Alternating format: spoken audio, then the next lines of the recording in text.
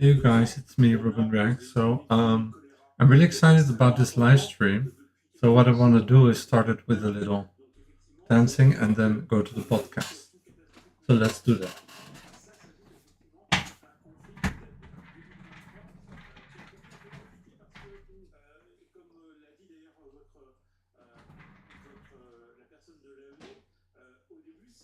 Because there is this new song. I'm dying to share it with you guys. I'm sure you guys will love it as well. Here we go.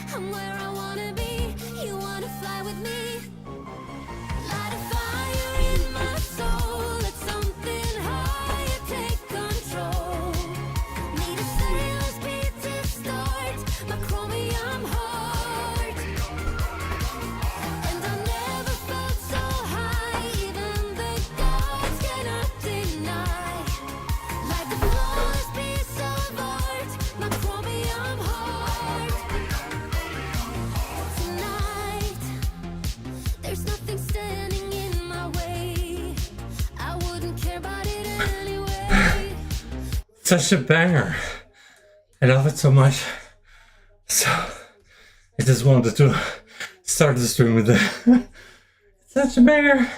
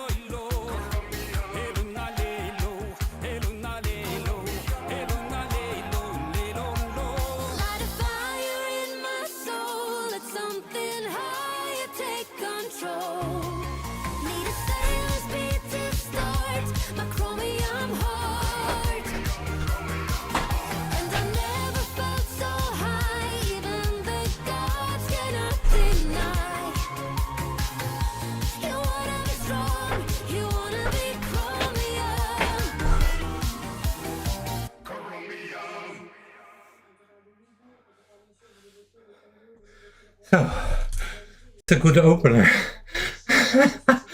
What a banger. Oh my god. Is it 11? Okay. I'm gonna do like a podcast. I want to do one more. Let's do this one. Such a banger.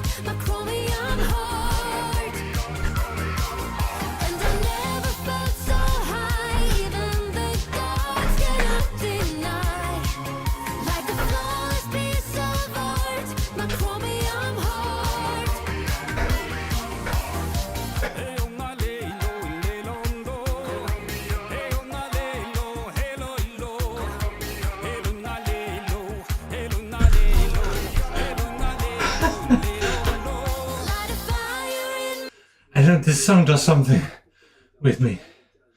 I know it's silly, but I like it.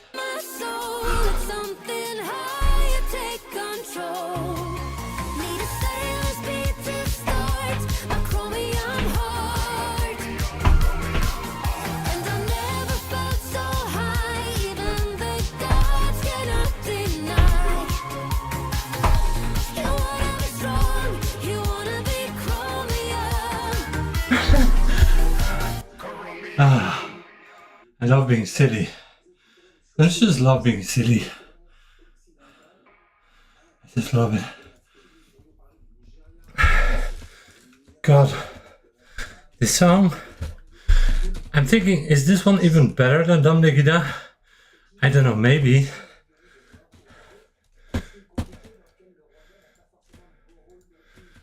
Let me see.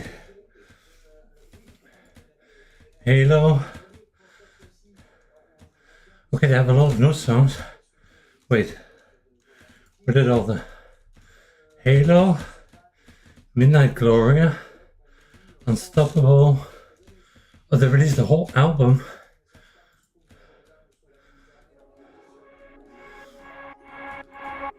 Hey girl, are you ready? Do you have a hunger? Ooh, Your soul, are you holding steady? this one is nice. You know that we're gonna lose control. I'm thirsty and ready. I'm not holding steady, no control. I feel it already. Tonight we can be unstoppable. I heard them cry that a storm is gonna come. I need you by my side. We're still unbreakable. The 40 stories tall and nothing can touch us when you're by my side. Can you feel it in your soul? We rise above them all and we go so high. You and I never fall. We're unstoppable. We're unstoppable. We're still unbreakable. We're 40 stories tall and we are unstoppable. No age of mercy. You're more like Medusa. Banger. So they wanted my darling. I'm just Even if you turn all their songs. stone. We're born Well, I'm thinking that Unstoppable song, the one before, Halo is really good too. I heard that song before on Spotify. It's a really good one. early Sunday morning, bodies moving to the beat. Temperature is rising, saints are fighting in the street. Heart, premonition, pain will follow ecstasy. Suddenly I'm moving, something's coming over me. If I should die for you, Show me your halo, my halo. 'cause I believe in you. Give me your halo, my halo. Be my religion, something to die for, heartache and ecstasy. If I should die for you, Show me your halo, my halo.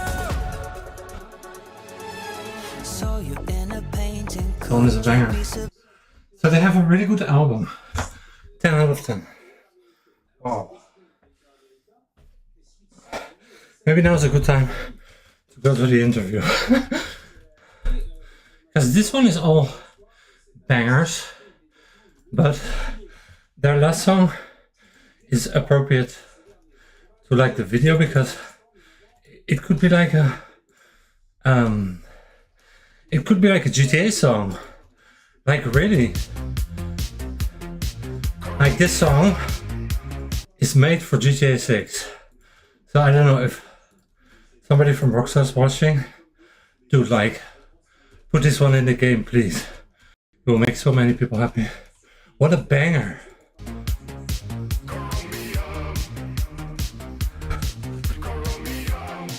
It's like, tonight I wanna dance the lights back on. I wanna feel like the only one.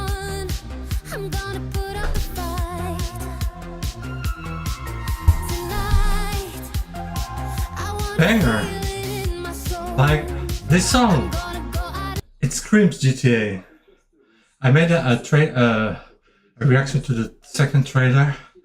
This song could be perfect. I'm gonna make you listen to the song of GTA, but it sounds the same. Lose control. I wanna cry in the lights. 'Cause there's no stopping me. I'm where I wanna be. You wanna fly with me. Light a fire in my soul. Let something higher take control. Need a stereo speed to start my chromium heart.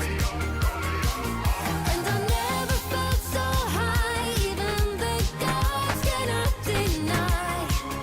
Like a flawless piece of art, my chromium heart. Tonight, there's nothing standing in my way. I wouldn't care about it anyway. 'Cause I'm not sleeping tonight. Banger. Oh. Tonight, I see the writings on the wall. But don't you see I'm delusional? Don't stand a chance. All I know, I just wanna dance. Light a fire in my soul. Let something higher take control. Need a stereo speed to start my chromium heart. And I never felt so high. Even the gods cannot deny. Like a flawless piece of art, my chromium heart.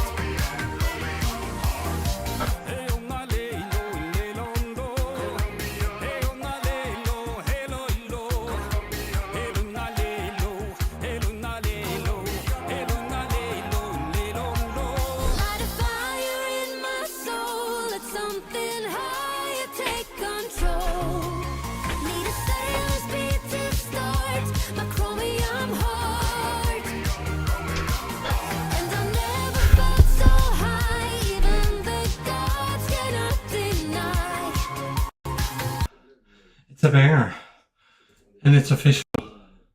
So now the GTA song.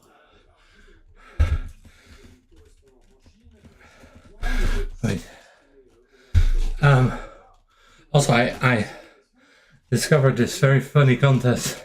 It's all AI, but I love it. But I might do another video about it. But it's like, it's really funny. So first go to the Grand Theft Auto 6 trailer. So I made to that trailer, I made like a, oh, trailer 3. They have a 30. Is it real or fake? But in Vice City, your past always catches up.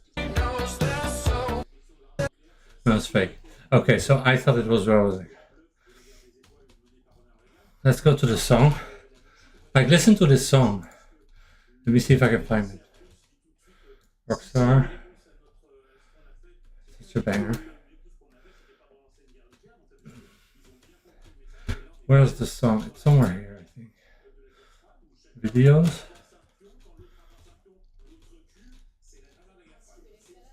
Oh, maybe they removed the song.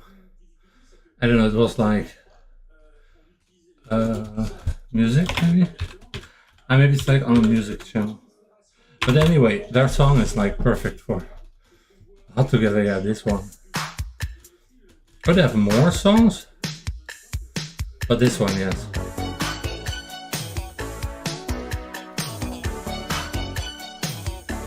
See, this song is very 80s as well. All together. More like one of those.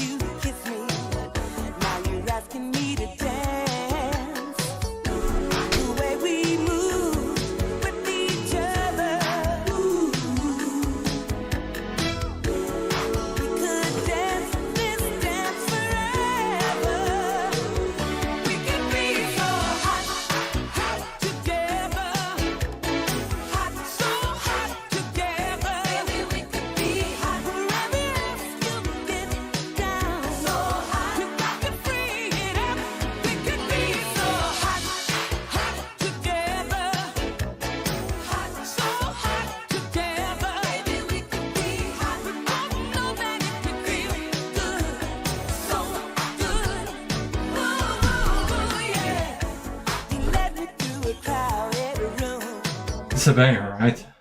I love this song. So this is one of their songs.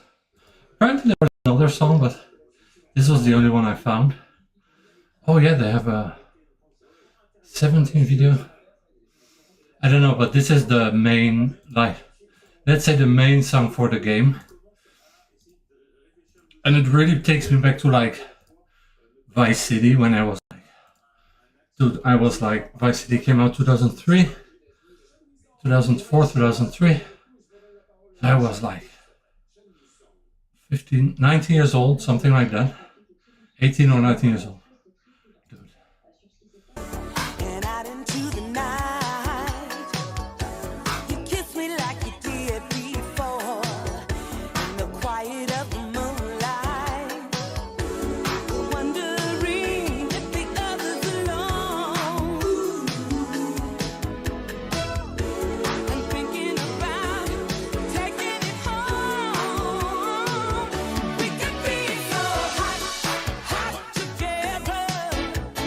Hot, so hot together. Baby, we could be hot. To get down. So hot, you got to bring it up. We could be so hot, hot together. Hot, so hot together. Baby, we could be hot. We both know that it could feel good, so good. Ooh, yeah. Ooh, yeah. Burn it up, baby.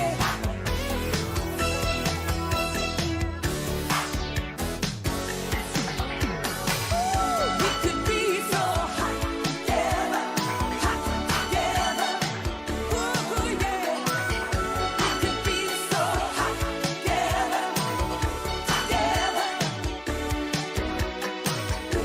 The way we move with each other. We could dance, dance, dance forever, forever. Is it a banger? So hot, hot together. It's more like a game music, so like this one maybe is better for the game. But I find the kind of one, when you're in the car, this is perfect, you know? It's just like, because a video game needs like slow music and bangers, and this would be the banger. So this would be like the perfect mix. Because I remember with Vice City it was the same. They had some slow songs, some Elton John, I don't remember, but they had now some Phil Collins. And then they brought it back in GTA 5 as well. But like, yeah, I think that's a good idea. Did I say they had more music? Sounds surprising. Really? This one as well? Wait. This one as well is...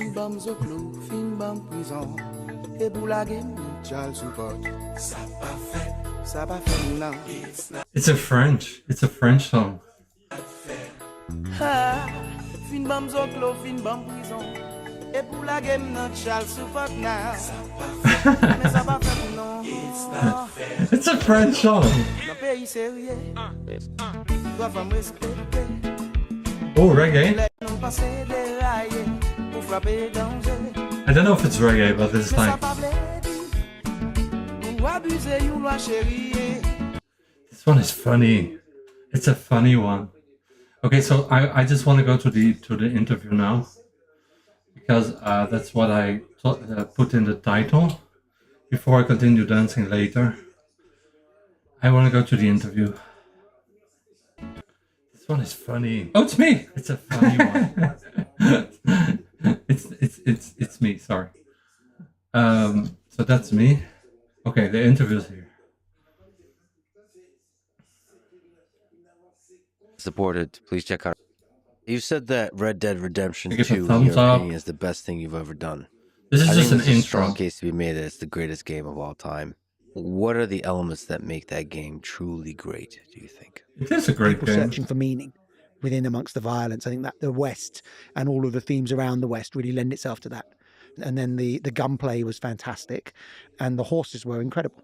I think we got to spend a smaller group of us working on it from day one, coming up with some weird those guys from GTA are always so funny. Like, they always had, like, in the past, they were always so big fan of hip hop, and I think they still are, but I remember, and they always put a lot of hip hop in their game. And then they had the 80s, and then, you know, they're like really guys that really love music as well. So I that's why I hope I can reach them to put that Kino song in the game. That would be so cool. Like, if you look at the trailer of GTA 2, GTA 6, that just their trailer 2. And for example, I would just put the music from Kino on there, because this is the last trailer we got. And I made a reaction to it, so you can watch that as well if you want. But like...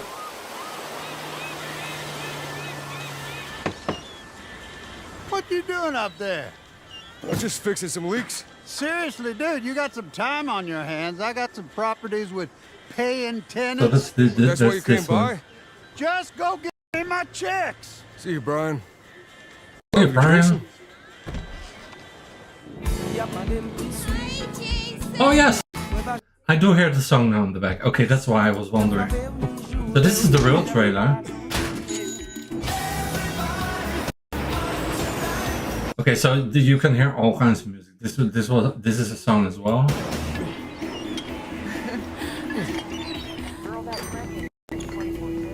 Trailer's so cool. I'm happy they only released 2 trailers, because like if they would release more, it would be... I'm here for Lucia Caminos. She's supposed to be getting out. What's your name? Jason Duval. I seen you before. You might have.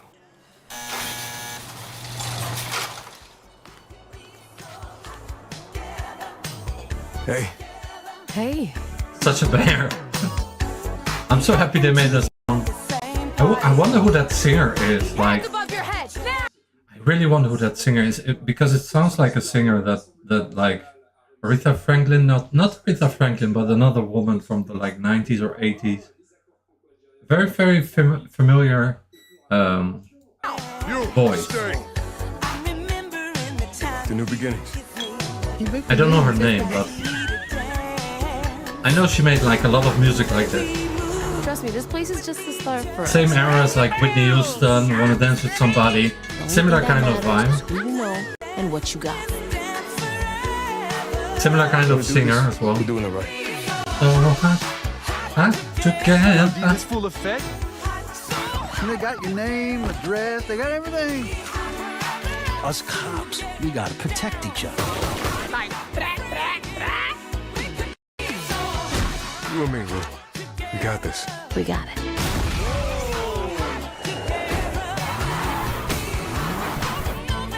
Say Vice City, baby. Vice City, Come to Fields Ammunition today. We got more guns than the law allows. That's literally that guy. That's what I said in the trailer as well. The way he talks. It's literally the guy from Kill Tony, Uncle Spencer. He has the same voice and everything. And he's from Florida as well. Come to Fields Ammunition today. We got more guns than the law allows. Hey. Because what's so nice with GTA is like, even people who don't really like video games, they still really love GTA, you know? So that's what's nice with Grand Theft Auto. Hey, if you got friends, Like, my boyfriend doesn't really play video games a lot. I mean, sometimes he plays video games, but not a lot. But Grand Theft Auto, he finished the whole game. While he doesn't like shooting games, usually, but with Grand Theft Auto, he was like, I don't care. I just really love the game, so I'm gonna play it. But if you would take this whole trailer and you would put like, you would put the Kino song under it, which is like something I always like to do on YouTube. Just put like this, you know?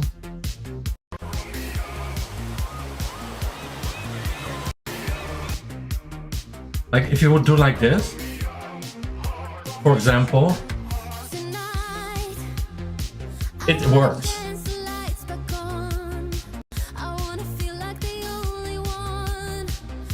But maybe not for the trailer, but for the game it works. But like it's the perfect game for this kind of song. So I'm just hoping, like, I see many times artists, like, you know, Bim Bam Twa also went in Fortnite. So many times their music goes in a video game. You know that funny fact?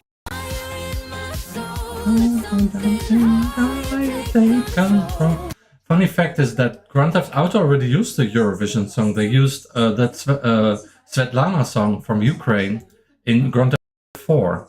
So I'm like, why not use Gino, you know?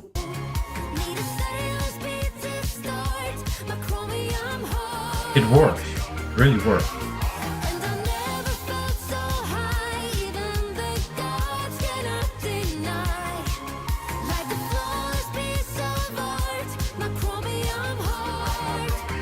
It works. Maybe not in the beginning, but just especially in like this kind of... Like this is perfect. You see? Because otherwise the music will finish before the trailer.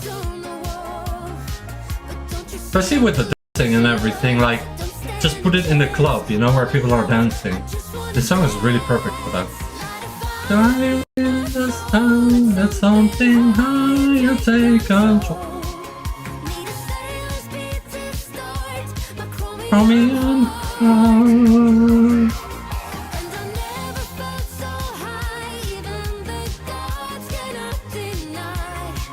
I love the lyrics as well. Dude. Whenever trailer 3 is coming out, put this song. And don't forget that you saw it here first. When trailer 3 is coming out, they're gonna put this song, 100%.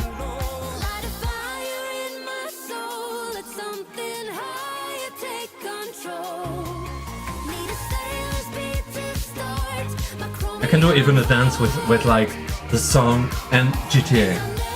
That would be cool. I'm just waiting for my battery to recharge, but that's what I will do after it. How long is the trailer? Actually works. I do have to check just one like setting because this one is on loop. Dude, it's such a banger, it's so 80s. I love it so much. I do have to check because it keeps zooming in and out, so I think that's my camera.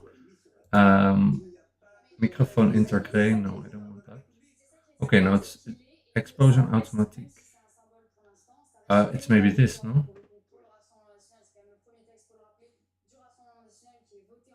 If I put this off, oh no, this is bad. I have to keep it on, sorry. No, there is an auto thing that keeps zooming in and out, but it's just probably when I only when I move, so it's okay. It's already off. Anyways, so I think that could be a great idea. Like this song is perfect for that trailer, really. So let's go to the interview because I want to just continue, which was here.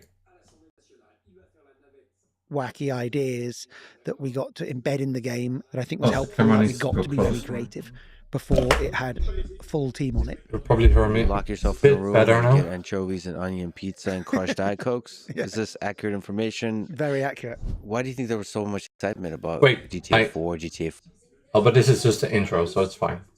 5, and now GTA 6? It will all I come think back. we did a really good job of constantly innovating. The games always felt different. You know, people have very strong feelings. Dude, I can tell you from my experience, because they are pretty different. So there would be simultaneously where you know what. I'm looking for it's a great any kind of feeling. It's gonna be information. a game about being a criminal, but the way it's going to be a game is going to change quite a lot. The number one question from... I already know that it's going to be a lot like GTA Vice City and GTA 5, like a mix of those two games. But what I cannot wait for is the music in the game. That's what was also what made GTA Vice City so special. Why that was the GTA that I played the most. Also the GTA that I played the most in replay. It's because of music that you keep playing a game over and over and over again, because you keep hearing that song and that music that you like. So I cannot imagine with GTA 6 how that will be, because people can probably choose like a lot of different music and stuff. But I'm just hoping for the 80s music to be there as much as possible, and like the new kind of 80s music that that is their soundtrack, and the Kino song, all the songs that we know from Eurovision. So Dua Lipa kind of songs as well. The internet, it is so ridiculous, but I must ask, have you seen Gavin? Who's Gavin? I'm thinking. Following is a Oh, that's from Red Dead Redemption, right? Hauser. a legendary. Yeah, I played the video game first Red Dead creator, Redemption. I played the co-founder of second Red Dead Rockstar Redemption Games, as well. and the creative force But behind Grand Theft I just Auto never managed to and Red finish Dead it. Redemption series, which includes some of the best-selling games of all time and Forgive me, some of Rockstar, the but greatest games of all. that year there were so many games. Like that was the best game year ever, I think. 2018, you had like God of War, you had like Assassin's Creed Odyssey, and I was playing those two games, so I didn't even have time to finish Red Dead Redemption 2. But I kind of know how the ending goes. But yeah, that's like a timeless game. All the other Grand Theft Autos I played like as a teenager and with a friend of mine. You know, I used to go to my friend to play that game, and that was such a cool experience. Time. Both Just like Red Dead Redemption 1 going to a video store as well to rent a video, but also to go to friends or the video store to rent like a Super Nintendo as well.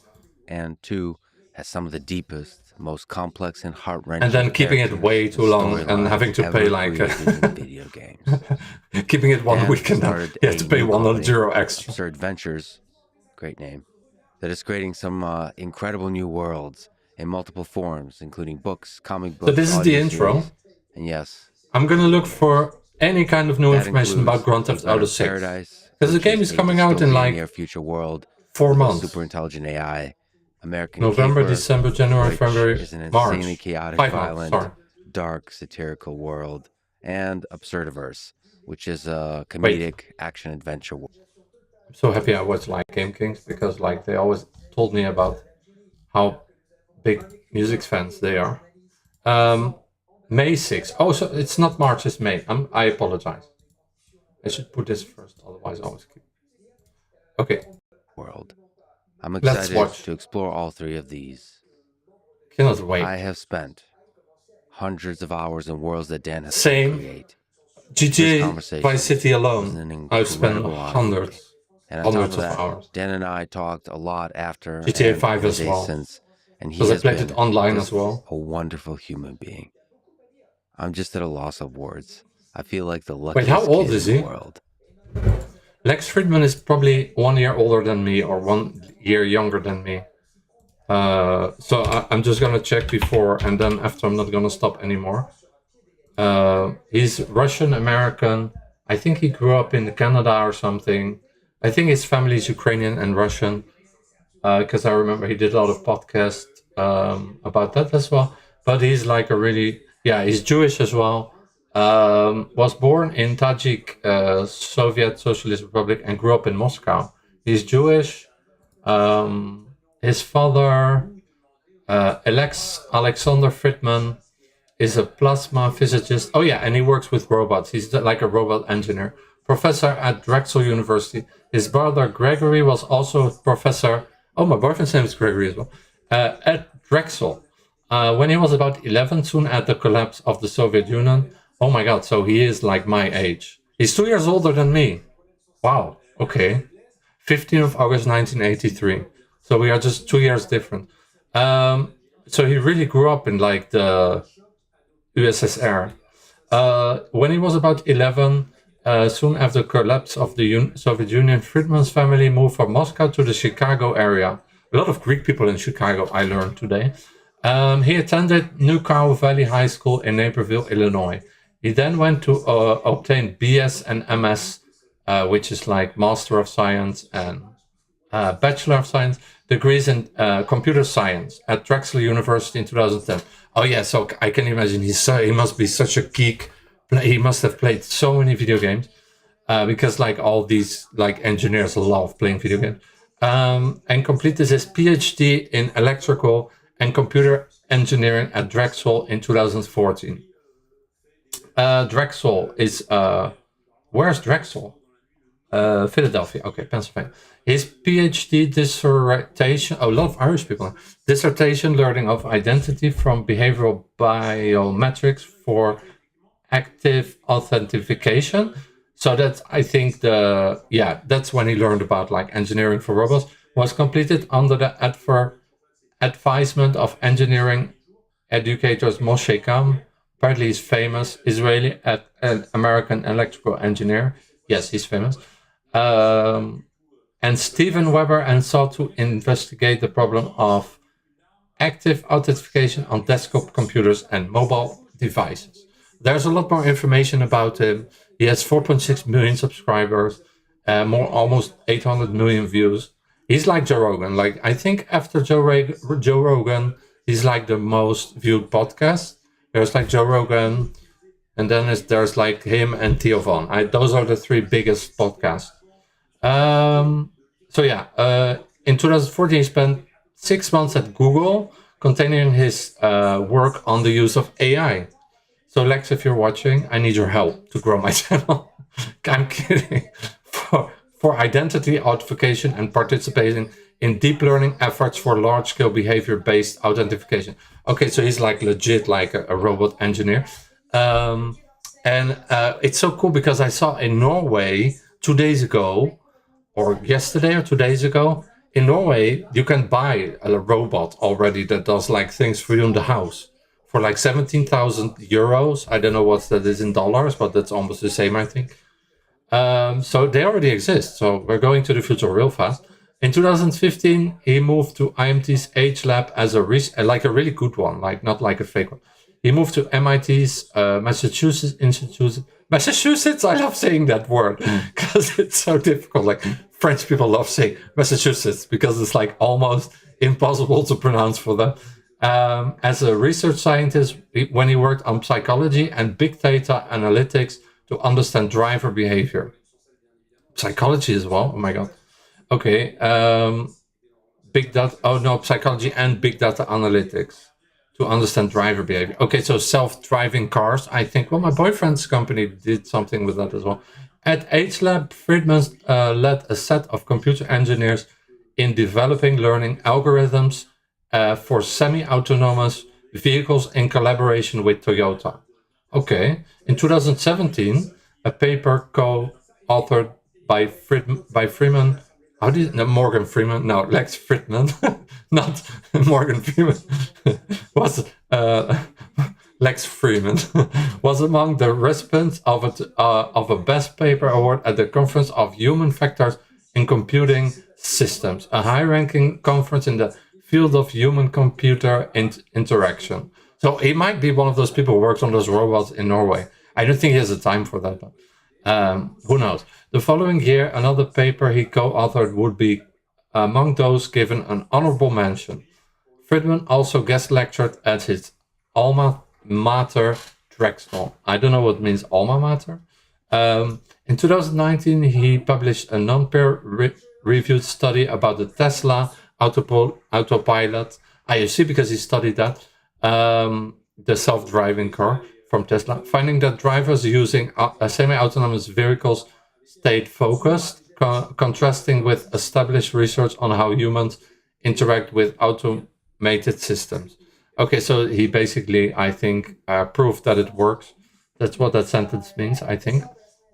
Following his Tesla autopilot study, Fridman was flown to Tesla officers for an interview with Elon Musk. Oh yeah, I saw the interview with Elon Musk. Fridman's study on Tesla autopilot was criticized for its methodology and small size by Missy Cummings, American academic. Okay. Professor from Duke University, advisor for blah, blah, blah, who described it as deeply flawed. Okay, so she was not a fan of... okay. AI researcher Anima, blah, blah, blah, professor of computing in California Institute of Technology, okay, suggested that he should submit his study for peer review before seeking press conference. Okay, so this is basically just people who didn't like his review of the Tesla self-driving car. Following the interview with Musk, viewings of his podcast episodes, I think that's why, probably because he had an interview with Elon Musk, increased significantly. Yeah, well, that's a good thing. Sometimes out of something less good, something good comes, right? That's what you see with some people on YouTube as well. It's like sometimes something happens with their channel and suddenly they like blow up. The study was later removed from MIT's website. Following the publication of the study, he has left Lab. Oh, so that's the company he worked for, Lab, and took up an unpaid role in MIT's Department of Aeronautics and Astronautics. Okay, so that's interesting. Okay, so he's still doing it. As of 2022, he's a research scientist at the MIT. I wonder where the MIT is, but okay, MIT, a Laboratory for Information and Decision Systems, LEDS. He remains in that position and also conducts research for the Center for Complex Engineering Systems. Okay, so he's still doing it. Anything AI, anything engineering. A collaboration between MIT and King, oh my god, that's a difficult name, Abdulaziz City for Science and Technology. Oh, it's in Saudi Arabia. It's like technology and science. Okay, he works for that as well. Or no, a collaboration. Yeah, I guess he worked for them. Fridman began his podcast in 2018. It was originally titled the Artificial Intelligence Podcast, but changed to Lex Fridman Podcast in 2020. 2024, Boston Globe reported that he has attracted 3.6 million subscribers. Yeah, so yeah, that's all I can say about. I didn't even read the beginning.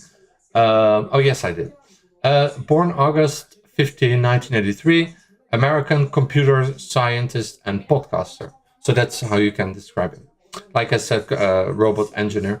Since 2018, he has hosted the Lex Fridman podcast, where he interviews notable figures from various fields such as science, technology, sports, art, and politics. I've seen the biggest people on his podcast. Joe Rogan was on his podcast. All the comedians that we know, Shane Gillis, all of them. And also very, like, I think Donald Trump as well. Yes. And also Elon Musk as well. So like Joe Rogan, he's interviewing everybody. Like Theo Von and him. Those three are having interviews with everybody. But I think he has the most interviews with like engineers. That's his like specialty. Fridman rose to prominence in 2019 after Elon Musk praised a study where he authored at MIT, which concluded that drivers remain focused while using Tesla's semi-autonomous driving system. Okay, so I read that already, but later. Okay, so that's what he's most famous for. The study was non-peer reviewed and was criticized by AI expert, blah, blah, blah. That I read that already as well. That year, Fridman transitioned to an unpaid role at MIT H-Lab, and since 2022 has worked as a research scientist at the MIT Laboratory for Information and Decision Systems. So I just read that. As of 2024, so was the H-Lab? Oh, that was a part of MIT. Okay. So now he's doing something else at MIT Laboratory for Information and Decision Systems. So I don't know if he's still doing the robot engineering, but I remember he was always talking about. As of 2024, February, he lives in Texas and is employed at MIT. Okay, so he's still doing both, the podcast and the interviews. So here we go, continue. I just wanted to make sure I read everything. So yeah. This is the Lex Fridman podcast. To support it, please check out our sponsors in the description, where you can also find I'm links surprised, to like, contact me, ask questions, that he managed to have the first interview with Dan Houser. Here's Dan. Because they are brothers, the guys who work on GTA. Some of the most incredible characters, stories, and open worlds. And I've never seen the brother, how he looks. When you grew up in the late 70s and 80s, open world video games wasn't a thing. So you've credited literature and film as early inspiration. So let's talk about film first, if we can. Sure. What to you are some of the candidates for the greatest films of all time? Maybe. I think I have to put something off because let's put ambient mode. Okay. Sometimes it just because I cannot have premium and the improvement for image at the same time. So I have films that were highly influential on you. I mean, Godfather. The problem seems to be premium, so I'm gonna go back to 1080p just to be sure. Okay. Well, I think for me, probably Godfather 2. Wait. He's a big fan of Godfather. I thought he worked on it. What are some of the candidates for the greatest films of all time? Maybe films that were highly influential on you. I mean, Godfather. Well, I think for me, probably Godfather 2 more than Godfather 1, but I love both of them. But I love the divided story in Godfather 2. And as a migrant, I used to live in Soho. I love the bits in Little Italy. and I love the me too. sections in Sicily. So I think, and the Oh, bit at Ellis Mafia, Island is like the one of the game. best shots in all of cinema when you see little Vito turning up in Ellis Island and you get that shot. It's amazing. It gives you a really good cinematic sense of what it must have been like to arrive in America. How much of the greatness Yeah. of Godfather do you think So a great movie. is the writing? How much is the cinematography? And how much is the acting? You got De Niro, you got young Pacino. Well, Coppola That's true. started as a They all screenwriter, started so I their think he career. wrote, at least co-wrote the script. So it's Coppola. almost like the writing and directing almost become the same thing. Well, it's one of those films, both of them are those films which I was thinking about. Really? I didn't. Oh, sorry, I was talking over it, so that's why I go back just a little bit. Francis. Young Pacino. Well, Coppola Coppola. started as a Coppola. screenwriter, so I think he wrote, at least co-wrote the script. So it's almost like the writing and directing almost become the same thing. Well, it's one of those films, both of them are those films which I was thinking about. Yeah. This idea of a perfect film where everything's good, where the acting's seminal, where the writing's seminal. Wait, was he the director or also the guy who filmed it? Director. Okay, so he's basically like my favorite director is oh, what's his name? Why I cannot think about it? The guy from Kill Bill. Sorry, I cannot think of his name. But yeah, after the guy from Kill Bill, it's definitely this guy. Wrote the script, so it's almost. And also like the guy who did the Justice League and the Batman movies, Zack Snyder, and there's another guy. the writing and directing almost become the same thing. Well, it's one of those films, both of them are those films which I was thinking about. This idea of a perfect film where everything's good, where the acting's seminal, where the writing's seminal, where the music is seminal, Yeah, true. where the shots are so memorable, where the scenes are, The music. define what you think about things. You know, it's impossible You see, to think he about keeps that emphasizing and the not think about music, Godfather. emphasizing What the about music. pacing? It is a bit slow. You have movies like 2001: Space Odyssey, slow. Yes. It used to Very be slow. back in my day. It used to be slower. Life got Yeah. faster. Life just got, you know, Yeah. as I think as we It's not that true because lately there's a lot of video games who are coming out that are not so fast. So it's like yeah, it depends on what kind of like movies and games you like. Movies, yes, everything got way faster. moved from the 70s into the 80s into the 90s, people had seen so many films. 90s was so many just like edit fighting films fast, movies. and people understood cinematic storytelling so much that you could do things much quicker. You could show a look, and just that meant you realized that person was going to be And action movies, You just edit films Schwarzenegger, much quicker. But I quite Bruce like Willis, the slowness. I think these days with Jean-Claude Van modern, Damme, all those you people. know, high quality television, you don't have to necessarily watch these films in one sitting, particularly when you're rewatching them. So it doesn't bother me that they're long and slow. Speaking of Same. faster, life getting faster, I'm sure another. I influential saw movie The was, Godfather Goodfellas. 1 and 2, and I saw like the beginning of 3, but my favorite is definitely the first one. This one I saw it multiple times. This is my favorite movie of Scorsese. Yeah, that's the other director. Scorsese, that's faster, right? Yes. A mixture of crime and humor. And It's almost such a good like an movie. open world game in some ways, in that it's this slice of life. You see, Yeah, I Scorsese think made that's so probably many good movies. changed cinema at the sort of tail end of the 80s, early 90s, more than any other film. And it's so iconic. In some ways, I prefer Casino, but the invention is really in Goodfellas. Casino is Love really the good end of as well. Casino. You know, they've used Very the similar, voiceover, the way you saw them being criminals and being normal people. You know, it changed Like everything. similar The Sopranos actors. obviously is completely inspired by Goodfellas. Yeah, Casino has, first of all, the character of Sharon Stone. I mean, everything. The look, the Yeah. clothes, the Yeah. music. I would say Yeah, there's Goodfellas as well. Between those movies, I cannot choose. Like Casino, I cannot choose. Is really in Goodfellas. They're all really I good. love the end of Casino. You know, the use of voiceover. Yeah, this is really way you saw GTA. them being criminals and being normal people. You know, it changed everything. I mean, The Sopranos obviously is completely inspired by Goodfellas. I'm sure GTA Yeah, 3 was really Casino has, inspired by all those first of all, the movies. character of Sharon Stone. I mean, everything. The look, the clothes, the Yeah. music. I would say one of the most memorable moments in film for me, is the meeting in the desert. I mean, it's just the drama building Yeah. up to that. Dig another hole. Yeah, the environment, the city. Speaking of open world and creating a character from the city, it's one of the Dude, great like, Vegas. I don't know how old Robert De Niro is, but besides being, you know, he still looks good. Like George Clooney, like one of those guys who's just, he always looks good in every movie. But like in this time, he was so handsome. I was like having such a big crush on him. And yeah, he's my favorite actor all times, I think.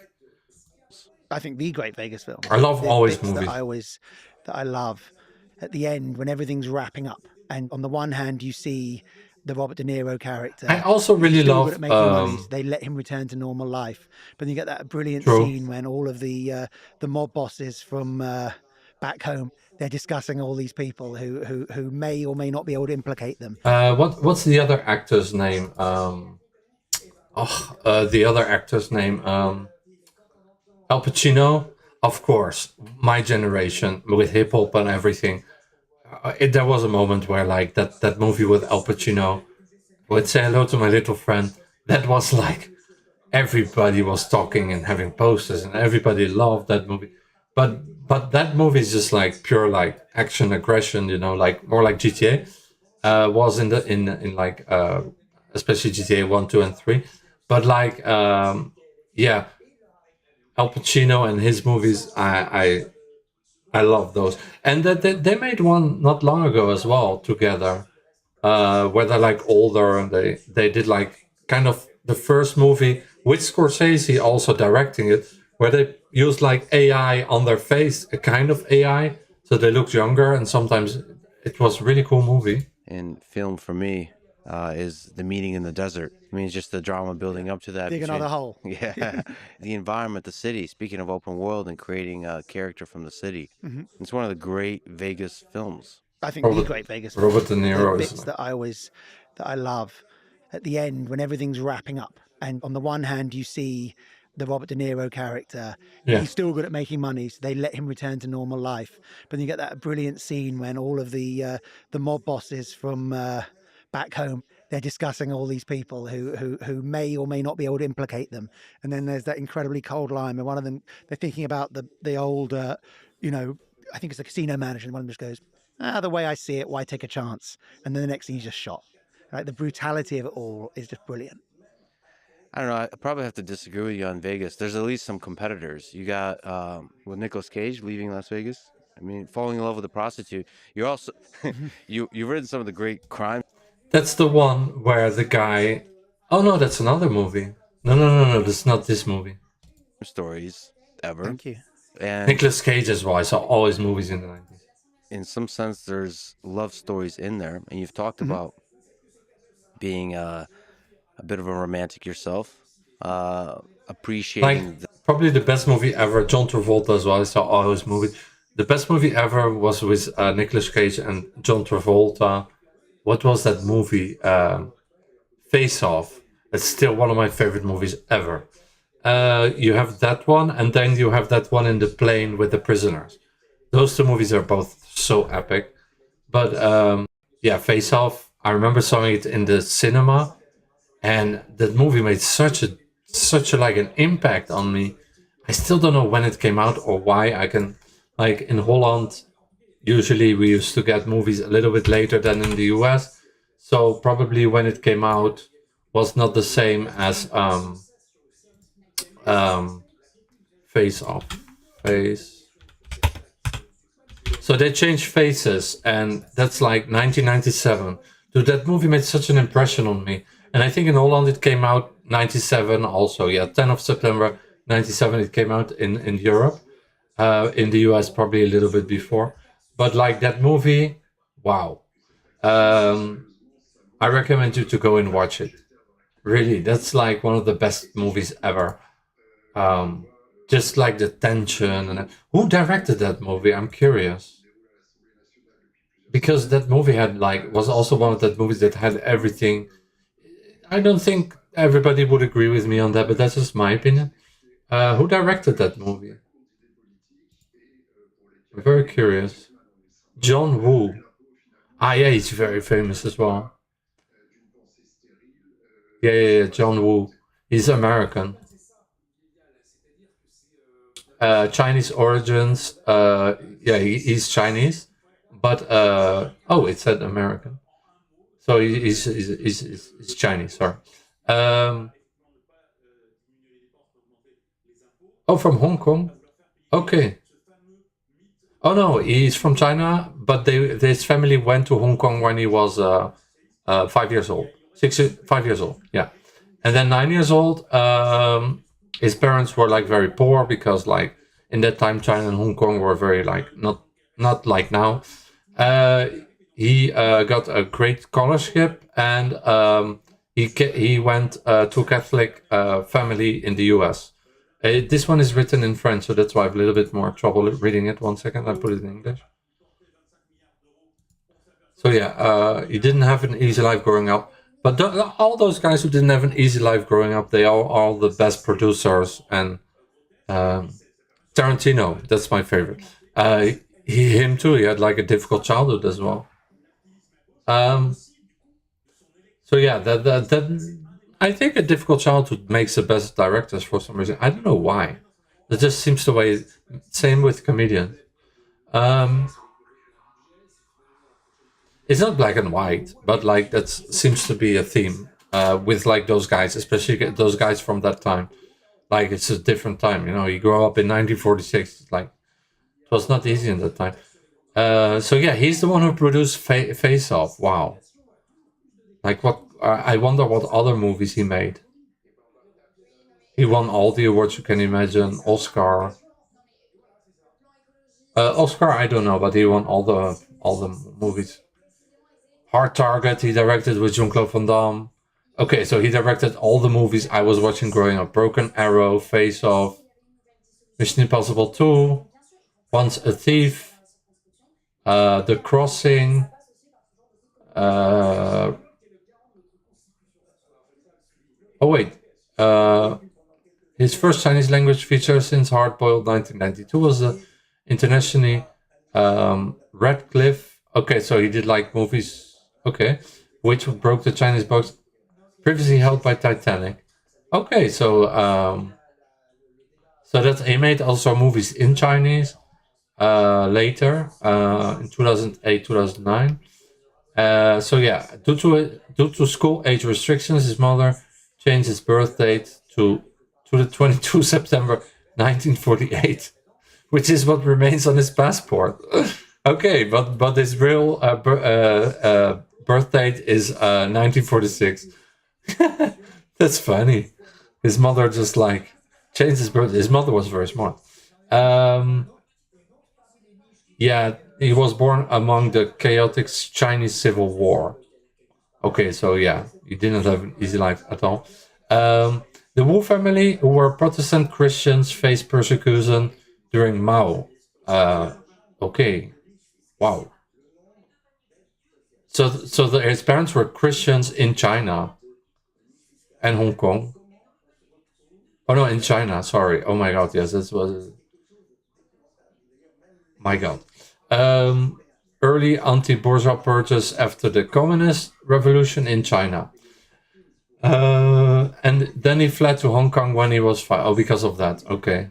So his parents were Christian. Okay. Yeah, I always knew that Christian people had a very tough time in China also. Impoverished, the Wu family lived in the slums. His father was a teacher, though rendered unable to work by tuberculosis, and his mother was a manual labor at the construction site. Well, she was very smart though. She's the one who changed his birthday. The family was rendered homeless by a fire in 1953. Oh my God, it just keeps going with misery.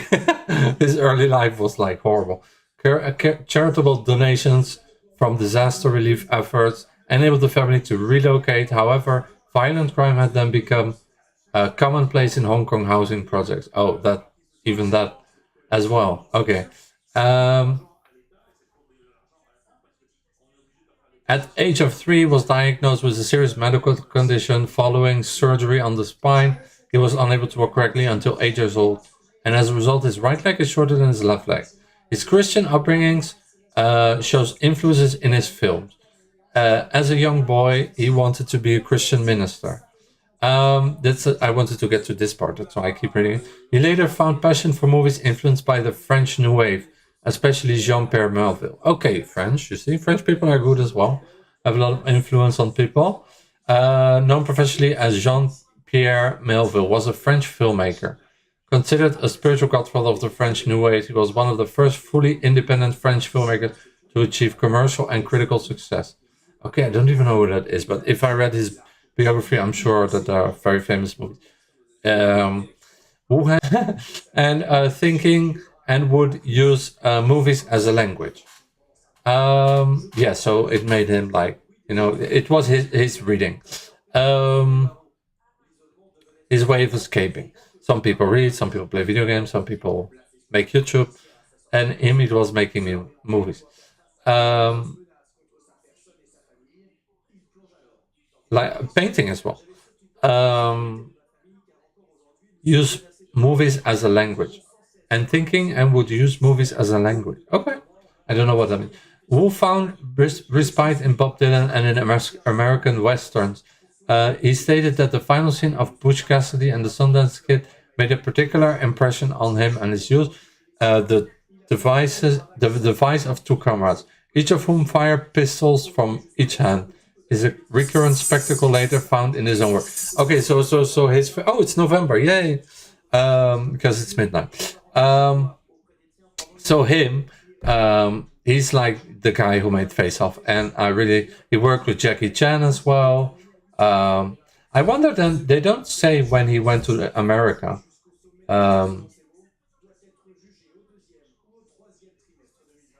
They don't say when he went to America. But like, yeah, at one point I guess, 1996. He was hired as a script at Cutaway Studios, but I guess he was already in the US at that time. He became an assistant at Shaw Studios. The same year, he watched Bruce Lee, The Big Boss, which have left a strong impression on him to how different it was from earlier martial art films. Is he still alive, by the way? Yes, he's still alive. He is how old? 79. Okay. The same year he watched The Big Boss, it left a big impression on him due to how different it was from earlier martial art films. Lee's inspired Wu to direct his own action films. He worked as an assistant director for some films directed by Cheng Chi during the 70s and took inspiration from his work. His directional debut, that's what I wanted to see, was in 74. So he's one of my favorite directors as well, because he did like a lot of movies with like Jean-Claude Van Damme. Was the future film The Young Dragons. In the Kung Fu genre, it was choreographed by Jackie Chan. The film was picked up by Golden Harvest Studio, where he went on to direct more martial art films. Okay, so he did a lot of martial art films. He had later success as a comedy director with Money Crazy. Comedy as well, okay. Starring Hong Kong comedian Ricky Hu. Oh, I know him, Ricky Hu, he's famous. And Richard Ng. Okay, so yeah, he has like a really good. Then after the mid 80s, he had a burnout. Several of his films were disappointments. He felt a distinct lack of creative control. During this period of self-imposed exile, the director provided the funding for Wu to film along. Another director helped him to direct a movie called A Longtime Pet Project, A Better Tomorrow. It's a movie from Hong Kong. Yeah, so he worked in Hong Kong as well for a long time. The story of two brothers, one a law enforcement officer, the other a criminal, was a financial blockbuster. So blockbuster means like it was like one of the big hits. A Better Tomorrow became a defining achievement in Hong Kong cinema entertainment action movies. John Woo interviews include 30. Okay, so that's about. Okay. Okay. In 1992, during a press conference for Reservoir Dogs, Quentin Tarantino revealed he wrote a screenplay for a film directed by Wu, but it went unproduced. Oh my god, they could have done a movie together, but it never happened. So you see, those two have also similar kind of vibe in directing. While Tarantino has this really his own vibe, but yeah, there's a similar like vibe. He worked a lot with Jackie Chan. Then he worked a lot with Jean-Claude Van Damme. An immigrant in '93, the director experienced difficulty in cultural adjustment while contracted with Universal to direct Jean-Claude Van Damme in Hard Target. So Hard Target was his first like, that's like one of the biggest movies from Jean-Claude Van Damme. It was his first like movie, Hong Kong film director. Okay, no, it was in the US, I think, but that was his first like big movie with Universal Studios, and also for Van Damme as well. In 1993, like other foreign national film directors confronted with the Hollywood environment, Wu was unaccustomed to pervasive management concert, I don't know what that means, over matters such as limitations on violence and completion schedules.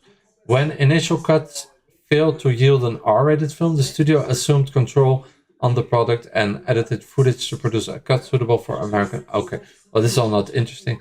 The 3 year saw the next movie he produced was with John Travolta and Christian Slater, Broken Arrow. Also one of my favorite movies ever, 96. Then he did Hard Target. Oh no, that was before, sorry. He had a bigger budget than Hard Target, but the final feature lacked the typical Wu style. So apparently some people didn't really think that was as good as Hard Target. Well, I don't remember, I was a kid when I saw those two movies, so I just remember I liked all movies at the time. Public reception saw modest financial success. Also, Hard Target was not even such a big... Broken Arrow was not such a big success. It's one of my favorite movies. It's a really cool movie. It's a bit like Top Gun kind of movie. Yeah, that's maybe why they were saying that it doesn't have that kind of Wu flavor, because it was not like one of those fighting movies. So that's what they mean by that. And then he made Face Off until it was rewritten to suit him. Reluctant to pursue projects which would necessarily entail front office controls, the director cautiously projected the script for Face Off several times until it was rewritten to suit him. Can you imagine? The futuristic setting was changed to a contemporary one. Paramount Pictures, Paramount made it, also offered to the director significantly more freedom to exercise his speciality. So Hard Target with Jean-Claude Van Damme was Universal, and Face Off Paramount. Okay. Emotional characterization and elaborate action. Okay, so Paramount just said like, okay, you can do what you want. We need you to make our new blockbuster. A complex story of adversaries, each of whom surgically after their identity. Yeah, when they changed faces, it was so revolutionary at the time. Especially when you watch it at the cinema. Dude, that movie was so scary. When they like changed faces and everything. Scary. Just the whole idea was freaky. It's like that Lighthouse movie. A bit like those Silent Hill games, you know, like I don't know how you call that, but like this kind of like thriller horror vibe in it. Also with that Leonardo DiCaprio movie.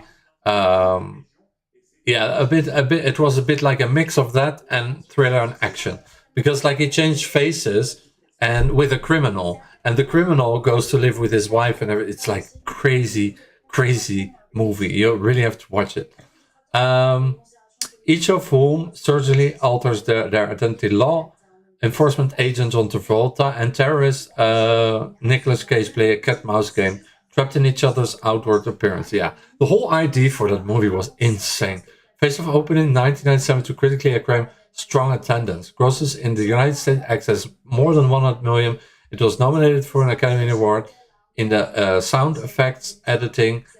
It didn't even win an Oscar or anything. I mean, like, That's what I said. I don't think everybody agrees, but that movie was revolutionary. Okay, in that time, the 90s, like Hollywood was making so many movies, like you had like all the movies you can imagine were coming out. Even George Clooney started his career in Batman, you know, like breaking through with that movie, and like there were so many good movies. So I understand that time it was like video games now, and this time there were just so many that, you know. After this period, Wu would also produce and direct several film and TV projects. In 1996, Wu produced and directed Once a Thief. Okay, so that's what. Okay, I wrote about Face Off. That's what I wanted to. Well, the rest you can all read by yourself. He did also. What's his like recent?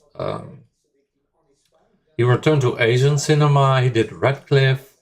I don't remember Radcliffe. Oh, that's an Asian movie. Then he returned to Hollywood from 2021, so just after the COVID. The action thriller Silent Night. Did not see that one. 2023. He produced that one. He directed that one. Okay, I guess it's a good movie. I have to go and see it. Produced by Basil and Joel. It was Wu's first American feature film since Paycheck. Paycheck 2003. Yeah, that's a movie about the future. That's a really cool movie as well. Is that with Keanu Reeves?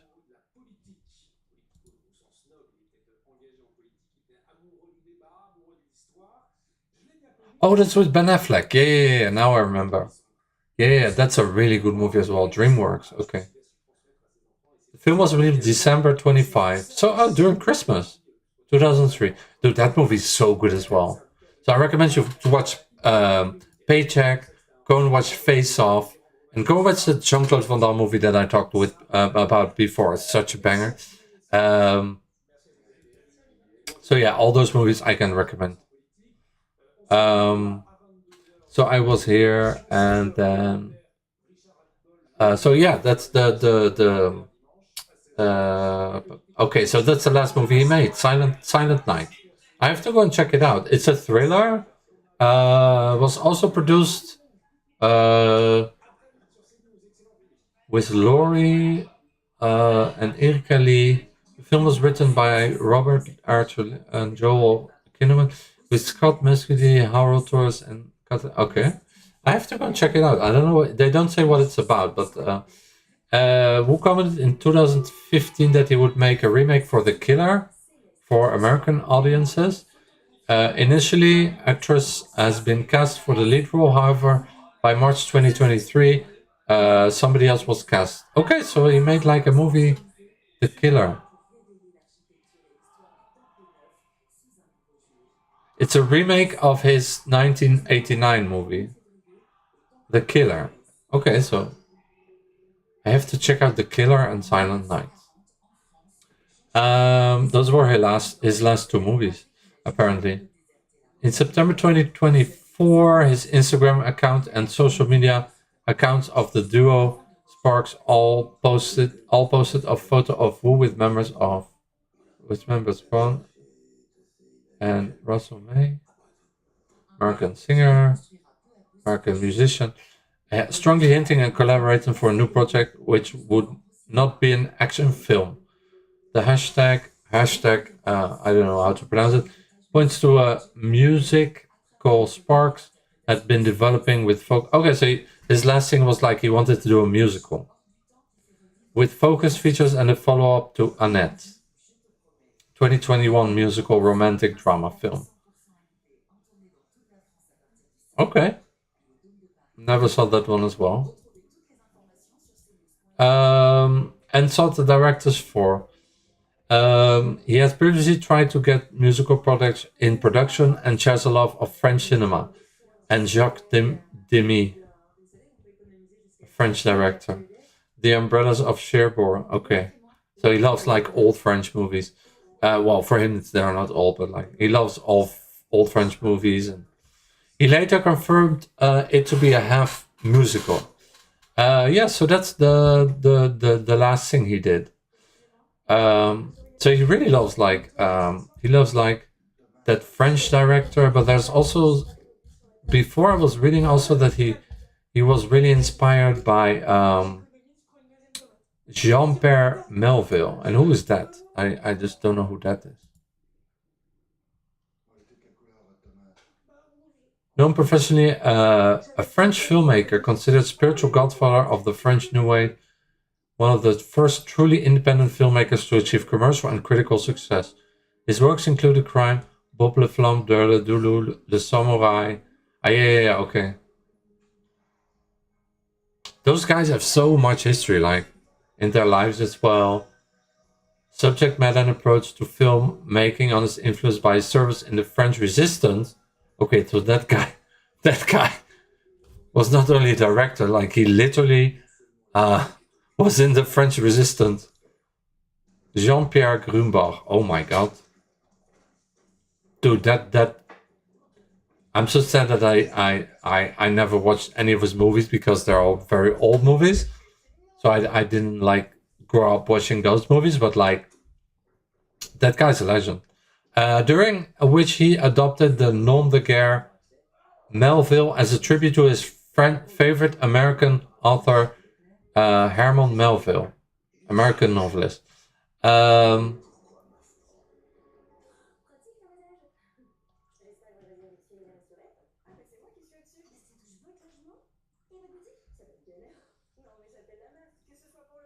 I'm just reading, sorry. He kept it at a stage name once the war was over. His sparse existentialist but stylish approach to film noir and later neo-noir. Oh, so he's the one who made like film noir as well. But they say French New Wave. Okay. Many of the crime dramas. Okay, so he did like a lot of like, crime drama also as well. Have been highly influential to a future generation of filmmakers.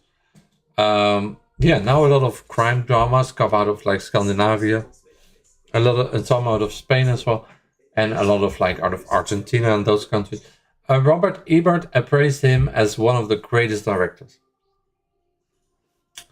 Some of them are from Germany and Holland as well.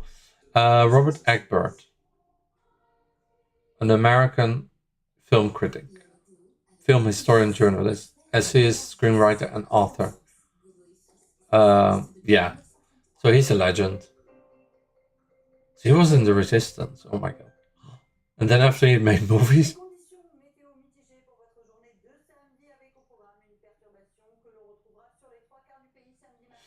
In 1942, both Jean-Pierre and Jacques crossed the Pyrenees and headed for neutral Spain. Okay, he was one of those guys. Because I read like a whole book about like how a lot of people escaped Spain because of like Franco, and they just went barefoot, so without any shoes, over the Pyrenees, which is insane to think about. And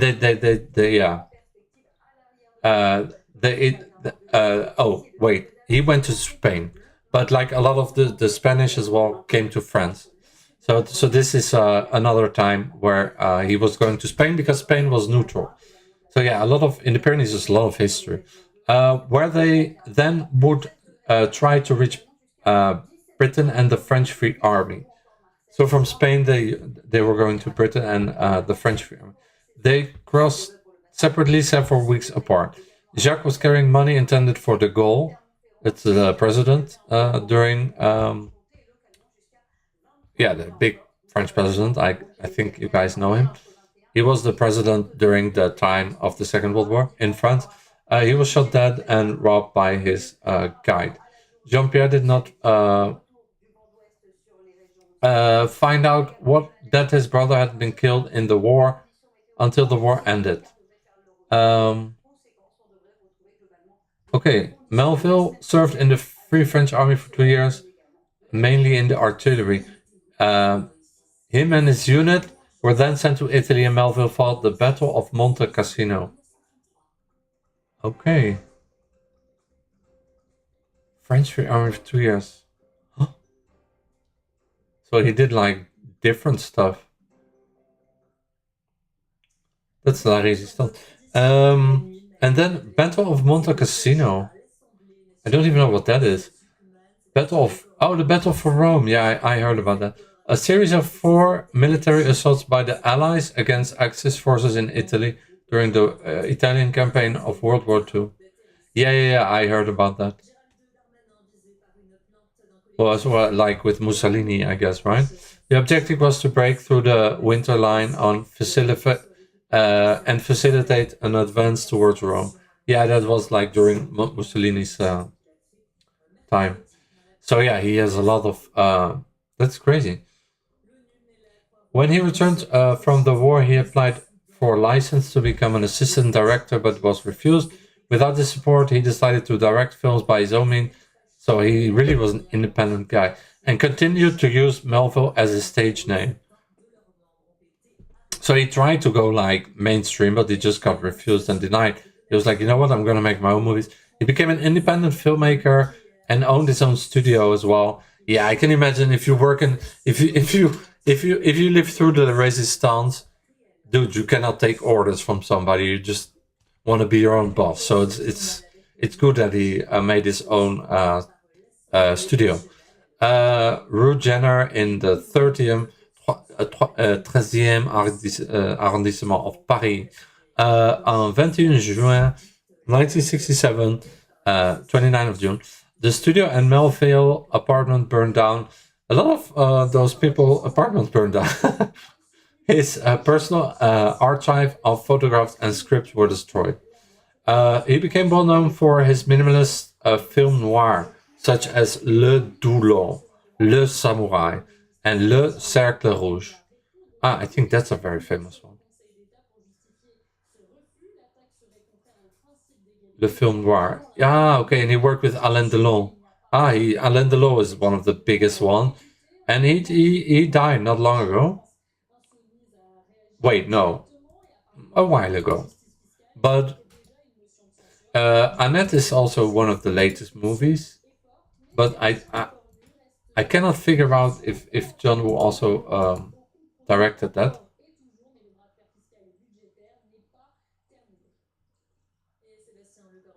Best Director Award in the Cannes. Annette. Film has been described rock opera. Follows a stand-up comedian Adam Driver and his opera wife Marion Cotillard. Oh, with her! And how their lives are changed when they have their first child. Oh, I think I've seen this movie. It's a really good one, yeah. International production between France, Germany, Switzerland, Belgium, United States, Mexico, and Japan. Oh my god. Annette was premiered 6 July 2021. Opening film at 2021 Cannes Festival. I have to check out that movie again. But I've saw that one, yeah. They have like a kid and that it's a disaster. It's like a drama movie, I think. Romantic drama with musical, yeah. So, and an opera as well, apparently. A rock opera.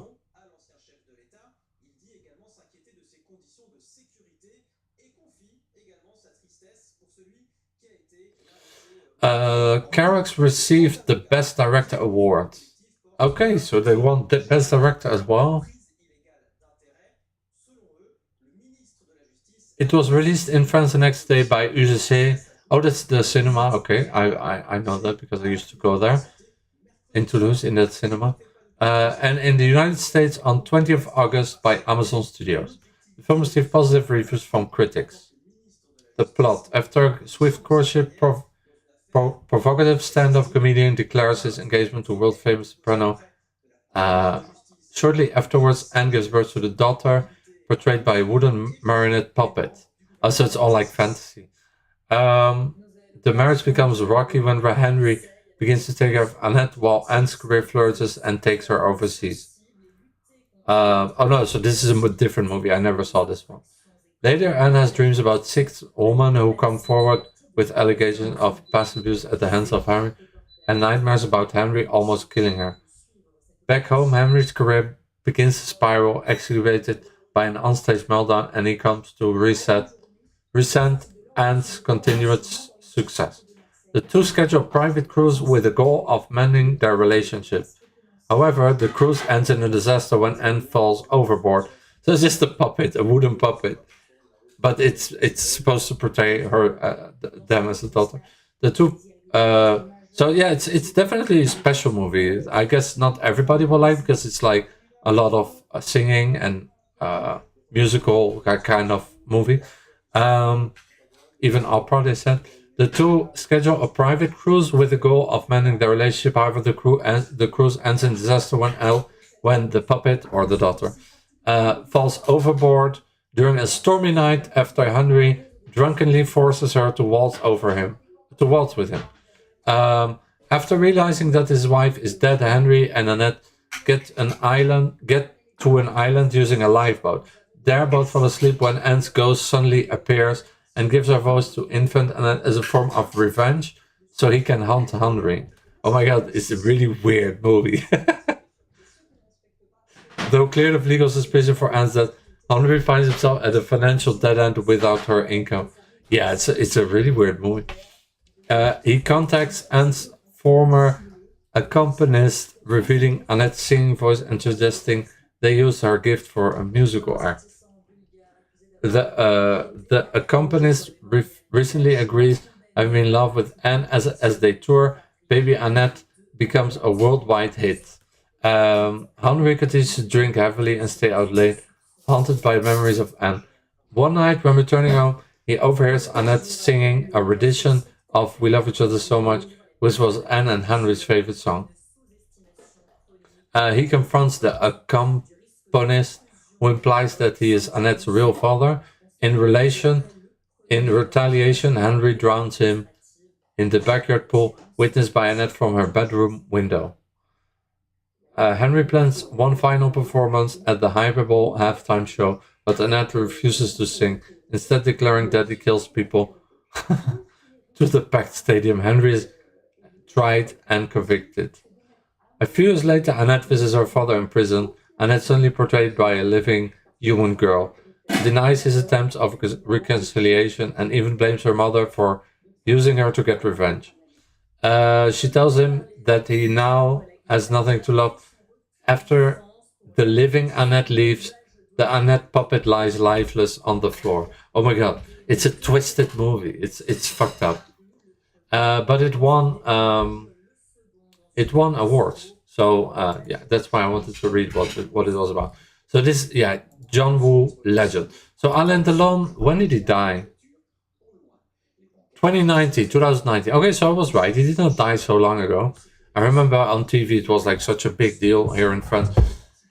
And yeah, one of the biggest people in movies ever in France. So yeah, Alain Delon is just really, really famous as well. So yeah, I discovered a lot of things. That's good. So John Woo loved Jean-Pierre Melville. I love Jean-Pierre Melville as well now. I'm like obsessed. And he also loves Jacques Demy, who was also a French director, screenwriter, and lyricist. Oh,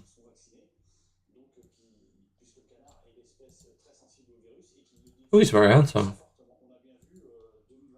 5th of June 1931, and he died 27th of October 1990.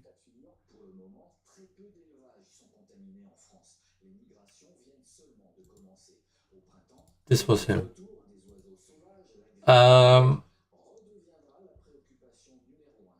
He was a French director, screenwriter, and lyricist.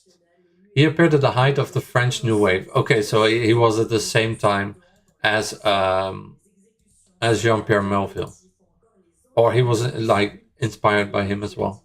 Because Jean-Pierre Melville was like born 1970, and Amy was like born in 1931. So there is a difference. So yeah, that John Woo was like inspired by a lot of French New Wave. Alongside contemporaries like Jean-Luc Godard, Francis Truffaut. Let me see those two.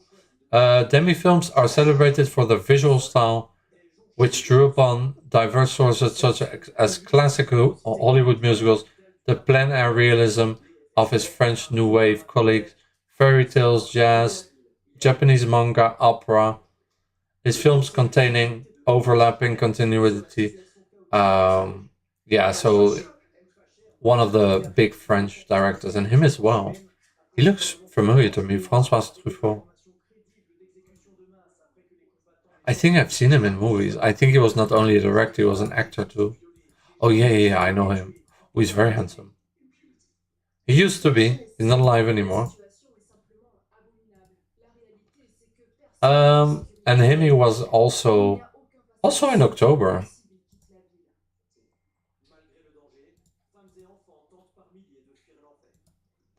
21 of October. So these two guys both passed. These two guys both passed in October. Kind of a coincidence. No, that's just me. I'm always seeing coincidences everywhere. His film contains overlapping blah blah blah blah blah blah, and motives like teenage love, labor, thoughts, trans encounters, even about incest. Oh my god! And the intersection between dreams and reality. He was married to Agnes Varda, another prominent director of the French New Wave. Demi is incest. What the fuck? They already this time. French people are like so like weird sometimes about stuff. I mean that in a good way. Like they were already ahead of their time. So much with like a lot of things like music, movies. Demi is best known for the two musicals he directed in the mid-60s. Okay. Okay, so this is just about that director, but I want to see his movies. That was like the biggest shock for me, that in France some movies, first of all, you always see like, especially the independent, you always see like a naked woman. And then the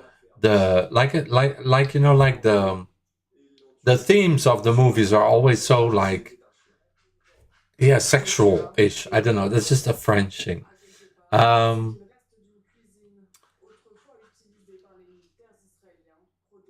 But also about labor rights. I guess it was a big theme in the time as well. Jacques Demy, I know that one. Personal life.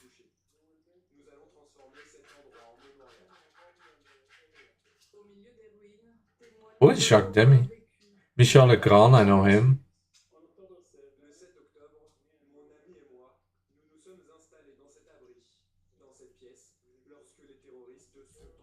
Oh, this is Jacques Demy. Oh, he was gay. Okay. He was gay. Wow. A lot of them were gay. They just did not have the courage to come out. That's maybe why he made movies about... Yeah, okay. Let's not cut to conclusions. But he's dead anyways. Yeah. So...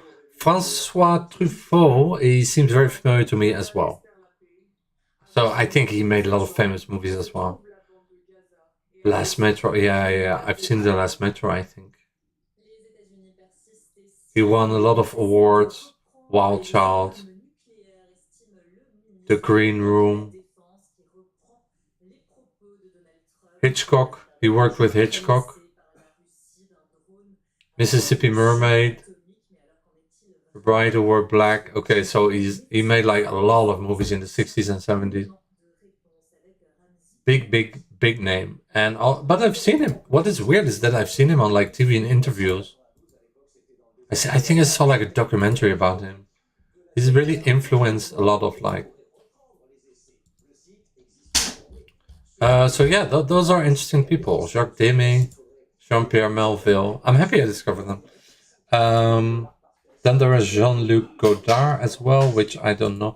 But yeah, anyway, so like I said, that guy John Woo made Face Off, legend.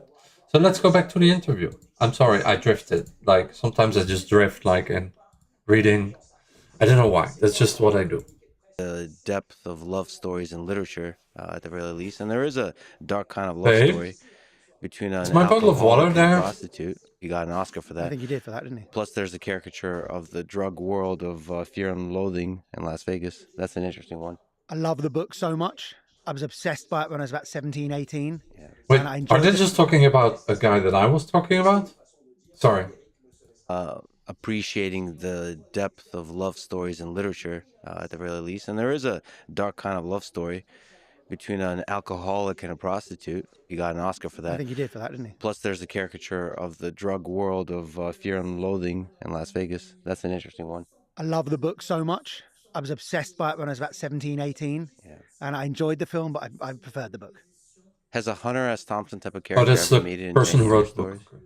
No, but one of the things we're working on now, there's sort of an English version of Hunter S. Thompson. Isn't that cool how like people who make video games also are so inspired by movies and books and anime and like those guys are from Rockstar. It's not without any reason that they are the biggest, most famous people to make video games ever, and they're brothers as well. And if he was also a market gardener, I love that persona.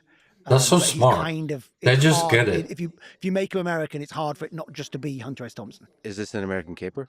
No, it's in this animated show we're developing in this sort of comedy world we're working on called Absurdiverse, and it's in one of the stories in that. What is Absurdiverse? Absurdiverse is a comedy universe we're developing that will be an open world video game and then some loosely adjacent stories that we're going to make as animated TV shows or possibly animated movies. We're still thinking that all through. And we're building the game up in San Rafael at the moment, and it's early days, but it's looking very exciting. So something else to look forward to, guys, all you Rockstar fans. Absurdiverse. It's a game they're making. Cannot wait. And it's trying to be like trying to make a game that feels a little bit like a living sitcom. Is there some drama and tragedy at the edges, or is it pure comedy? I hope it's got comedy, cynicism, heart, drama, and some amusing life lessons. Otherwise, you can't just have jokes for 40 hours. It won't work. Okay, so comedy needs some darkness. Well, I think it needs. So it's more like a movie thing, I think. I think this will be for my boyfriend then, maybe. I think this one will be more like LA Noire, where you just have to press buttons. It seems like that's what he's At suggesting. the moment, and it's early days, but it's looking very exciting. And it's trying to be like trying to make a game that feels a little bit like a living sitcom. Like a Is sitcom. there some drama and tragedy at the edges, or is it pure comedy? I hope it's got comedy, cynicism, heart, drama, and some amusing life lessons. Otherwise, you can't just have. Dude, that has never been done before, I think. Maybe some indie games, but like, because I love sitcoms. I grew up watching sitcoms, Elf, The Nanny, Will and Grace, all those shows, Friends, you name it.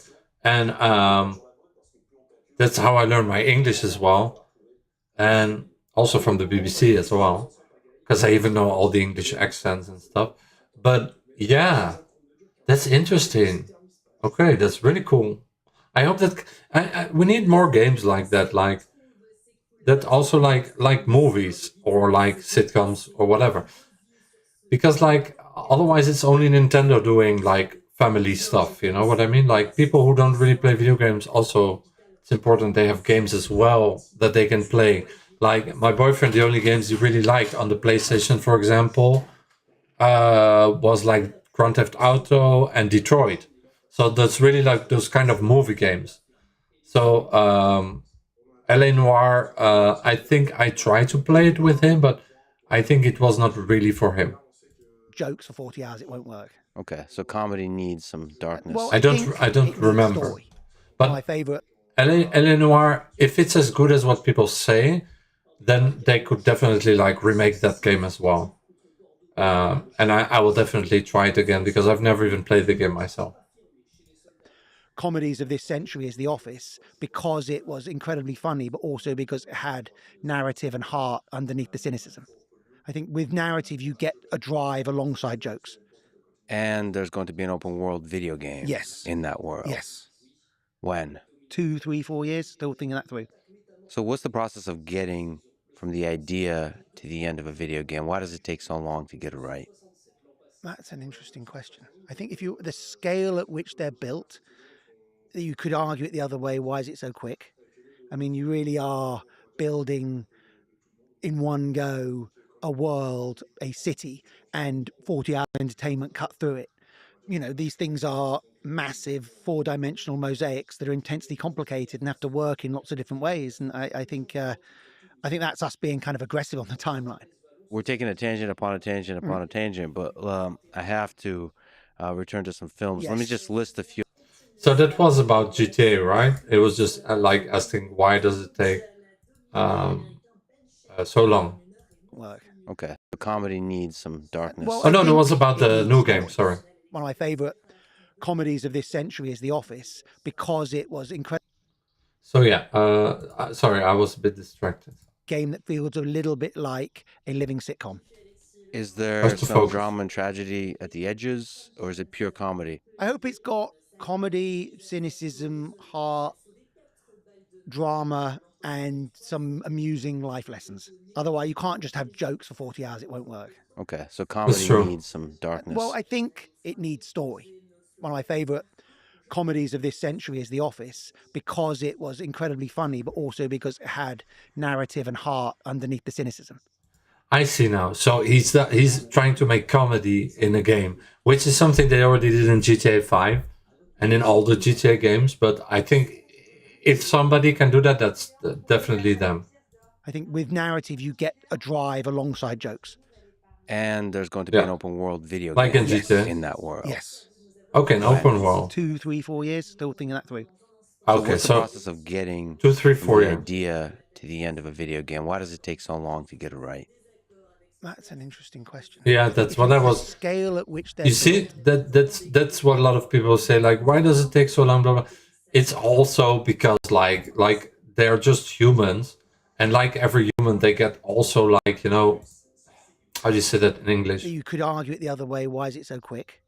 I mean, you really are building in one They're not go robots, a world, a city, and 40 hours of entertainment cut through it. These things are massive four-dimensional mosaics that are intensely complicated and have to work in lots of different ways. And I think that's us being kind of aggressive on the timeline.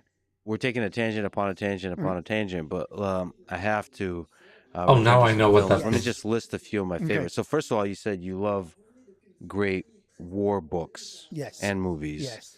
So we have to throw in Platoon from Oliver Stone and Apocalypse Now, for me at least. Of course. There's more I'm happy they go back to movies. crime, fast-moving crime movies like Scarface. I also love True Romance, Love True Romance. Possibly one of the best scripts ever written. written, of course, by Quentin Tarantino. The man, What do you love about True Romance? dude, like all his movies are. Quentin Tarantino. I was watching this interview with him just because I love when he talks. I feel like he's like Elon Musk. He's just like from another planet. This guy, when he talks, he has always so much interesting things to say. With Bill Mayer, yeah, the podcast. And I was just watching it. I was like, this guy, super intelligent guy. Must be like difficult to work with him because he must be very like demanding, but in a good way. Because I'm sure he brings out the best in all the actors. I think sometimes, depending on the day, That's what he said depending as on well. the in bar, The how much podcast. alcohol I had, I will say True Romance is the best movie ever made. Yeah, I mean, True Romance is super fun. Tony Scott was a really good director, so it moves at a really good speed. Top It's Gun. funny, it's completely unbelievable, but you really care about the characters. It's the kind of True Romance. this world that obviously Let me doesn't see. exist, but you feel it does exist. The characters are large. Let me go back to the picture. True Romance. With that actor. I don't know the name of but yeah, I love that actor. Why is it so famous? I didn't know. Because of Tarantino, of course. What do you love about True Romance? I think sometimes, depending on the day, I don't think depending on I've the ever bar, seen how that much movie. I'm gonna be alcohol I honest. had, I will say True Romance is the best movie ever made. Yeah, I mean, True Romance is super fun. Tony Scott was a really good director, so it moves at a really good speed. It's funny, it's completely unbelievable, but you really care about the characters. It's the kind of, That's GTA this as well. world that obviously doesn't exist, but you feel it does exist. The characters are larger than life. The dialogue is unbelievably. You could just sit and watch them talk all day long, and you just it's amusing. Also You just want to live in GTA. that world. I was thinking, like, what do you like about films? That's what I hope that the new GTA will bring. A lot of like, that it will be really like a movie, where the dialogues will be long, with a lot of comedy, with a lot, that would be epic. But he seems to be very excited about that new game he's gonna make. But that game is coming out in 2, 3, 4 years, he said. So It's the idea to be in a world. You want to, they're not real. They're never real, but you want to be in these fake worlds that people have invented. And I think you said that what makes a great world is having a large cast of characters. And I think that movie is a good example. I mean, you have Christopher Walken with the sort of legendary super racist discussion. Rant. Dennis Hopper is just sort of dream dad. Yeah, Dream Dad. And just that interaction is legendary. You got even Brad Pitt as a pothead. I haven't seen this movie. Gary Oldman. Maybe when I was Gary as a Oldman. Rasta. Yeah, and you have a real love story, like a real genuine. I have seen that movie probably when I was a kid, but yeah, I can imagine 1993. So in Europe, it came out probably 1994. I was only like 9 years old, so not sure if I saw that movie. Pure love can survive. Because at that time, I was only watching like action movies and kid movies.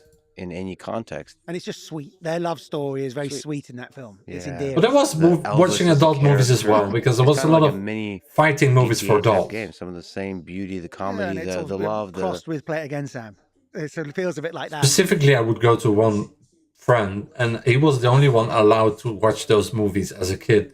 And we always used to go to his house to watch those movies, because like those fighting movies were like 16 plus, 18 plus.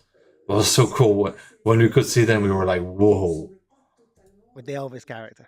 What about greatest war film? What would it be for you? That's why kind of my generation, we get so offended when we hear that, like, you know, like that everything is just like kids are watching all kinds of stuff. We're like, no, that's not the way it should be. There should really be a limit, you know?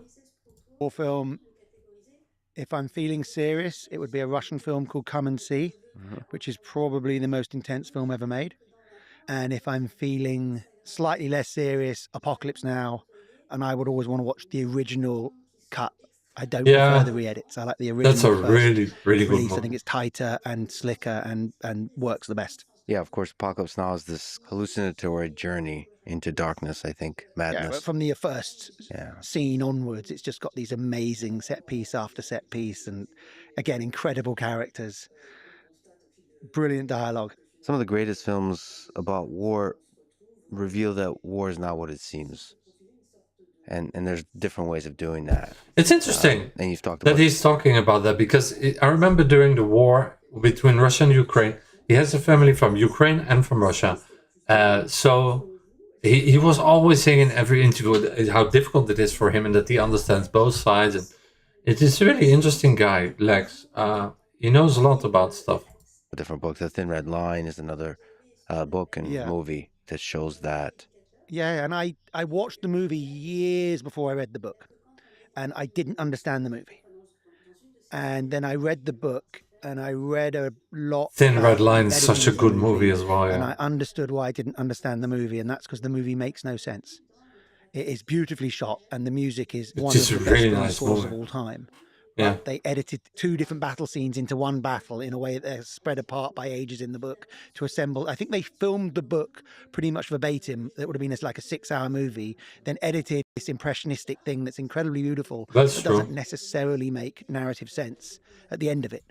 That's true. I noticed that too, that like sometimes when I not necessarily read a book about something, but also when I like play a video game that I played like before and they remake it, I'm also like, oh, this is not the same. This is not the same. Or when I play like a game that was like, 30 years ago and they make like a sequel to it, I'm always like, oh, this is different. Oh, this is even better. Like now I'm playing this Ninja Gaiden 4 game, dude, like that's such a good game. If that game doesn't win best game of the year, I'm gonna freak out because it brings out the best in video games, like action, fast. And it's like, it's so epic when you play it. It's so addictive. But it's still very beautiful, the film. And in terms of Westerns, what's the greatest? The Good, the Bad, and the Ugly, Unforgiven. Those are for me. Maybe even Django Unchained. You've mentioned Butch Cassidy and Sundance Kid. I think for me, it's two films from, I think, pretty much the same year. Butch Cassidy and The Wild Bunch. I love Robert Redford. Rest in peace. that film, it's impossible to imagine anybody film without Butch Cassidy. It's Paul Newman, Robert Redford. Yeah, that's probably where he got inspired for Red Dead Redemption, right?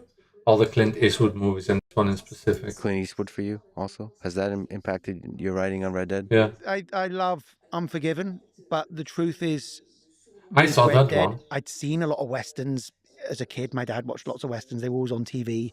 You know, I felt I knew quite a bit about westerns, and then then I had to start thinking about writing one for work, and I deliberately did not binge on westerns. I tried to watch no more westerns and just think about what I liked about them, what I didn't like about them, what would be a take that would work today. For me, it's the same. Like, I definitely did not grow up with Western movies, but you always know because you watch Lucky Luke and you watch, you just know what it's like.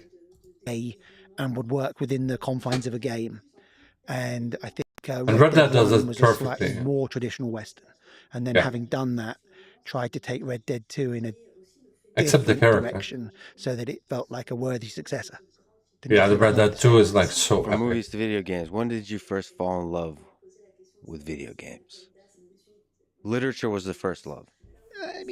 No, films. For me, it was Halo. And then after Halo, it was Ninja Gaiden. Films. Films was always what I loved first as a kid was films. Yeah, me too. Older, Same. began reading books properly aged at about 8. Was watching films long before that. Nice. And then probably it was always bouncing between the two, which I preferred. I think they're good at different things. Games, I played and above all watched a lot of games as a kid, as being a Yeah, I young don't kid, think and, I don't think a lot of directors. It's like directors of movie. I don't think a lot of them actually play or watch movies or play or watch games. It's like it's just yeah. A director of movies maybe yes because he has to, but like yeah, a lot of people who make video games don't necessarily always like play them as well. other people playing them. And I obviously liked the core thing games do, which is you press a button and something happens. Because they're engineers, responsive, basically. They're alive, and that's captivating. And then the competitive angle of games is fun, or beating this, beating that, winning this. That was fun as well. Sometimes obsessively so. I remember being completely addicted. I mean, at one point when I was from his story, he's more the story writer, and but like definitely you have to be an engineer too if you want to make a video game. should have been studying for months at a time to Tetris on a Game Boy. I liked games, and I liked interactivity, and I liked the movement to this. Oh my god, digital world Tetris! That's really That's probably the game I've played the most in my life. But I didn't love it, and then I really The fell Game in love Boy. with games when I was Dude, like when making. I got a Game Boy as a kid, I was screaming. I got so happy. I had like this big cover that was a Game Boy where I put my Game Boy inside. I had like 3 games or 2 games. I was so happy. Them probably as Always late as, playing like, Tetris 2008. and Mario. Oh wow. And when I suddenly began to see, first of all, my mind, that's a whole nother story. Yeah, but me too. just 2001. That's when I started saw playing what games. they could do and could be, and With what was Halo, chance with the to be Xbox. one of the people involved in making That's so funny. these things. Me too. When I was 17 years old, 2001. Wait, no, I was 16. But like when I was 16 years old, 2001, 2002. No, it was 2001 when I was 16 years old, and I remember getting my Xbox because I graduated. Because I not graduated, but I went from the derde class, which is like, I don't know, 2nd grade. No, I don't know how you say that in English. But anyway, I was 16 years old and I had only 1 more year of school and I passed. And the 3rd year of school is the most difficult. So my parents were really proud of me to say, okay, you can buy whatever. So I bought an Xbox and I played Halo and Amped and Top Spin, and those games blew my mind. Also, after playing Ninja Gaiden 4, realizing that I really miss those fast action games like Amped and SSX and those kind of games. I really miss them. But Ninja Gaiden 4 is really like, I really recommend you to play that. And Halo and those games and Top Spin as well. Those games, dude, like they made me so addicted to the Xbox. And like the Xbox was not that popular, but I was really, really big fan of it. that was this, you know, where And my best friend was having a PlayStation, so I was playing all the games that were not on the Xbox at his place, and then I would bring my Xbox to him because I made my Xbox. We like transferred my Xbox into like a thing where it's like where you can play illegal discs.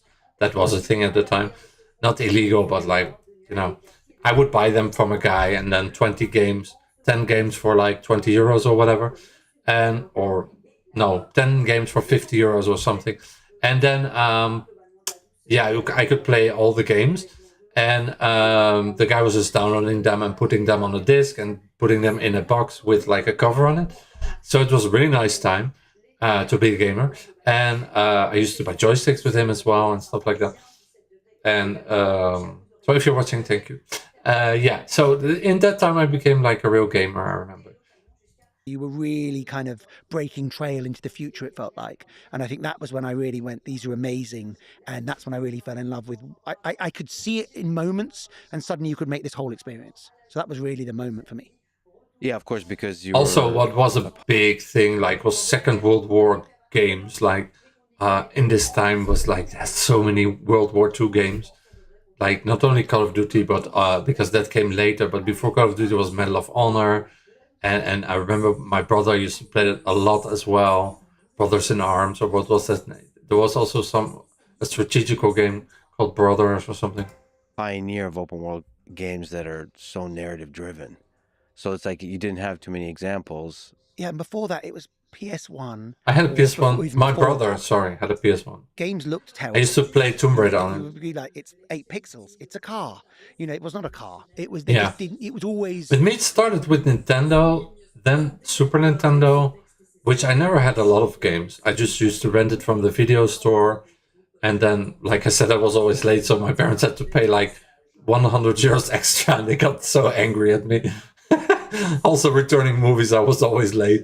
At school, I was always late. You know, I was that guy. So funny thinking about it. That is just a common theme in my life. And always stalling as much as I can. And it's just so Ruben. And yeah, it was so cool. And then my brother had a PlayStation. I used to remember I played Resident Evil during the night, Resident Evil 2. I was scared as hell. So I was so happy they made the remake of Resident Evil 2 and 3 and 4 on the PlayStation. I played the heck out of that game. Silent Hill 2 as well. And dude, like, I love Resident Evil so much. And I played that game, and I played Tomb Raider, which I played as well. The last Tomb Raiders. So yeah, the PlayStation 1 was really cool as well. You were squinting and closing both your eyes and trying to imagine. Also, Crash Bandicoot. A lot of Crash Bandicoot. Was this thing you were told it was, and all they were about, you know, very surreal subject matter, because you couldn't make them remotely real. And suddenly we were able to build these experiences Urubuga. where you could run a Crash Bandicoot. of a Urubuga. city, and it was in 3 dimensions. Such a banger. And it felt alive. Dude, and we like, were trying to what Uncharted became later for, and The Last of Us, of course, for that studio. Crash Bandicoot, dude, like, best game ever made. give it even more, at least the illusion of even more life. And yet you could tell So the story funny. in 3, or, you know, One of the using best time games in ever 4 made. dimensions. And It's like Mario, basically, but 3D. Yeah, I think GTA 3 is probably Yeah, one of that the most changed influential everything. games of all time. Yeah, probably Created a feeling 100%. of an open world. What do you think it takes to 100%. create that Oh feeling? my god! You know, there was like these... They should remake that game. Like, I have so many good memories with that game. They should remake GTA 3, Vice City, like, really remake. Just do like Resident Evil. Just do one every year. GTA 3, Vice City, and also GTA 4 as well, because the graphics are dated now. So, yeah, I would love that if they could. But if they could remake GTA 3 and Vice City and put them in one thing, or just make one each year, like Resident Evil, that would be so epic. Looming skyscrapers. There was the Yeah, changing my traffic God. lights. There's the feeling like... I used to play First this. of all, you had a feeling you could do I used to play anything, this as my best and then friend. the world was reacting to it. I like used to play this game as my best friend. Like, oh my god, he had a PlayStation 2, because PlayStation 2 was so expensive. So my parents didn't want to buy me one. So I bought an Xbox, which was way less expensive at the time when it released, and it was just having way better graphics. So like I said, I used to play PlayStation at his place with GTA, and I used to bring my Xbox sometime, and we used to play Need for Speed Underground. Dude, that game was so awesome. In a way Yes. that didn't feel scripted. Yes, and it wasn't scripted. It But the was graphics of Xbox were much really, better. really low rent AI. Like it was a simulation that you. But could they had prod more and exclusive push games and like see what happened. GTA. And I think that was incredibly. It was two things. It was the fact that here was a simulation that you could mess about with, and the simulation seemed to have a personality. So you could push and see, and the world would push you back, in whatever way that meant. And then True. the other thing was just this. I think that one of the Just that you are free and you can steal cars and run away from the police. I didn't even used to play the story. I just used to ride in that world and just, it was so awesome. It was so cool. reasons it was so captivating But GTA Vice City, I have the best memories. was also the idea of if I did nothing, the world still existed. Or I could act in quite a passive way. I could just listen to the radio. I could look at billboards. I could talk to pedestrians. And well, not in GTA 3, but by Vice City, you could begin rudimentary talking. And the world was there and existing. And so it was the idea of like almost. Wait, what he said there was really true. Also the idea of if I did nothing, the world still Yeah, existed. that or I was. could act in quite a passive way. I could just listen to the radio. I could look at billboards. That was such a new thing as well. Sometimes I would just like go to toilet and then come back and play, and I would just see people, and the world was alive. And that was that first video game ever that did it. And I was like, wow. Billboards. I could talk to pedestrians, and well, not in GTA 3, but by Vice City, you could begin rudimentary talking, and the world was there and existing. And so it was the idea of like almost something that really tried to explore in lots of games, the idea of being a digital tourist. You know, you were in these worlds and you went there as a visitor, and they existed almost independent of you. It felt like when you turned up, the world was running. It didn't feel like you'd started it. Of course you had started it, but that feeling, I think, was one of the things, the illusions that people found very captivating. Was I'm in a world that both doesn't exist and does exist. So I have to change the headset because this one is for dancing. I'm gonna put my other headset. Babe, is my bottle of water there? Okay. I don't know if I will finish this part, but I think I will finish as long as my light works, which this light should work 4 hours, so I still have 2 hours. But if the light doesn't work anymore, I'm just gonna continue tomorrow. Yeah. And I will just continue and try not to speak too loud because boyfriend's going to bed. Okay. Sleep well, boyfriend. I'm going to bed later. There's these two concepts. I was reading about, just to put names on them. One is systemic video game design, so systemic games, and the other is sandbox video games. And the systemic is from the environment perspective, which means that there is interlocking game rules and systems that interact with each other and produce emergent behavior. And that emergent so that's what he was talking about. And sandbox games just like open world behaviors what creates a feeling like there's a living world. And then the sandbox aspect, which is overlapping but different, is from the user perspective, from the player perspective, the feeling like you can do anything. And when those two things combine, the feeling like you could do anything and the feeling like there's a world that's full that is also doing anything it wants, that's a incredible feeling of like this world is alive and I'm in it. And it's the combination of those two things, I think, is very powerful.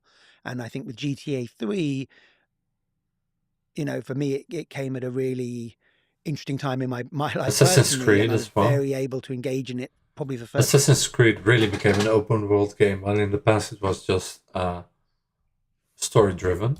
First time professionally, actually.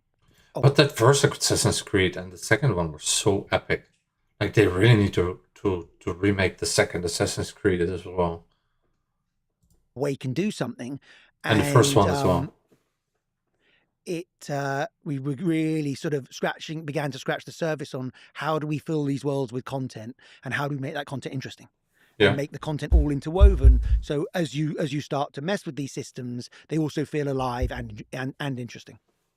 There's often been a tension through your work between an open world at freedom and the narrative-driven storytelling, and I think you've often, maybe always, gotten the balance right.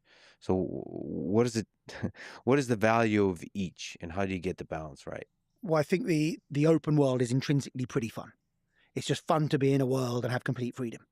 And certainly, I think at various points we debated or you know, I had theoretical discussions in my own head with myself or other people in the team who would really push for less story. You know, let the whole thing evolve organically. You know, have it all be procedural. Have it all just evolve from what you do. I think for me, I would always come back to going, it's very smart. Story can be, if done well, can be incredibly compelling, and it gives you some structure. So I think, and something to do. And it helps you from a game design perspective unlock the features. It means we know the big features, because you know, essentially when you put someone in a world and give them a whole new way of interacting with that world through the control panel, it can be a little overwhelming. You know, playing a game is a lot more an engaging experience even than reading a movie, you know, reading a book or watching a movie. You've got to engage in it properly. So how you unlock the features and how you unlock the world, there's an art and a skill to that. And I think we felt that a structured story was the best way to do that and to have control over that process. And also just, you know, people are looking in their lives for story. I think story is very important and very powerful. And when you combine the two successfully, you get the best of both worlds. But it is you know, there is a tension always there. I think I cannot describe like how a storytelling game, especially horror games like Resident Evil, I cannot wait for the new one especially as well. But like, I didn't even play Silent Hill after. I cannot wait to play that one as well. But like, I'm still playing Ninja Gaiden 4. What did I want to say? Yeah, story in a game is so important. Like in Far Cry, in Assassin's Creed, in all those games like GTA, story is so important. In a game like GTA 4, which I worked on and loved, and I thought the story was great, but we got criticized. I would say Uncharted is very good in that as well, and The Last of Us as well. Well, there was almost too much story, and that meant you cared too much about Nico, and he wasn't as effective an avatar in the open world. I think we probably got closest to reconciling them as perfectly as they can be done in Red Dead 2. Or when playing that's really like a movie. In GTA 5, if you wanted to be crazy. I think those were when it really worked. Dude, Trevor was like everything we all wanted and needed at that time. So much fun and so funny. Like GTA 5, there was a lot of comedy as well. The character, absolute freedom, because also you didn't want, in any game, you don't really want to compel the player. If you're giving them freedom, you don't want to say, well, I'm giving you freedom, but I'm taking away because you've got to be this kind of person when you're free. So I liked it when it could be, he or she could veer to be nice, veer to be nasty. I think that's when it was at the strongest. So you kind of want a character that was rounded and you felt had good sides and bad sides. Yeah. But you felt that character's personality. Yes. You felt the depth. You've actually talked about the really powerful concept of creating a 360-degree character. I think somewhere you mentioned that in order to do that, you had to be able to imagine what that character would do in any possible... Dude, Trevor. Oh my... Creating Trevor really made that game. Like, I think without Trevor, GTA 5 would have just been like... Yeah, people would have not talked about it so much. But because of Trevor, it became such a big game. Situation, which is really interesting philosophical concept. I started to immediately think, like, can I imagine how good of an NPC am I?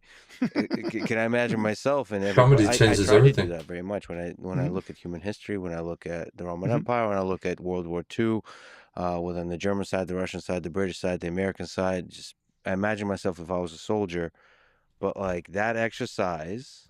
What about the Dutch side? Nobody knows about that. People in Holland know. Just Like joking. if you put Trevor as a soldier in World War II, what would he do? No, I mean that may be going a little bit too far, but basically, what are the limits of the integrity? What are the limits Just Trevor. of how Trevor in World romantic War is he, how II. narcissistic, all those kinds of elements. I think I know what he would do. So you have to think about it in order to create the full character. What does it Yeah. take to Also, create that? talk about World War II games. Wolfenstein too. Like they did a really good job with that. Like about with those Nazis creating like a Nazi game, but also with comedy. Wolfenstein 2 is like, wow. If you never played that, go and play it. 360 character. How hard is it? One of my favorite games a lot ever. of thinking, a lot, like a year sometimes from when we begin talking about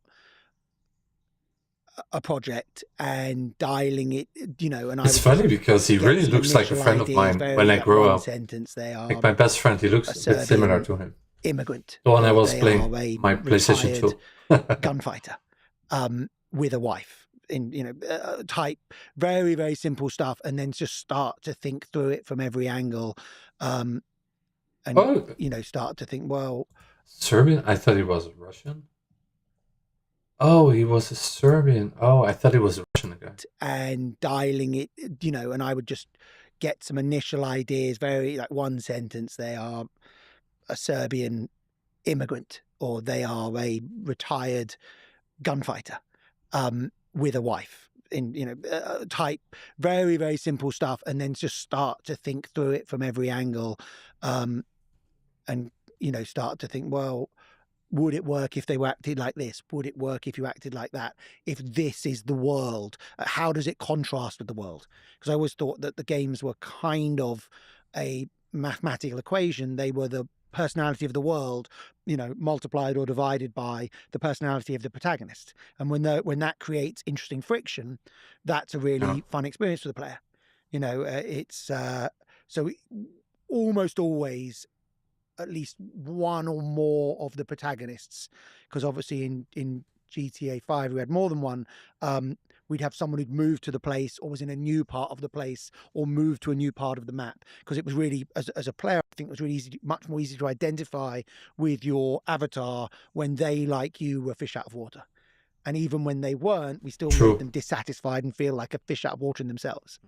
Very true. So I think it was just living with those characters and getting idea and going, what are their strengths, what are their weaknesses. It's interesting what he said. Like it's exactly what I felt like about GTA. Because it was really, as a player, I think it was really easy, much more easy to identify with your avatar when they, like you, were fish out of water. And even when they weren't, we still made them dissatisfied and feel like a fish out of water in themselves. So I think it was just living with those characters and getting idea and going, what are their strengths, what are their weaknesses, how are they like me, how are they not like me, you know, and then slowly, what is it like to feel like a human being, you know. And then in most of these games, how much of a psychopath are they, how much of a sociopath are they, and what are their good qualities, what is going to give them humanity alongside that, what for them, apart from money, is worth dying for. And then you start to build it out from these kind of fundamental. So basically, like the motivations of somebody. Sides and character driven, like some are driven by money, others are driven by, yeah. Interesting. And then fish out of water concept. I didn't even think about that. Like that they would put with GTA, you go to some areas that are like really like, you know, where Trevor lives, the caravan, the traders, and then other areas, you know, that are like really like the Hollywood.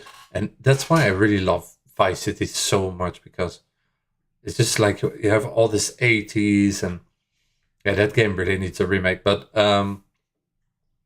remaster, sorry. But the new GTA 6, I think, is gonna be that even like much better and much more than GTA Vice City was, and it's the same feeling and vibe. So I just cannot wait for that game to come out. What for them, apart from money, is worth dying for. And then you start to build it For out Trevor's from was kind of sex, right? fundamental sides, and suddenly you go, okay, actually I can start to feel. And then how do they speak? because fundamentally it doesn't really matter what's going on in their head. They haven't actually got one, but what they say is what's going to make you realize who they are.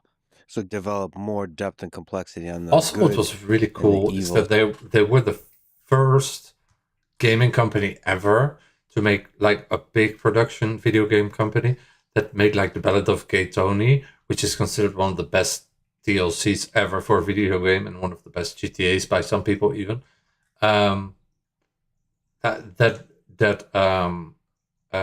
Used also gay people in a video game, and I thought it was so clever and so good for gay people at that time, because at that time it was not like now that like being gay was not that especially in video games, it was not celebrated, and Rockstar was like, you know what, we're gonna do something about that, and it was really cool. That human that is a part of all human beings. So you're basically living with that character. Like if we can contrast, what is it, Nico and Trevor, especially in with, the for US, example, gay another marriage character was I'm not sure even you've been living allowed with for a yet. while, which is the AI system, Nigel Dave. I think in the US, gay marriage was only like, gay marriage is not related to like acceptance of gay people. Still, it goes along usually. But the gay marriage in US was like in France, like 2012, I think. I think. You've been working on recently as part of a better paradise. In the Netherlands, where I'm from, it was in the 90s. Dark, tragic. We're the first country in the world to Still have funny, gay marriage. philosophically deep. But the AI system, marijuana. the super intelligent AI system, legal, is named Nigel Dave, and it has, I mean, at least from my current experience and with prostitutes, it, the red light district, conflicting nature. also legal. Maybe it's psychopathic. I haven't quite figured that out yet. I don't think he's decided. Yeah, I don't think he's decided either. But he seems to be bent on world domination, although he doesn't take credit for it. He wants to fix humanity, and it seems that the children, quote unquote, that it creates are the real monsters. And actually, there's a really interesting idea there, which is maybe it's not the AGI, ASI we should be afraid of, but the children it creates. Because the AGI has this human-like good and evil in it. It's conflicted. It's chaotic. It wants to be human. It wants to be loved. Maybe it wants to love. But the children, the monsters it creates, are the ones that are doing the world domination, the maximizing paperclips. Anyway, that's a character. You have to build that out. You have to think through that. So you've been living with that one. That's very interesting. But who was the superhero? Wait, I was not getting that. Nigel Dave, and it has. Wait, I mean, let me go dystopian, back to dark, tragic. Like if we can contrast, what is it? Like because fundamentally it doesn't really matter what's going on in their head. They haven't actually got one, but what they say is what's going to make you realize who they are. So develop more depth and complexity on the good and the evil side of that human that is a part of all human beings. So you're basically living with that character. Like if we can contrast, that's what he studies. What is it, Nico and Trevor, with, for example, another character I'm sure you've been living with for a while, which is the AI system, Nigel Dave. You've been working on recently as part of a better paradise world, which is more. That's what he studies. Like, so that's funny that they talk about that, because not only is he like a video game geek lover, he also really loves studying human behavior and technology. Part of that's what I disclosed at the beginning of this stream. As part of a better paradise world, Nigel Dave. Okay. Or dystopian, dark, tragic, still funny, philosophically deep. But the AI system in there, the super intelligent AI system, is named Nigel Dave, and it has, I mean, at least from my current experience with it, has like a conflicting nature. That's cool. Maybe it's psychopathic. I haven't quite figured that out yet. I don't think he's decided. Yeah, I don't think he's decided either. But he seems to be bent on world domination, although he doesn't take credit for it. He wants to fix humanity, and it seems that the children, quote unquote, that it creates are the real monsters. And actually, there's a really interesting idea there, which is, I think Silent Hill F is also a bit like that. No, maybe not. But it's also a bit like psychological. psychological. Yeah, I don't know how to say that. But this game he's talking about, I've never heard of it. Nigel Dave, A Better Paradise. I don't know. He wants to be loved. What that it creates are the real monsters. And actually, there's a really interesting idea there, which is maybe it's not the AGI, ASI we should be afraid of, but the children it creates. Because the AGI has this human-like good and evil in it. It's conflicted. It's chaotic. It wants to be human. It wants to be loved. Maybe it wants to love. But the children, the monsters it creates, are the ones that are doing the world domination, the maximizing paperclips. Anyway, that's a character. You have to build that out. You have to. I don't know that So video you've been game. living with that one for a while. Interesting. Yeah, I've been living with him for the last few years, on and off.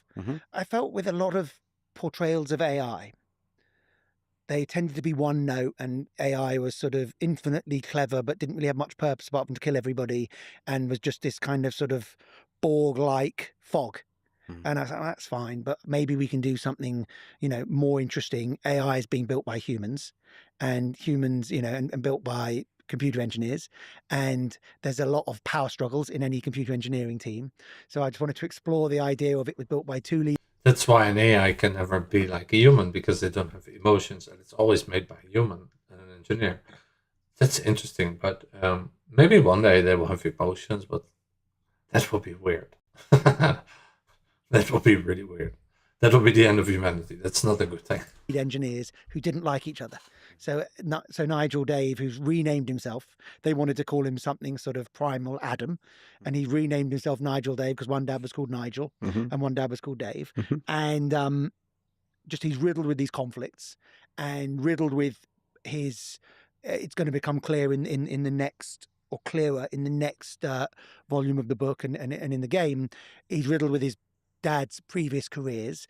But he is, with the idea of he's almost infinitely intelligent, or can learn almost everything, but has zero wisdom. And so the only thing he knows, and then he's seeing the world through the internet. The most he can do to be in the human world is hack into someone's phone and watch them. But he's stuck, pressed against, he can't actually get into our world. So he can control people's minds, arguably, but he can't control the world. And so he wants to be human. He wants to have these human experiences. He sees all this stuff on, you know, the internet and goes, oh, I want to get married. I want to fall in love. I want to, because that seems fun. I want to have, you know, he's a digital creation. So he wants to have metaphysical experiences. And he's trying to imagine what that will be like. Oh, that's what children are. You know, that's what love is. And he's, so I think he's a, I think people with autism have this a bit too, but maybe that's something else. Because they miss like a lot of emotions that we have, right? But also in Detroit, that's a really good, like, yeah, that's also a bit like, reminds me of Detroit. Really cool game. but he might be a sociopath, and he certainly has sociopathic tendencies. And, but then he kind of thinks that if he can imagine good and try to do good, that will make him a good AI. So I think there's something sympathetic about him, and I kind of like him as a character, but I don't think he's going to be the protagonist. He's more. Yeah, Detroit is such a cool video game. You have to play it. Almost everything, but has zero wisdom. And so the only thing he knows, and then he's seeing the world through the internet. The most he can do to be in the human world is hack into someone's phone and watch them. But he's stuck, pressed against, he can't actually get into our world. So he can control people's minds, arguably, but he can't control the world. And so he wants to be human. He wants to have these human experiences. He sees all this stuff on, you know, the internet and goes, oh, I want to get married. I want to fall in love. I want to, because that seems fun. Also, that's maybe a little bit like the newer generation who grew up with. They just see everything without having any like life experience before technology. I wonder how they are like.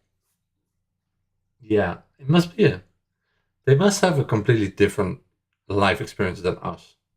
Want to have, you know, he's a digital creation, so he wants to have metaphysical experiences, and he's trying to imagine what that will be like. Oh, that's what children are. You know, that's what love is. And he's so I think he's but he might be a sociopath, and he certainly has sociopathic tendencies. And but then he kind of thinks that if he can imagine good and try to do good, that will make him a good AI. So I think there's something sympathetic about him, and I kind of like. It's interesting. Be like, oh, that's what children are. You know, that's what love is. And so I think but he might be a sociopath, and he certainly has sociopathic tendencies. And, but then he kind of thinks that if he can imagine good and try to do good, that will make him a good AI. So I think there's something sympathetic about him, and I kind of like him as a character, but I don't think he's going to be the protagonist. He's more a side character. But an ever-present one. Yes, or nearly ever present. Occasionally sulks and goes off and hides somewhere and stops paying attention. Yeah, but there's some characters that really create a flavor of a world. In his world, he was built as an AI agent for this digital, large-scale, massively multiplayer video game these people were trying to build, and so he's almost like God in his world. He's not quite God, but he's got a lot of the qualities of God. So he has to deal with, am I God? Am I human? Do I exist? And of course, there's the leader, the CEO of the company. That's also a character. That's probably an amalgamation of many of the leaders of the different AI companies today. His name is Mark Tyburn. And Kurt, one of the employees of the company, talks about Tyburn as he hated humanity more than he loved it. Perhaps all the most extreme fantasists are like that, all those people who want to build their own utopia. They love the idea of heaven more than the reality of earth. Do you think that's always going to be the case? Well, for the most part, that power and money is going to corrupt the people that create ASI? Yes. Whoa. I mean, I think It's a big one. but I don't think he's going to be the protagonist.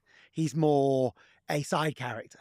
But an ever-present one. Yes, or nearly ever present. Occasionally sulks and goes off and hides somewhere and stops paying attention.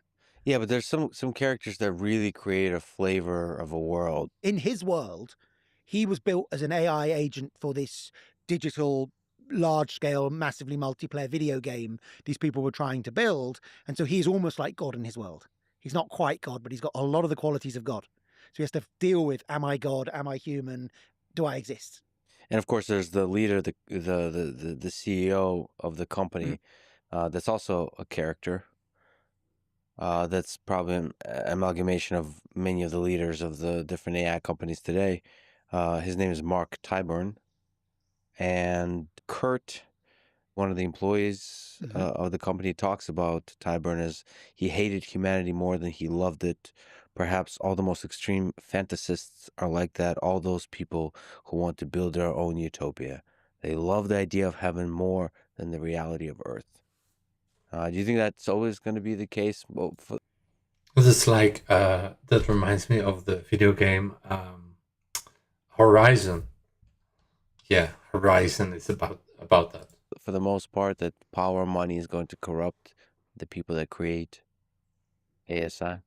Yes. I mean, I think there's two processes. I think there's the power and money corrupted him in the end as well. But I also think that there's something fundamentally anti-human about people who want to build utopias or paradises or heavens, because what they're saying is, I like humans apart from the bad bits. Yeah. And I mean, I try to be a pluralist who likes all kinds of people. And I think there's a side where people are hideous perfectionists, want to get rid of, the rough and the nasty and the ugly and the dirty. And that's a huge side of us. So I worry about those people. I find them. That's very interesting. And I think that's what a lot of people think as well. Yes. I mean, I think there's two processes. I think there's the power and money corrupted him in the end as well. But I also think that there's something fundamentally anti-human about people who want to build utopias or paradises or heavens, because what they're saying is, I like humans apart from the bad bits. Yeah. And I mean, I try to be a pluralist who likes all kinds of people. And I think there's a side where people are just hideous perfectionists, want to get rid of, the rough and the nasty and the ugly and the dirty. And that's a huge side of us. So I worry about those people. I find them, it's a different kind of sociopathic behavior.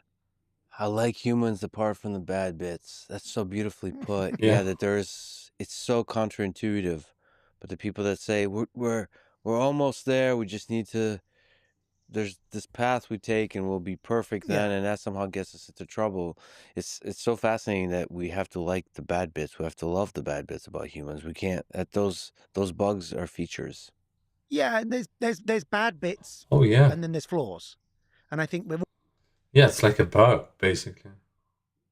all flawed, and we can really try In a to video be game. better people, but we still have to accept that we're flawed and we're not perfect, and we have to accept that in other people. And I think when we do that, we're more human, and that's probably usually the right course. I mean, it really is a return to that Solzhenitsyn line of the line between good and evil runs to the heart of every man. And he also, like, the full description of that is really powerful, which is the line moves as from day to day, from month to month, throughout the life of the person as they understand better and better, and as the perspective shift, as you evolve, as the world around you evolves, as you gain deeper and deeper understanding, and as the flaws in this combinatorial way affect your own understanding of your own flaws and self-reflection. So yeah, it's a beautiful mess, and all of us have that line. Yes, and I think when you forget about that line, then you get in real trouble. When you forget there's good and evil in you, in others, in the world, that there is both good and evil, and there's certainly good, and that all we can try to do is be better. And it's funny that Nigel Dave, by the way, I liked, and it grew on me very quickly, has that line and is struggling with it. It's fascinating to watch. It's really, as a character, and there's also going to be a video game of A Better Paradise, potentially? Yes. Okay. Yeah, we've got that in early development in Santa Monica. Oh, nice. And it's pretty fun. It's very early, but It's very interesting. there's good and evil in you, in others, in the world, that there is both good and evil, and there's certainly good, and that all we can try to do is be better. And it's funny that Nigel Dave, by the way, I liked, and it grew on me very quickly. Yeah, I wouldn't say that the older you get, the more you struggle with that. Has that line and is struggling with it. It's fascinating to watch. It's really, as a character, and there's also going to be a video game of A Better Paradise, potentially? Yes. Okay. Yeah. It's a good name for a video game as well, Bitter Paradise. Because, yeah, like, also when you get older, you start to also have, like, did I do this good? Did I do things that influence people in a bad way? You start to have, like, guilt, guilt, feelings of guilt, guilty conscience, and stuff like that. I would like to see more video games about that. Because that's, like, something, like, I think a lot of people who in their 40s are struggling with. I think they should definitely make a game about that. Maybe that's that game. I don't know. We've got that in early development in Santa Monica. Oh, nice. And it's pretty fun. It's very early, but we assembled a really fun team, and they're doing amazing work. So it's a pleasure to work with them. I mean, it would be... The Last of Us 2 did a good job with that, but it was more about, like, revenge. It was not really about, like, losing somebody who's dying or somebody dying and then feeling super guilty about it or whatever. Be so great, and I suppose new for you because it's kind of near-term future. Yes. First, I always wanted to do something in the sci-fi-ish space. I think but that would be only if I interesting could for a do video it. game. I was like, well, what is sci-fi? Maybe that's that It's science Bitter fiction, Paradise right? game. Science is a theory plus fiction.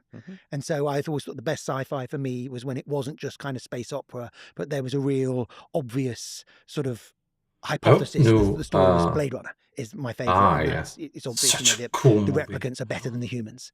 And so this, I finally felt we found. Like, I never saw the original Blade Runner. I did see that French movie that came out before Blade Runner, I think from that really famous French director.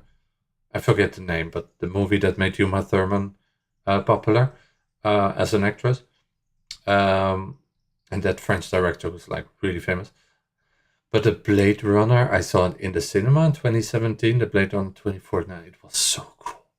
I was like, whoa, this is like, so this is what it must have felt like for the people who saw the first Blade Runner, because I never saw that one. Found an interesting hypothesis. The AI is more intelligent than us, but is also as broken as we are. That was an interesting hypothesis to explore. You know, what happens when AI runs rampant in its own fake digital world. Yeah. That was I felt that we had a hypothesis that was worth exploring and could give us some really interesting visuals.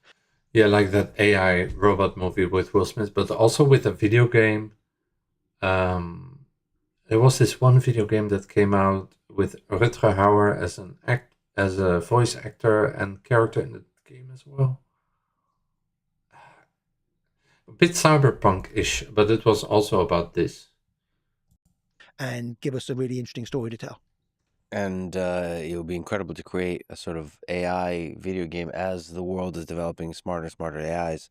It allows us as humans to play the game and to reflect on the thing that we humans are creating. It's a real commentary as the thing is happening. Mhm. So I have to ask, as a person, you as a person who loves literature, That's what I'm doing.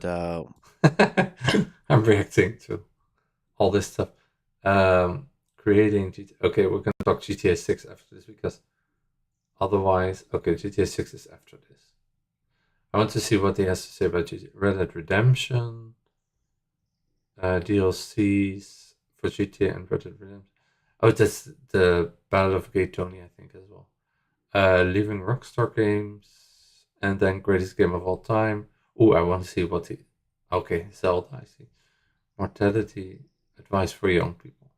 It's a great interview, and then I'm not even, like, gonna be able to finish it today, I guess, because, like, I still have some... it's almost like 2 hours, but... so I might do it in like 2 parts, but it's a great interview.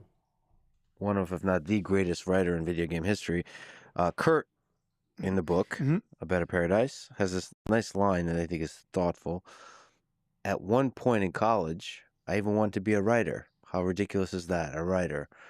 Language models ended that fantasy for me and millions of others. So instead, I decided to get a master's in marketing and started to sell language models. So you as a writer and creator of some of the most legendary narratives in recent history, how do you feel about LLMs being able to write in a way that looks awfully human? I'm not that afraid of them for large scale concepts. I don't think they're going to be very good at that.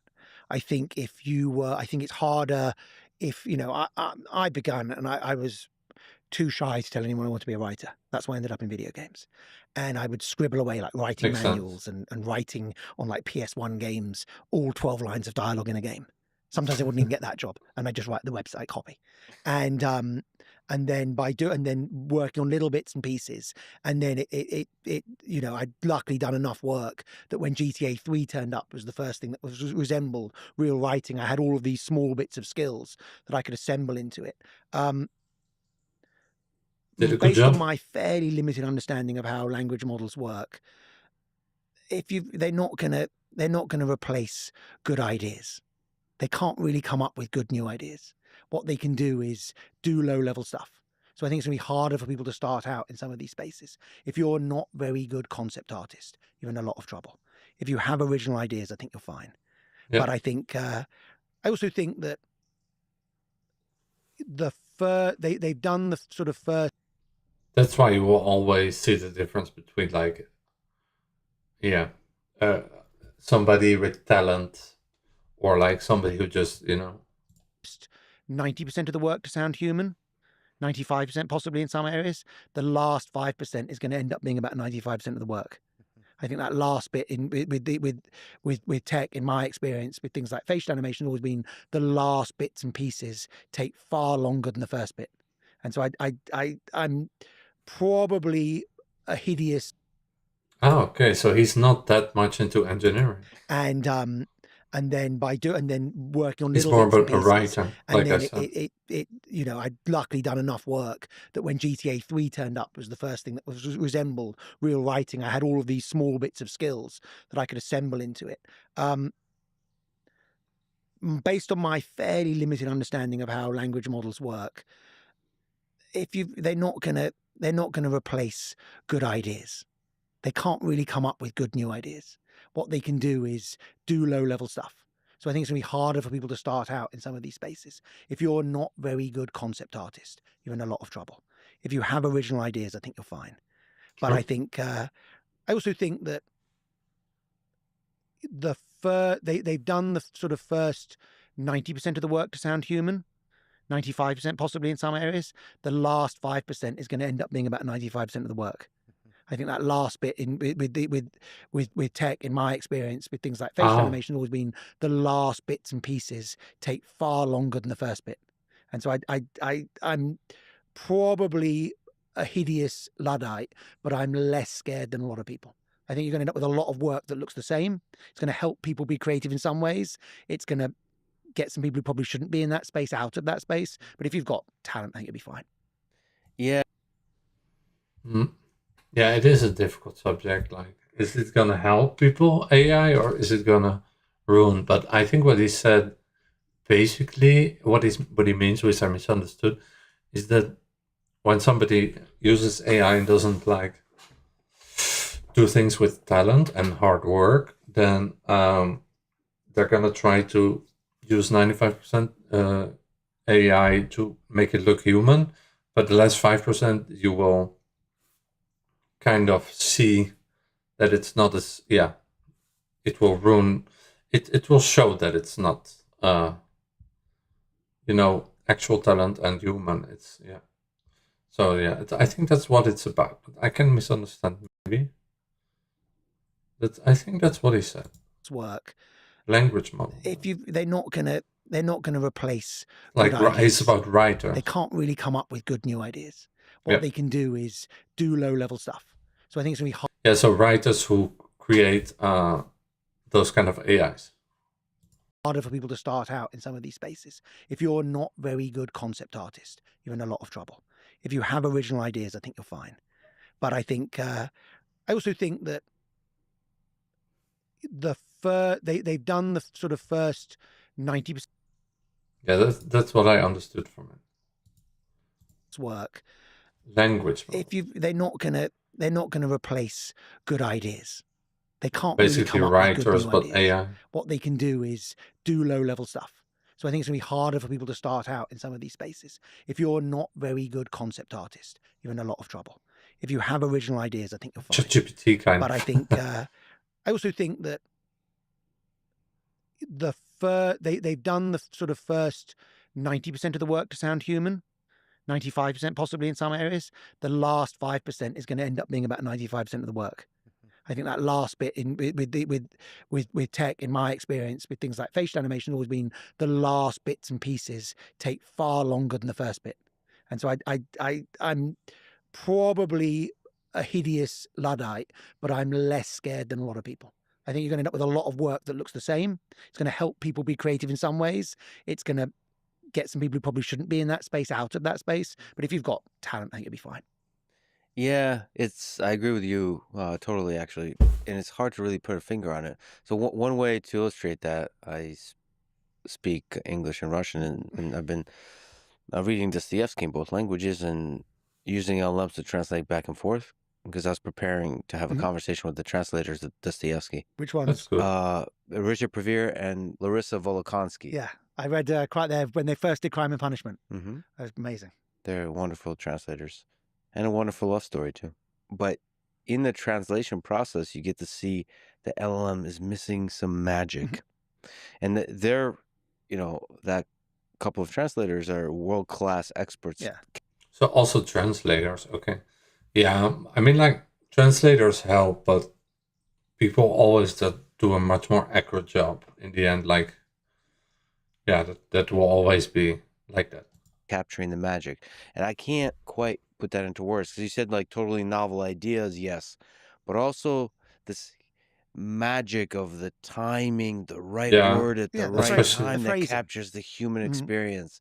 So they can do some really incredibly Emotion, human-like, maybe. the 90%, like you mentioned, human-like phrasing about like the bulk of the storytelling, but the magic, you know, whether it's, you know, the endings of Red Dead Redemption 1 and 2, the timing of that, the word choice of that, everything around that. But it's hard to argue because they're incredibly impressive, winning all kinds Yeah. of math competitions. Yeah. But it's, what is that magic? And again, that could be just a romantic human side of me, just saying that LLMs won't be able to capture that, maybe desperately holding on for hope. I don't think they're going to come up with magic. I think they're going to be fantastic at coming up with really cheap, decent stuff. I have to ask you about your writing process, and we could break it up on Grand Theft Auto. GTA 4 is when it really started ramping up. And How I believe him because he's not somebody who knows what he's talking about. much writing went into the Grand Theft Auto series? How many words are we talking about? I saw some thousands of pages. I mean, when we printed out the scripts for GTA 4, it was about this high. Yeah. And GTA 5 is about that high. But that was including all the pedestrians who'd have pages and pages just to create the illusion of a living world. Because you interact with each one of them. But even the main script for the main mission was thousands of pages long. What was the writing I'm process walking like here. on that? To generate one page Got at a time. bunnies. Bit by bit by bit over several years. Oh, I love those, like what he said, like the side characters, the people in the world that make it alive. That was also so good in Halo. Like, it was very simple, but those small animals walking in Halo were so funny. Like, they were saying things like, the demon is here, and stuff like that. It's added so much to the game. Serious. How many words are we talking about? I saw some thousands of pages. I mean, when we printed out the scripts they were like for screaming. GTA 4, The voices were about this funny as well. high. Yeah. And GTA 5 is about that high. But that was So including that all we're the making Halo. pedestrians I'm who'd have pretty happy pages and about that. pages just to create the illusion of a living world. Because you interact with each one of them. But even the main script for the main mission was thousands of pages long. What was the writing process like on that? To generate one page at a time. Bit by bit by bit over several years. But you start with, once people had determined, oh, here's the world. We're doing one based on a version of New York, say GTA 4. And I was living in New York, had been in New York for a few years. Papers. Wasn't sure if I was happy. Was going through a lot of personal dramas as usual. And that was why I was looking at some of GTA 4 again recently, and it's really dark. And I was like, oh, that's why, you know, I was single and miserable, and I wasn't sure I wanted to... Yeah, when they remake that game, they have to improve the colors and everything, because I remember I had like an Xbox 360 and I tried to play it on like the best flat screen at the time, and I was always like, is it my TV? Is it my Xbox? And the Xbox was just having an HDMI at that time. I was like, is it still not? But it was the game, and I never even thought about that. Yeah, it was a dark game, but after a while you got used to it. I don't mind dark games, by the way. There in America, my life felt Like Ninja Gaiden is quite dark sometimes, but also full of color. The last one, no, it's not so dark. The last one is like really colorful, but yeah, the first one, but because the gameplay was so good, it just didn't matter. But Ninja Gaiden 4 is so beautiful as well. That's why I really love that game. Yeah, GTA 4 definitely very grayish. a lot of flux as a company. We'd had all that hot coffee drama, so constantly thought we might be shut down in the middle of making that. You know, a lot of drama in the company, so it felt like, having had this run of success and relative personal stability from GTA 3, Vice City, San Andreas, suddenly 2005, 6, 7. I didn't even know about that. Like, what happened? 2005, Mother discovered hidden sexual contest in San Andreas called Hot Coffee. Oh, I remember that. The minigame where players could... Yeah, but in The Sims as well, you have this kind of thing. Though inaccessible without moving, its presence on the disc triggered a massive scam. Game was re-rated adults only, pulled from shelves, and Rockstar faced lawsuits and congressional sorry, hearings. Ah, okay, so that's, oh, shit. Wait, where was it here?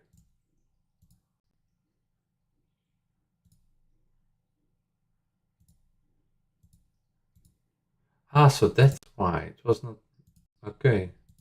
Success and relative personal stability from GTA 3, Vice City, San Andreas, suddenly 2005, 6, 7, early 7, life felt very unsure. And that, I have to admit that 2006, 2007 also, for me, were not good years. Like, it was, I'm happy I'm not the only one who experiences like that. It was weird years. Like, it was like the world started to change, but also it was like, it was really weird. kind of bled into it. But in terms of the process, it was Yeah, I agree. trying to find an underbelly to New York and capture an immigrant experience that I'm not entirely sure how accurate that immigrant experience was in 2008 when the game came out, and then tell it story from a different angle as an immigrant, which I thought made it interesting. And then this sort of journey around these Was well various New done. York characters. So I kind of spent probably a year The accent was so traveling cool. around with cops or meeting people on and off, and wandering around New York and driving around, and on and while just go out for the morning from the office, normal stuff, but doing that through 2005, assembling little notes. Here's a funny character for this. Here's how, figuring out how the order we want to travel around the map in. Characters of this. What was an interesting take on the mob for that kind of time period? What was an interesting take on some Jamaican hoodlums for that kind of time period? And assembling lots of notes and more. That's what they're so good in, like just like adapting their games to the time and with the graphics and the whole the whole story and everything. They're always so revolutionary in their games. It's wild. Notes and really running away from the work, which is, I have to admit, it's part of my process, if there is any kind of process, which is not doing work, thinking about it but not working. A lot of time, and then it all kind of pages and pages of notes. That's like me. I'm always stalling. The guys of South Park are always talking about this as well. How they always try to do everything at the last. But then I guess all good artists have this.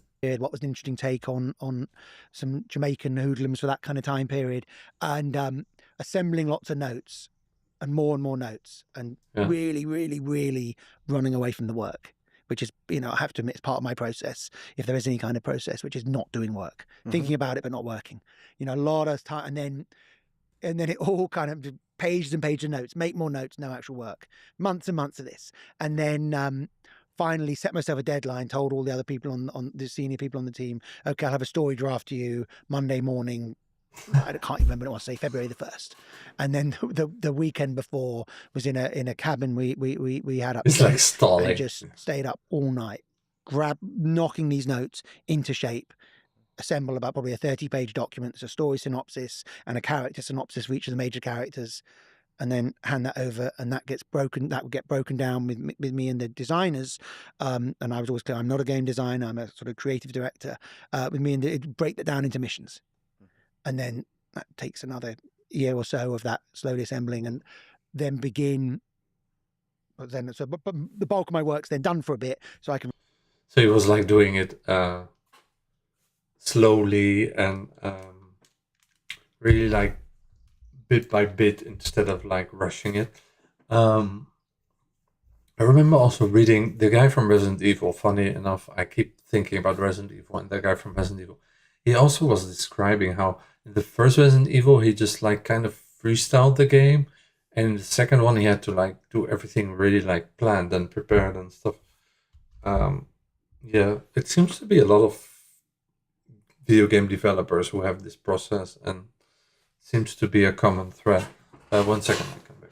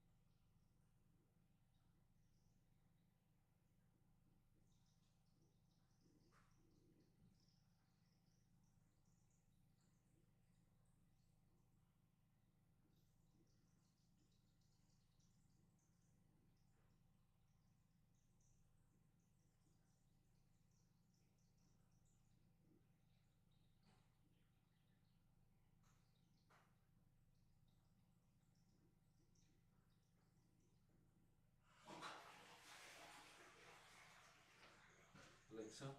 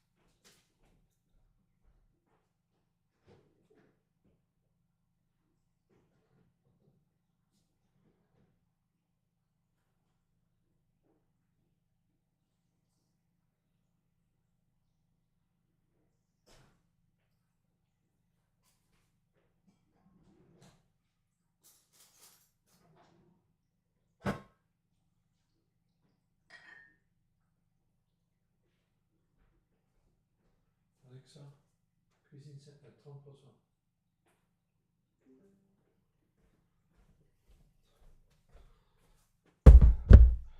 So I just had to get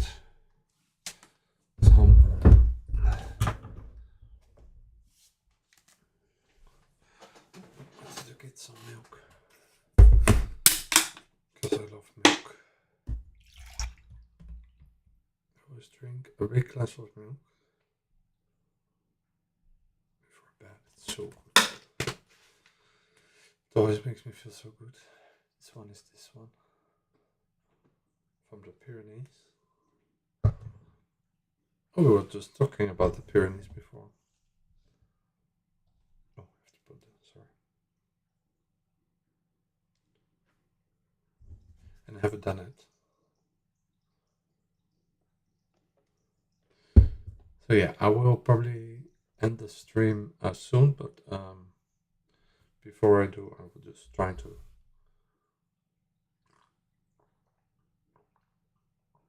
do 3 hours. Maybe that's enough for today. Maybe I'll just continue tomorrow.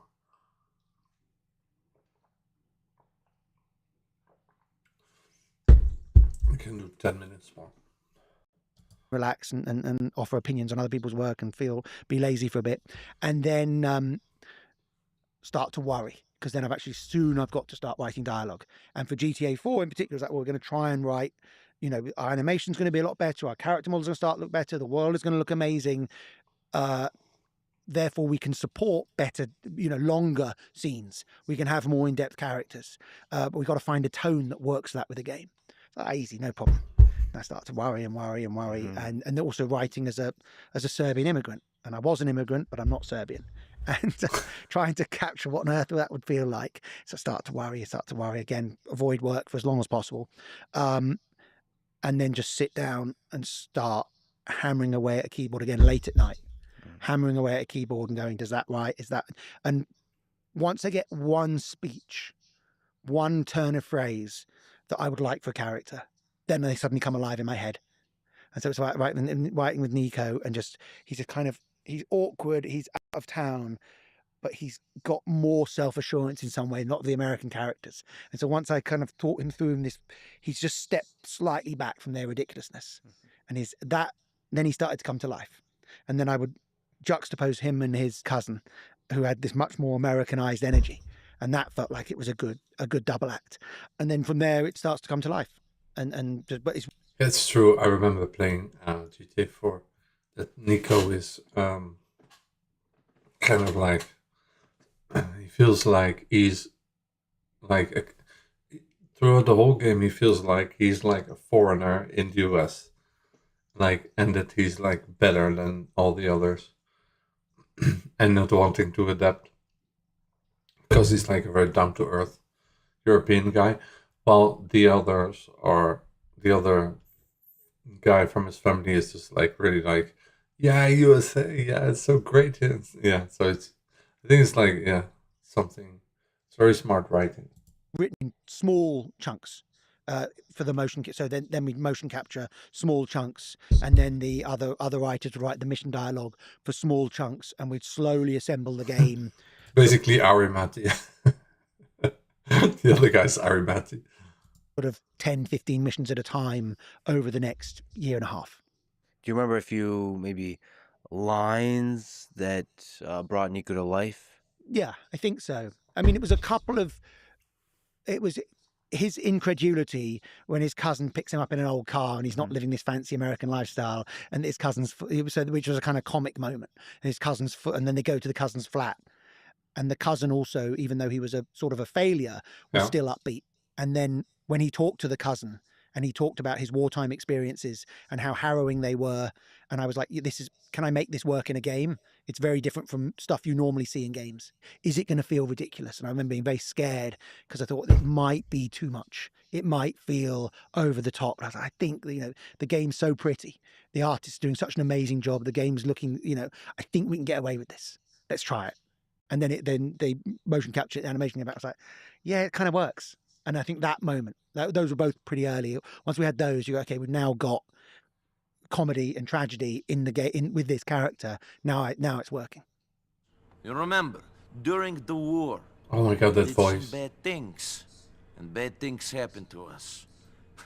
War is where the young and stupid are tricked by the old and bitter into killing each other. I was very young. Dude, the voice acting, GTA, even in this one, in all of them, amazing. Amazing. Once we had those, you go, okay, we've now got comedy and tragedy in the game with this character. Now it's working. You remember, during the war, we did some bad things, and bad things happened to us. War is where the young and stupid are tricked by the old and bitter into killing each other. I was very young and very angry. Maybe that is no excuse. Yeah, he escaped. He's a veteran. He escaped the trauma of war to come to America to pursue the American dream, I suppose, which became for him this thing that drags him back into violence. Yes, he can never escape his sort of violent past, or I don't know if he can never escape it. He never does escape it. Whether he's got agency or not is a whole other question. Of course he doesn't, because he's a character in a video game. But whether he ever could have escaped it in another way, who knows?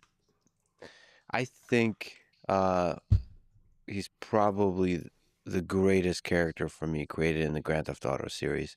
Yeah. What, of all the characters you've written in Grand Theft Auto, would Nico be? No, Trevor, but before Trevor, Nico, yeah. The best character you created? I think he's the most innovative and the most morally defensible in some ways. He does a lot of stuff where he's fighting for right. He's the nicest person in some ways.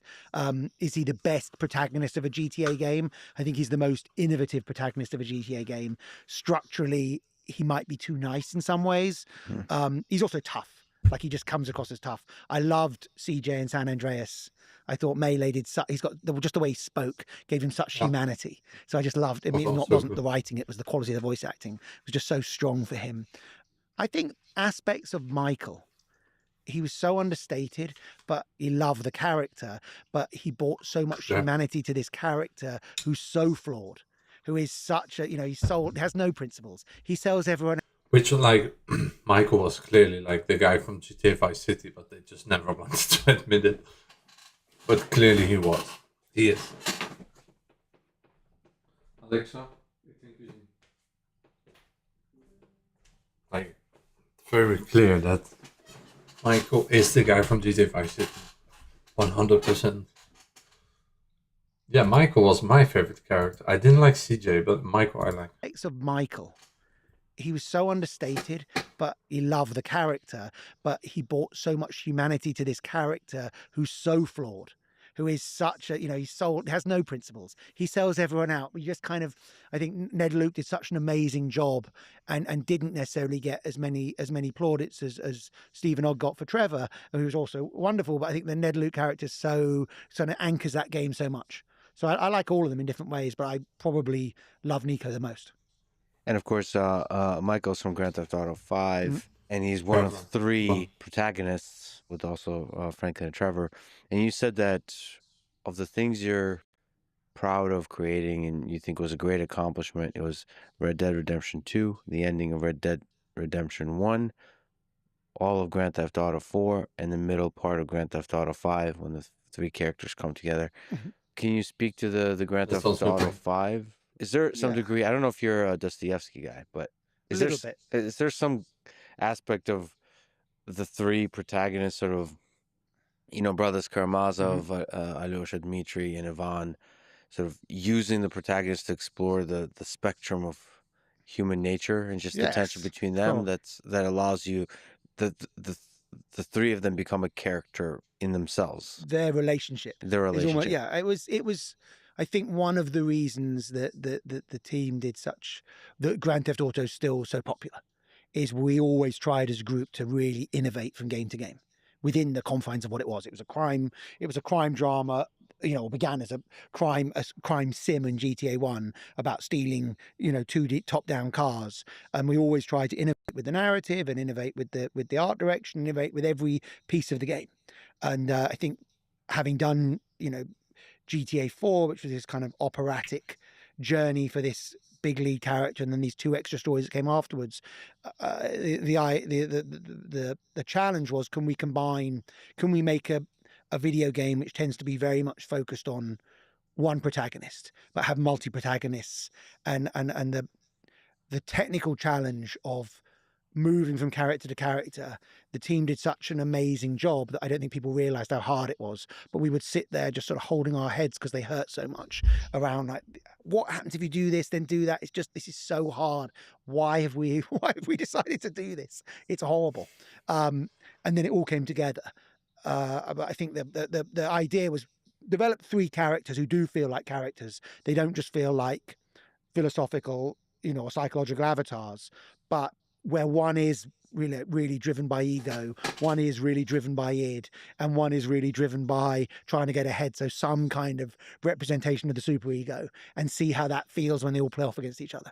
Trevor. One of the most upvoted questions on Reddit about GTA 5 from a fan. GTA 5 is my favorite game ever made. I spent over 1,000 hours in the world of GTA 5 and GTA Online.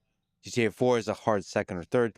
It never ceases to impress me. When you lead a team of over 1,000 people to make a masterpiece like GTA 5 or Red Dead Redemption 2, how do you ensure that the bar of perfection is always met? How is that even possible? We know the answer isn't money, because there's other studios with a lot of money and they are 2 decades behind Rockstar. So what does it take to create these worlds, to create these incredibly compelling games? I think talent, innovation, understanding the zeitgeist. Certainly when I was at Rockstar, I was a worker amongst workers. The culture was one of excellence, and tried to provide creative clarity, and people were just, and also an ambition to make. I think we thought GTA 3 could be really popular, but really popular to us meant, quite honestly, it's going to sell 2 or 3 million copies. And we thought we were making something pretty innovative.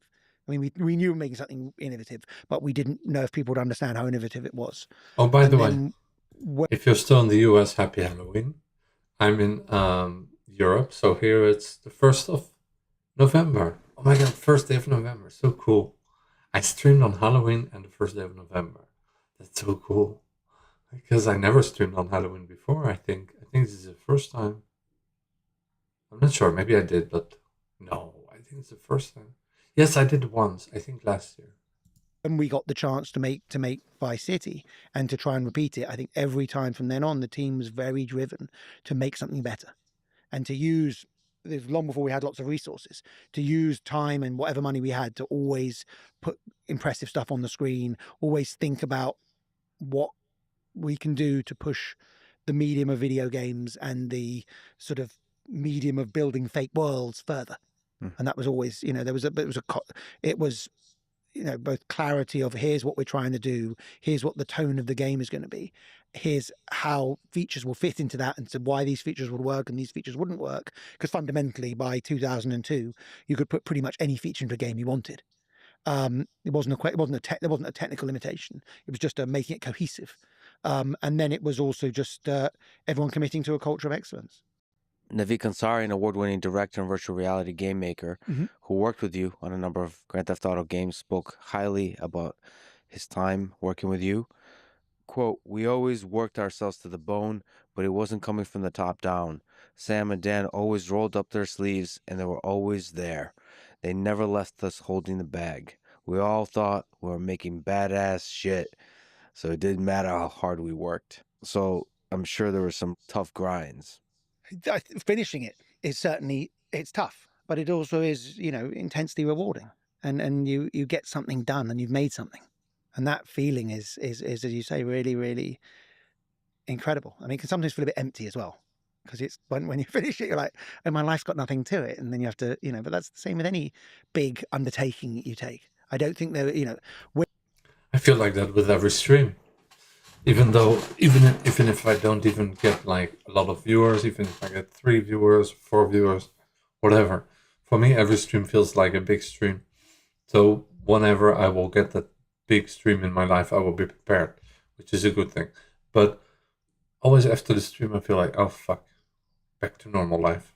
It's like every creator feels like. When you're working that hard, you do not have a good work-life balance. But the truth is, you're not working that hard all of the time. So you have to just manage it slightly differently. Man, that's such a heavy thing about the human experience. I've talked to Olympic gold winners, and many of them face real depression after they win the gold medal.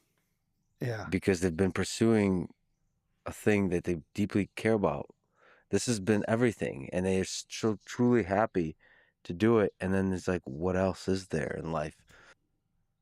Well, in a way, it's not true, because they have world championships, and then they can still go to the next Olympics. But yeah, I see what you mean. What compared to this, what else is there? So that's the ups and downs of life. It's he means more like when an athlete's really like their last Olympics. You need the darkness, you need the lows to really experience the highs. I think so. Yeah. Let me ask you about the pressure. Oh, that's very smart. Like, this guy knows what's on. Let me ask you about the pressure. This has been everything, and they are so truly happy to do it. And then it's like, what else is there in life? What compared to this, what else is there? So that's the ups and downs of life. It's you need the darkness, you need the lows to really experience the highs. Let me ask you about the pressure. There's an insane level of excitement and expectation for Grand Theft Auto 6. Same was true for GTA 5 and GTA 4, and even before that. And you and the team delivered every time. How difficult was it to do creative work under such pressure, where everyone expects this to be a success? I was pretty good at compartmentalizing, you know, and it just saying, and I try just to go, and when with all creative work, I go, well, I feel like a terrible fraud, but I haven't been found out yet. Just do my best, and hopefully I won't be found out this time. And just if I can go, I tried hard with the work. I tried to do it with integrity. I tried not to copy someone else. Probably done all of the above, you know, try to bring something new to it. And we as a group made something we are proud of. I think he only copied himself and made it better. No, but yes, he means like the movie people. Of course, all games were inspired by movies. We spoke talking about movies a lot. So we finally get to GTA 6 now. And it's funny how he's also like one of those guys, like the guys from South Park, and like me, how I was in the past, always doing everything last minute. It's so funny how a lot of creators have this. Then that's enough. You can't, if you don't want to go in tried hard with the work. I tried to do it with integrity. I tried not to copy someone else. Probably done all of the above. Try to bring something new to it, and we as a group made something we are proud of. Then that's enough. You can't, if you don't want to go insane, or if I didn't want to go insane, I couldn't sit there and worry about financial results. If we made something great and it didn't sell, that would have to be okay. Because the goal is to make something that's, video games are expensive, so it is a sort of commercial form of creativity. It's a commercial art form, so you have to be in mind, you're spending large amounts of someone else's money. You have to try and make it back for them. But at the same time, my argument with myself was, well, the way to make it back is try and make something great. So both pressures are pointing in the same direction. I think GTA 4 was very pressured because there'd been all this pressure on the company. The company nearly imploded several times due to hot coffee. It was extremely tough. So I think that felt very stressful. GTA 3, the company was basically broke, but I was young, I didn't really care. I wasn't living in the grown-up world yet. All of them had their own pressure. All of the games had their own pressure. All the more. I didn't even know about that. The hot coffee thing was such a big influence on his company. I also didn't know what he said before. Wait. But at the same time, my argument with myself was, well, the way to make it back is try and make something great. So both pressures are pointing in the same direction. I think GTA 4 was very pressured because there'd been all this pressure on the company. The company nearly imploded. Yeah, so that was GTA 4, but then after they got like a revive with like Max Payne, and they made like a ping pong game. So they did do really cool stuff in the middle as well. Several times due to hot coffee. It was extremely tough. So I think that felt very stressful. GTA 3, the company was basically broke, but I was young, I didn't really care. I wasn't living in the grown-up world yet. All of them had their own pressure. All of the games had their own pressure. All the more I felt I'd gone into it creatively and tried to be more ambitious. For me personally, I felt more pressure. When it came out that would have been the right choice. Because again, so I guess that GTA 4 was like when they got bought by 2K, because that's what he's saying, that there was more pressure. And then they made Max Payne as well, and then they also made the ping pong game. If you're trying to take big swings creatively and you've spent a lot of money, that can be quite stressful. I think with Red Dead 2, when we were behind schedule, we were over budget so much I didn't want to think about it, and you're making a game about a cowboy dying of TB and the game's not coming together. Turns out a lot of people doubt you at that moment. It's not that fun.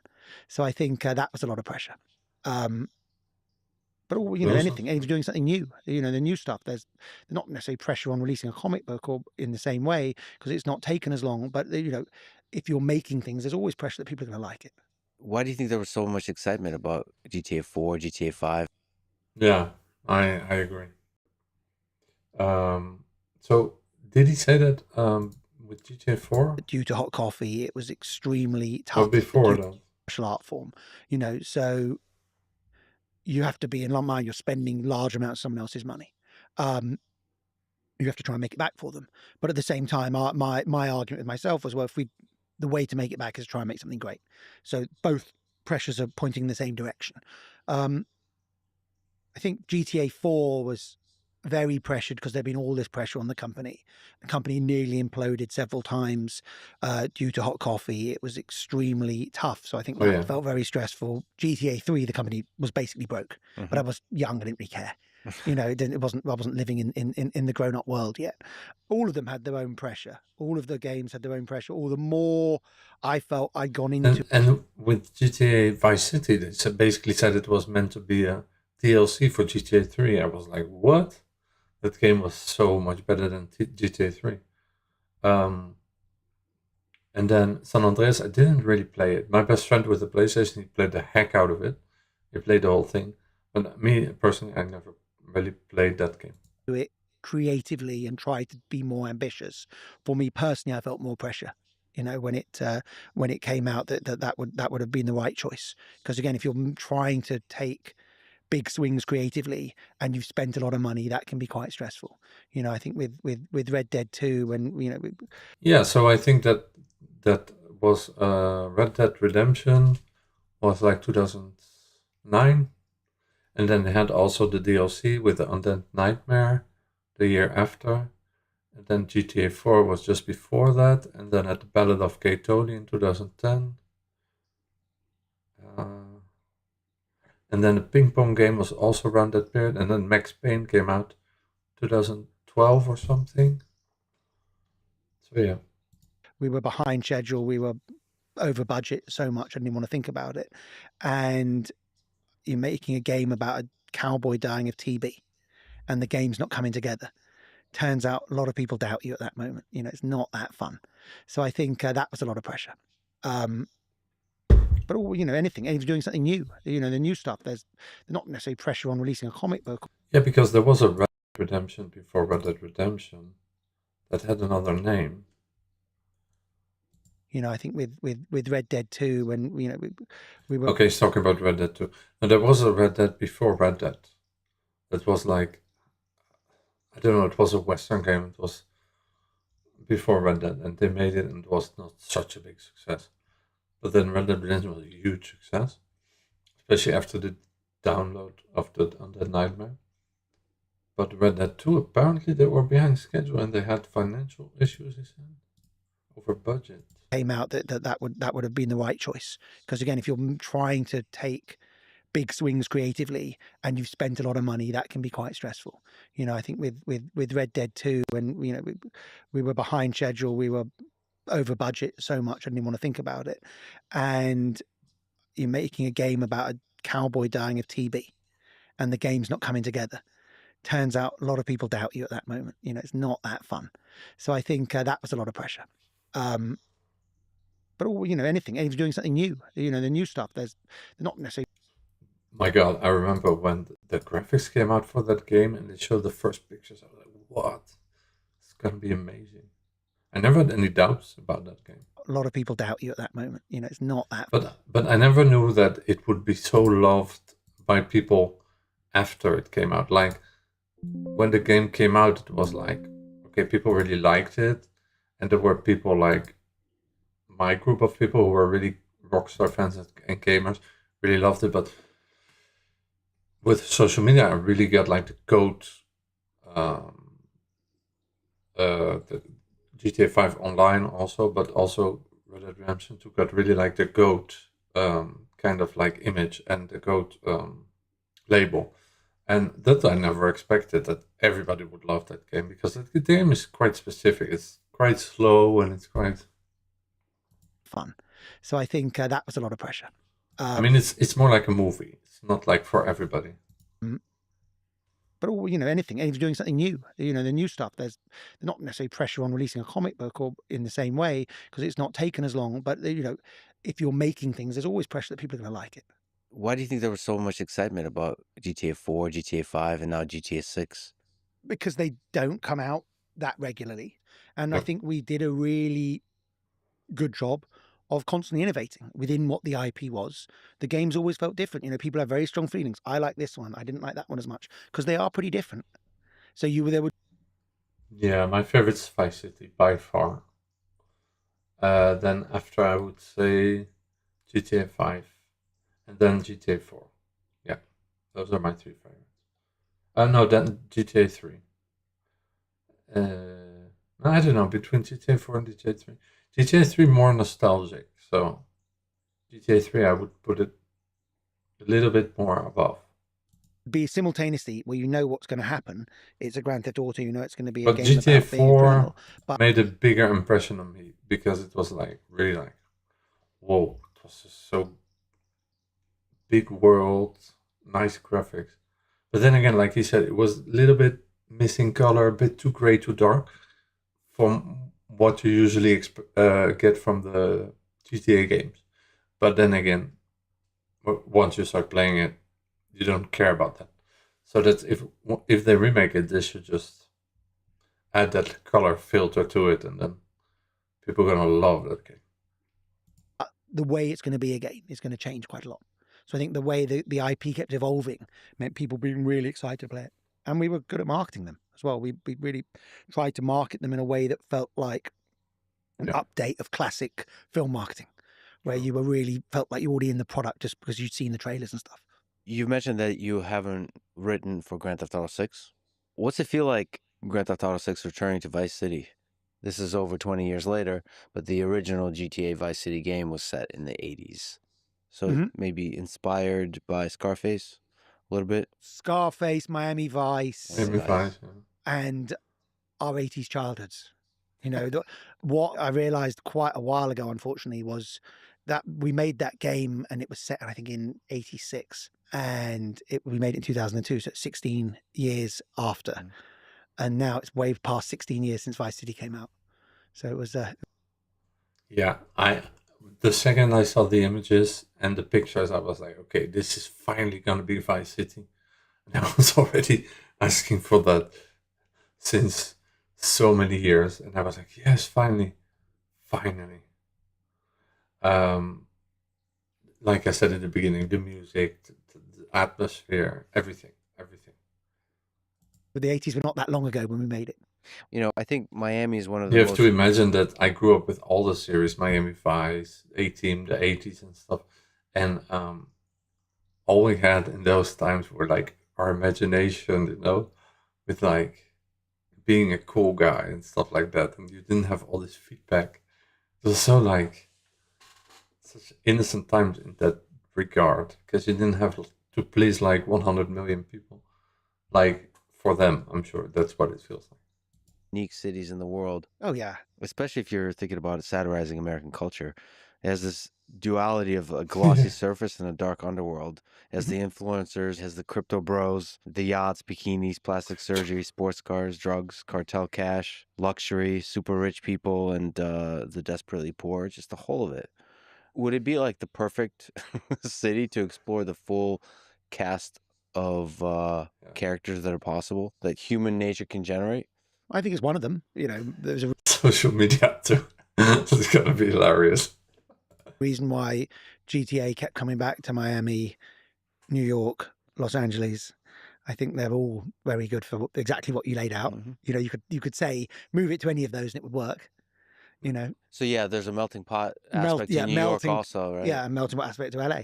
You know, there's glitz, glamour, underbelly, immigrants, you know, enormous wealth in all of them. I think those are what I think are really fun for any, not even just for GTA, but for anything where you want a kind of slice of life, almost like a sort of psychotic version of a Dickens book. You know, this big slice of life. He did it with London. You know, this psychotic version of these, you know, big, all kinds of characters in a melting pot. Any of these global cities work well for that. Do you know if that was ever a consideration to go elsewhere to like a London? We made a little thing in London 26 years ago, GTA London, for the top down for the PS1. That was pretty cute and fun as the first mission pack ever for PlayStation 1. I think for a full GTA game, we always decided it was... I think that's like a demo that we got free with the I think I played that. I'm not sure. There was so much Americana inherent in the IP, it would be really hard to make it work in London or anywhere else. You know, you needed guns, you needed this large and... London is not a good idea for a video game. I'm sorry. Even with the Assassin's Creed, I didn't like it. Live characters, you know, it just felt like it was... It's not such a big city as like, you know, Miami or like, you know, those cities in the US. You can maybe do like China or Russia or something like that, but like, yeah, it's just too small. The game was so much about America, you know, possibly from an outsider's perspective, but you know, that was so much about what the thing was that it wouldn't really have worked in the same way elsewhere. So you've created, I don't know how many, over 10 Grand Theft Auto games. I think so. I have to ask, is it a little bit bittersweet to say, to not be part, to say goodbye to the Grand Theft Auto world and having to watch Grand Theft Auto 6 released? Or is it more excitement? What's the feeling? I think it's how would I describe it? Of course, it's all of the above. You know, it's exactly as you know. Is he gonna stop GTA after this? I didn't know. Oh, that's sad. hope not. Pleased hope to be I doing other misunderstood. stuff. Excited for what we're working on now. Super excited. Of course, letting go of something I worked on it one way or another for like 20 odd years. But other people, wrote okay. on them for the last 10 or 11 that came out, wrote all of them, or lead writer on all of them, whatever it was. So of course, Okay. letting go of that is, So the series will continue, but just not him. is a big change and a lot and sad in a way, because it was, each of the games was a kind of standalone story. It's not quite the same as I think probably it would be in some ways sadder if someone continued on Red Dead, because it was a cohesive 2-game arc. That might be more. And they got a lot of commentary as well, like a lot of people saying, "Oh, it's taking too long, too much waiting." I mean, yeah, that's because Red Dead Redemption 2 came out in between, so I think, yeah, I don't think it was that long of a wait, but yes, if it wasn't for COVID, it would have come out probably 2024. So, yeah, that's also part of it, of course, I think. Sad to hear someone working on that, but again, that will probably happen too. I don't own the IP. That was the sort of part of the deal. It's a He doesn't own the IP. Oh yeah. and a lot Wait. and sad in a way, because it was, each of the games was a kind of standalone story. It's not quite the same as I think probably it would be in some ways sadder if someone continued on Red Dead, because it was a cohesive 2-game arc. That might be more sad to hear someone working on that, but again, that will probably happen too. I don't own the IP. That was the sort of part of the deal. So he doesn't own. Oh, okay. I didn't know. And his brother? What about his brother? Privilege to work on stuff, but you don't necessarily own it. When you're done with the game, does it always feel like a goodbye? Like when you're done with Red Dead 2, is like you're saying goodbye to Arthur? Like the characters you created, you're walking away. You kind of are. Saying goodbye to Arthur in the end of the game. Yeah. So maybe 2K owns all that. Okay. Hey. You kind of are. Saying goodbye to Arthur in the end of the game, even before the end of the game. Yeah, I think you've got, I've been with them for 7-8 years, and you have to kind of let it go, or you can't go on to the next one. Yeah. So there's always this thing of okay, that's done. And sometimes people would ask me questions about older games, and certainly when I was in the middle of making new ones in the set, I couldn't really necessarily even remember. I've got a pretty good memory normally, because you kind of have to let it go. So it's you're so immersed in it and thinking about it, and certainly in that last period, the last few months, you're really, really immersed in every little nuance and every little detail all of the time, and then you're just not thinking about it in the same way. Yeah, it's funny from the player perspective. It feels like an old friend that I miss, whether it's John or Arthur or Nico. It's a real goodbye. There's a real sadness to finishing a video game. Like, I hope so. Legitimately a sad experience, not just because the story is sad, or because you've been with them so long. Yeah, and it's a real goodbye to close it. There's that feeling when you're sort of close the video game, and it's like saying goodbye to a friend. And that's when you finish a book you love. It's the same feeling. And I think that was something that we really, in the early days of Rockstar, really aspired to have, that where people would have that. It wasn't just the mania of clearing a level, but the feeling of saying goodbye to characters. I think that was something we really wanted to achieve in games that we didn't know was even possible. So to hear people say that is incredibly rewarding. Yeah, the end of On the... Can you imagine Trevor making like a small going to Miami partying? I'm sure Trevor will be in the game. Road by Kerouac, Forlorn Rags have grown old. I just remember closing that and thinking, what the fuck am I doing in this big world? It's a melancholic feeling, but there's nothing like that feeling. And you've achieved that. It's so rare in video games to be able to achieve that with Red Dead. And for me, it was Grand Theft Auto 4 with Nico.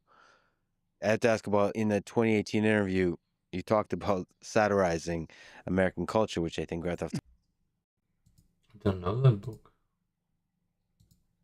And it's a real goodbye to close it. There's that feeling when you're sort of close the video game, and it's like saying goodbye to a friend. And it's- That's when you finish a book you love. It's the Yeah, same feeling. Same feeling. And I think that was something that we really, in the early days of Rockstar, really aspired to have that, where people would have that. It wasn't just the mania of clearing a level, but the feeling of saying goodbye to characters. You know, I think that was something we really wanted to achieve in games that we didn't know was even possible. So to hear people say that is incredibly rewarding. Yeah, the end of On the Road by Kerouac, Forlorn Rags have grown old. I just remember closing that and thinking, what the fuck am I doing in this big world? It's a melancholic feeling, but there's nothing like that feeling. And you've achieved it. It's so rare in video games to be able to achieve that with Red Dead. And for me, it was Grand Theft Auto 4 with Nico. I have to ask about, in the 2018 interview, you talked about satirizing American culture, which I think Grand Theft Auto was trying to do. And you've made, I think, a really powerful observation that on the political front, people are getting more divided. It's getting more absurd and ridiculous and extreme. So it's becoming harder and harder to satirize because of how rapidly it's becoming ridiculous. You're talking about, you don't even know for Grand Theft Auto 6 if it's possible to satirize, because by the time you release the thing, it's already going to be outdated in terms of the satire will become reality, essentially. First of all, it'd be nice to get your updated view on that. Second of all, it seems like you've answered your very own comment with American Caper, which seems to satirize American culture just fine in how much over the top it goes. Anyway, that's lots of questions in there. One of the things we've enjoyed about doing a comic book is that it still has lead times, but the lead times are not 4 or 5 years. The lead times are, you know, a year, and we can make little updates much newer. And we're just wrapping issue 10 of a 12 issue arc for that. So it's not quite as difficult. You still can get the tone of it. But yeah, I think it's an issue anyone trying to talk about this current era, which began in 2015, 2016, is going to have of how do you characterize it when things move so quickly and so fast. So American Caper is, first of all, epic comic book. I love it. The art. Yeah, the art's beautiful. David Lapham is the artist. He did an amazing job. He is a wonderful, wonderful storyteller. What made you want to set it in Wyoming? Hadn't seen a modern story there that I knew about. It's so cool, Buffalo. I love Buffalo. I'm obsessed with Buffalo.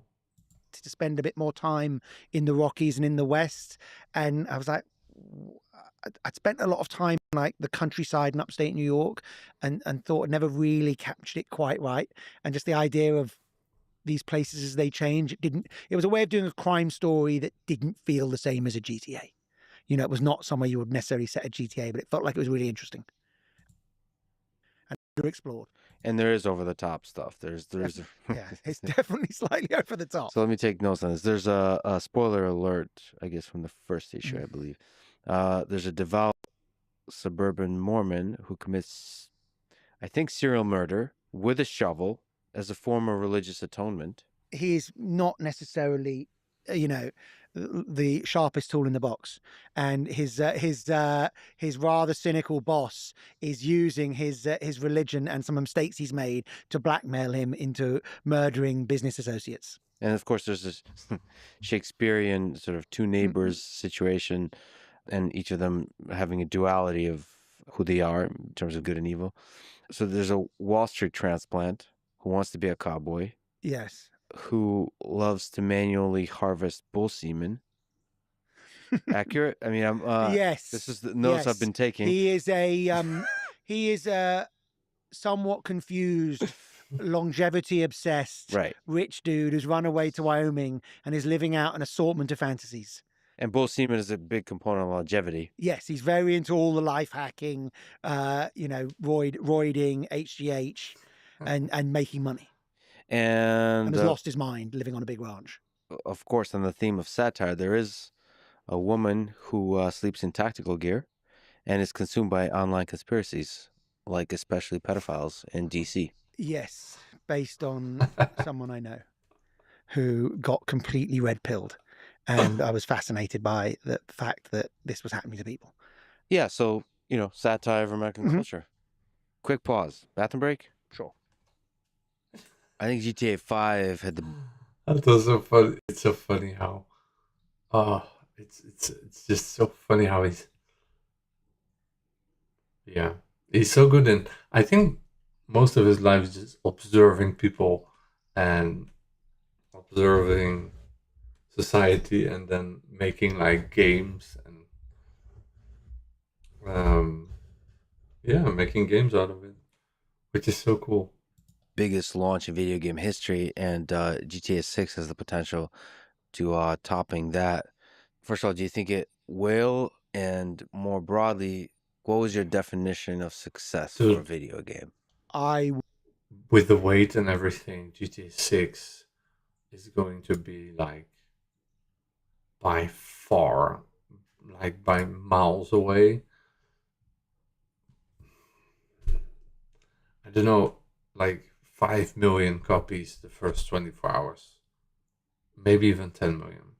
Would assume it will, because it's so anticipated, and anticipation is the best driver of early sales, as we saw with GTA 4 versus Red Dead Redemption 1. You know, GTA 4 far more anticipated, sold much better early on, so I would assume it will sell really well. That was never my definition of success, but you certainly wanted to make money. You know, you're spending someone's money, so the number one success is, are you making that money back plus $1? At some level, that has to be the single most important thing. So you get to do it again. You know, you've got big teams of people need to pay the rent. You have to keep the lights on in the business, so you have to make a small profit. If you think in that way, that keeps you being creative. I think that was like trying to forget about that. It's not really an option. But we almost always did that. We didn't quite always do that, but we almost always did that. I think the definition of success for me was, had we tried to do new things and done them, or achieved some of our goals. That was the thing that I'm at. And were people responding to these worlds and these characters in a way that I wanted them to? Is it crazy to you that video games are able to make billions of dollars when, if you look at like the 80s and 90s, you know, nobody took video games seriously, and even in the aughts, and now they're basically, I mean, it's very possible if we look at 10, 20 years from now, that video games surpass film as a way to consume stories. I think they've possibly already done that. Yeah. In some ways. Already. And certainly as a business proposition, they've already done that. But I think that's not, you know, as a way of telling stories, I think they're better at telling certain kinds of stories, and films are better at other kinds of stories. You know, I think if you want a long discursive adventure, a video game is better. If you want a short, tight experience, a film is better. We always felt games were the coming medium, and so spent 20 years saying games are the future, and, you know, being sneered at, them being laughed at, having people nod their heads, and then it kind of happening. So I would, you know, at the same time, much as you might say something, you don't necessarily believe it's going to be true. But it has become. But did it happen because of globalization? Did it happen because of social media? Or did it happen because of the younger generation just not having such high standards? That's the question. True. And I think still that games are only going to get better, more interesting, more creatively, you know, diverse. You said that Red Dead Redemption 2, in your opinion, is the best thing you've ever done. I think there's a strong case to be made that it's the greatest game of all time. What are the elements that make that game truly great, do you think? I think you had an incredibly strong team working together that was very experienced, that had basically been in place since somewhere between 2001 and 2006. So it was a long experienced team. I think we got to spend a smaller group of us working on it from day one, coming up with some weird, wacky ideas that we got to embed in the game, and then we kind of had to follow through with, that I think was helpful. Like, we got to be very creative before it had a full team on it. I think that the cowboy setting, there's so many Easter eggs, is great because it gives a sort of mythic seriousness that sometimes doing stuff in a contemporary setting doesn't allow. You know, I think the closest we got to that kind of seriousness was GTA 4, but it just can't. Once you're setting things in the modern world, they're too frenetic. You can't get some of that slightly, operatic feel that I love. That some people think is maybe a little over the top, but I love this kind of, people searching for meaning within amongst the violence. I think that the West and all of the themes around the West really lend itself to that. So I think that, and then the gunplay was fantastic, and the horses were incredible. So I think you had this combination of kind of technical know-how, a very, very strong team, and really strong material. Where did you have to go to in your mind, maybe philosophically, maybe spiritually, to be able to create the RDR world? So of course it was based on Red Dead Revolver, but that's a fundamental. That's the one. That's Red Dead Revolver was the first one, but it was not at all Red Dead Redemption. But Red Dead Redemption was so epic. I remember when it came out, I was like, "Whoa, this is so good!" It's like GTA but cowboy. And then the download, the Undead Nightmare came out, which was like really, really well done, so addictive. And then Red Dead Redemption 2 is just like a movie, like a classic movie. This is like a movie that nobody ever will forget. So it's just completely different. Different. I mean, that leap into the Classic. great mythic That's the word I was story looking for. Sorry. that was Red Dead Redemption 1, and then even more so Red Dead Redemption 2. That was unlike anything you or maybe anyone has ever created in video games. Yeah. Well, thank you. So, like, what drugs were involved? No drugs. Okay.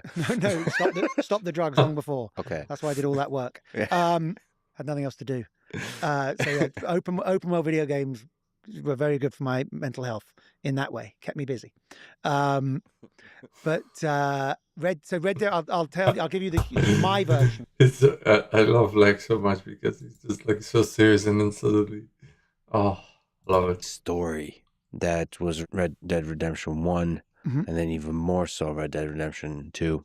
That was unlike anything you or maybe anyone has ever created in video games. Well, thank you. So, like, what drugs were involved? No drugs. Okay. No, stop the drugs long before. Okay. That's why I did all that work. Yeah. Had nothing else to do. So yeah, open world video games were very good for my mental health in that way. Kept me busy. But Red Dead, I'll give you my version. The games are made by big teams, so I will give you my human interest version of the story from my perspective only. We made Red Dead Revolver, finished Red Dead Revolver, that being a Capcom game. LA and they Noire. didn't want He's to finish lying. it, so we finished it and they released We it have to like analyze all his. Okay. in Japan, and we released it in the US in I think 2004, and decided we would start work on an open world cowboy game for PS3. Didn't think too much more about it, and that was when we had a bunch of other stuff to work on. And slowly 2005, 2006, LA Noire. the game started to come to life, Well. began to meet with the lead designer, Christian Cantamessa, and thrash out a few ideas and story ideas for the game, and begin to think about some stuff and start thinking about, well, what works for an open world game, what works for a cowboy game.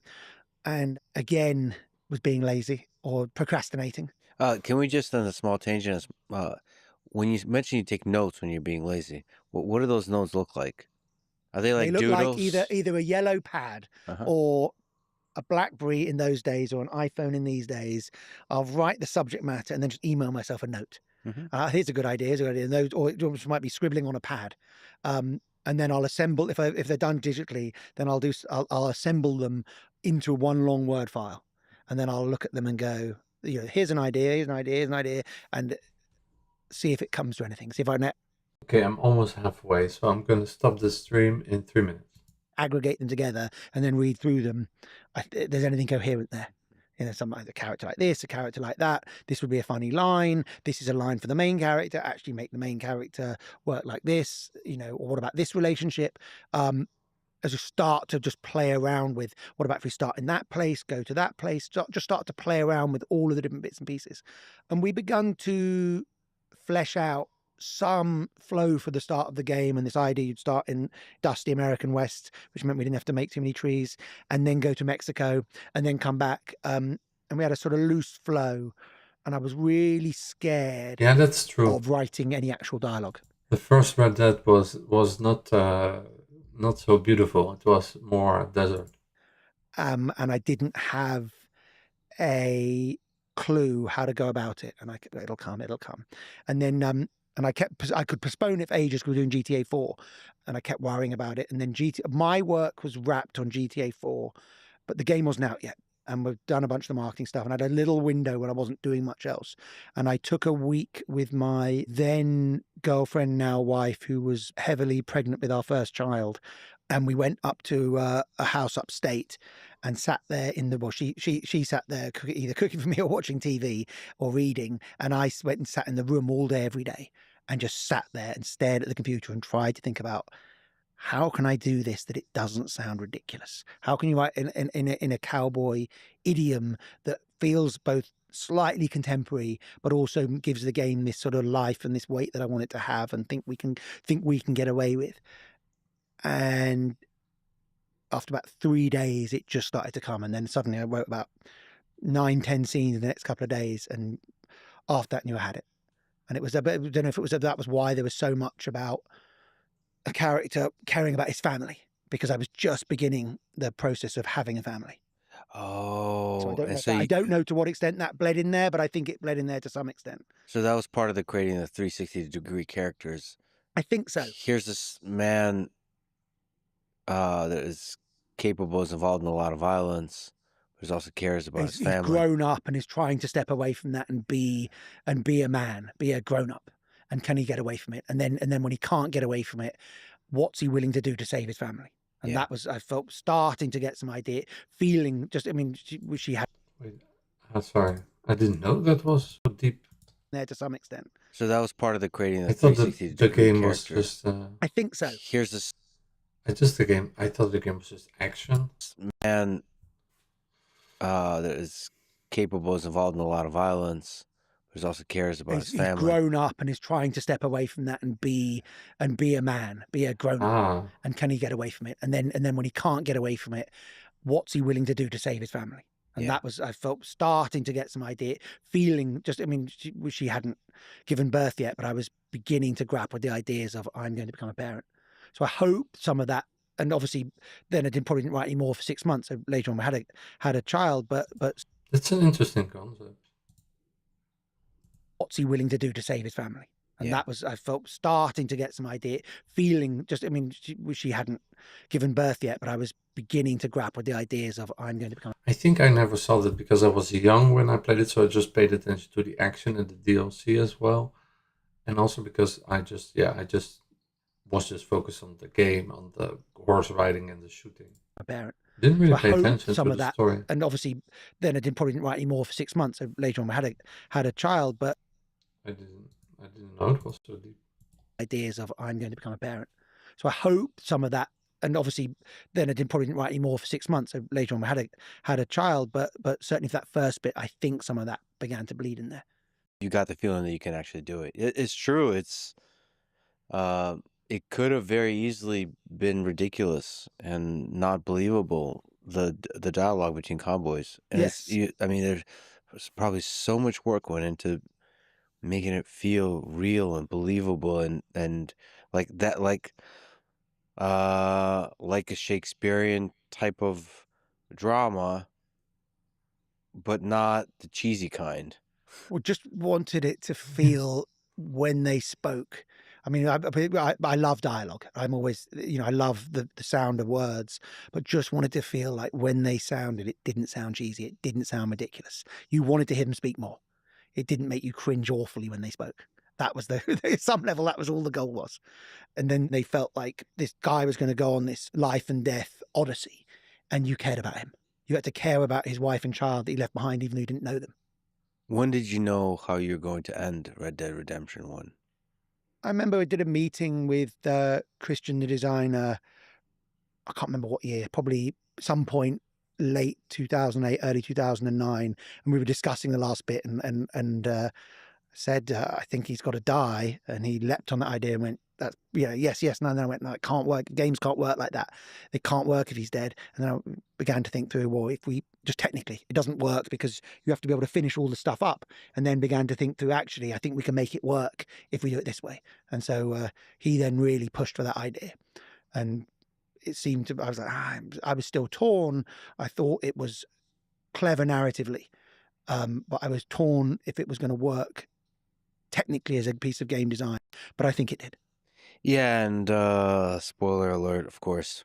How do we tell the story of that? Well, so he goes through a lot. John does all the dirty work of hunting down his old gang, and he finally is able to go home and be with his family, be on the ranch, and then the government betrays him and sends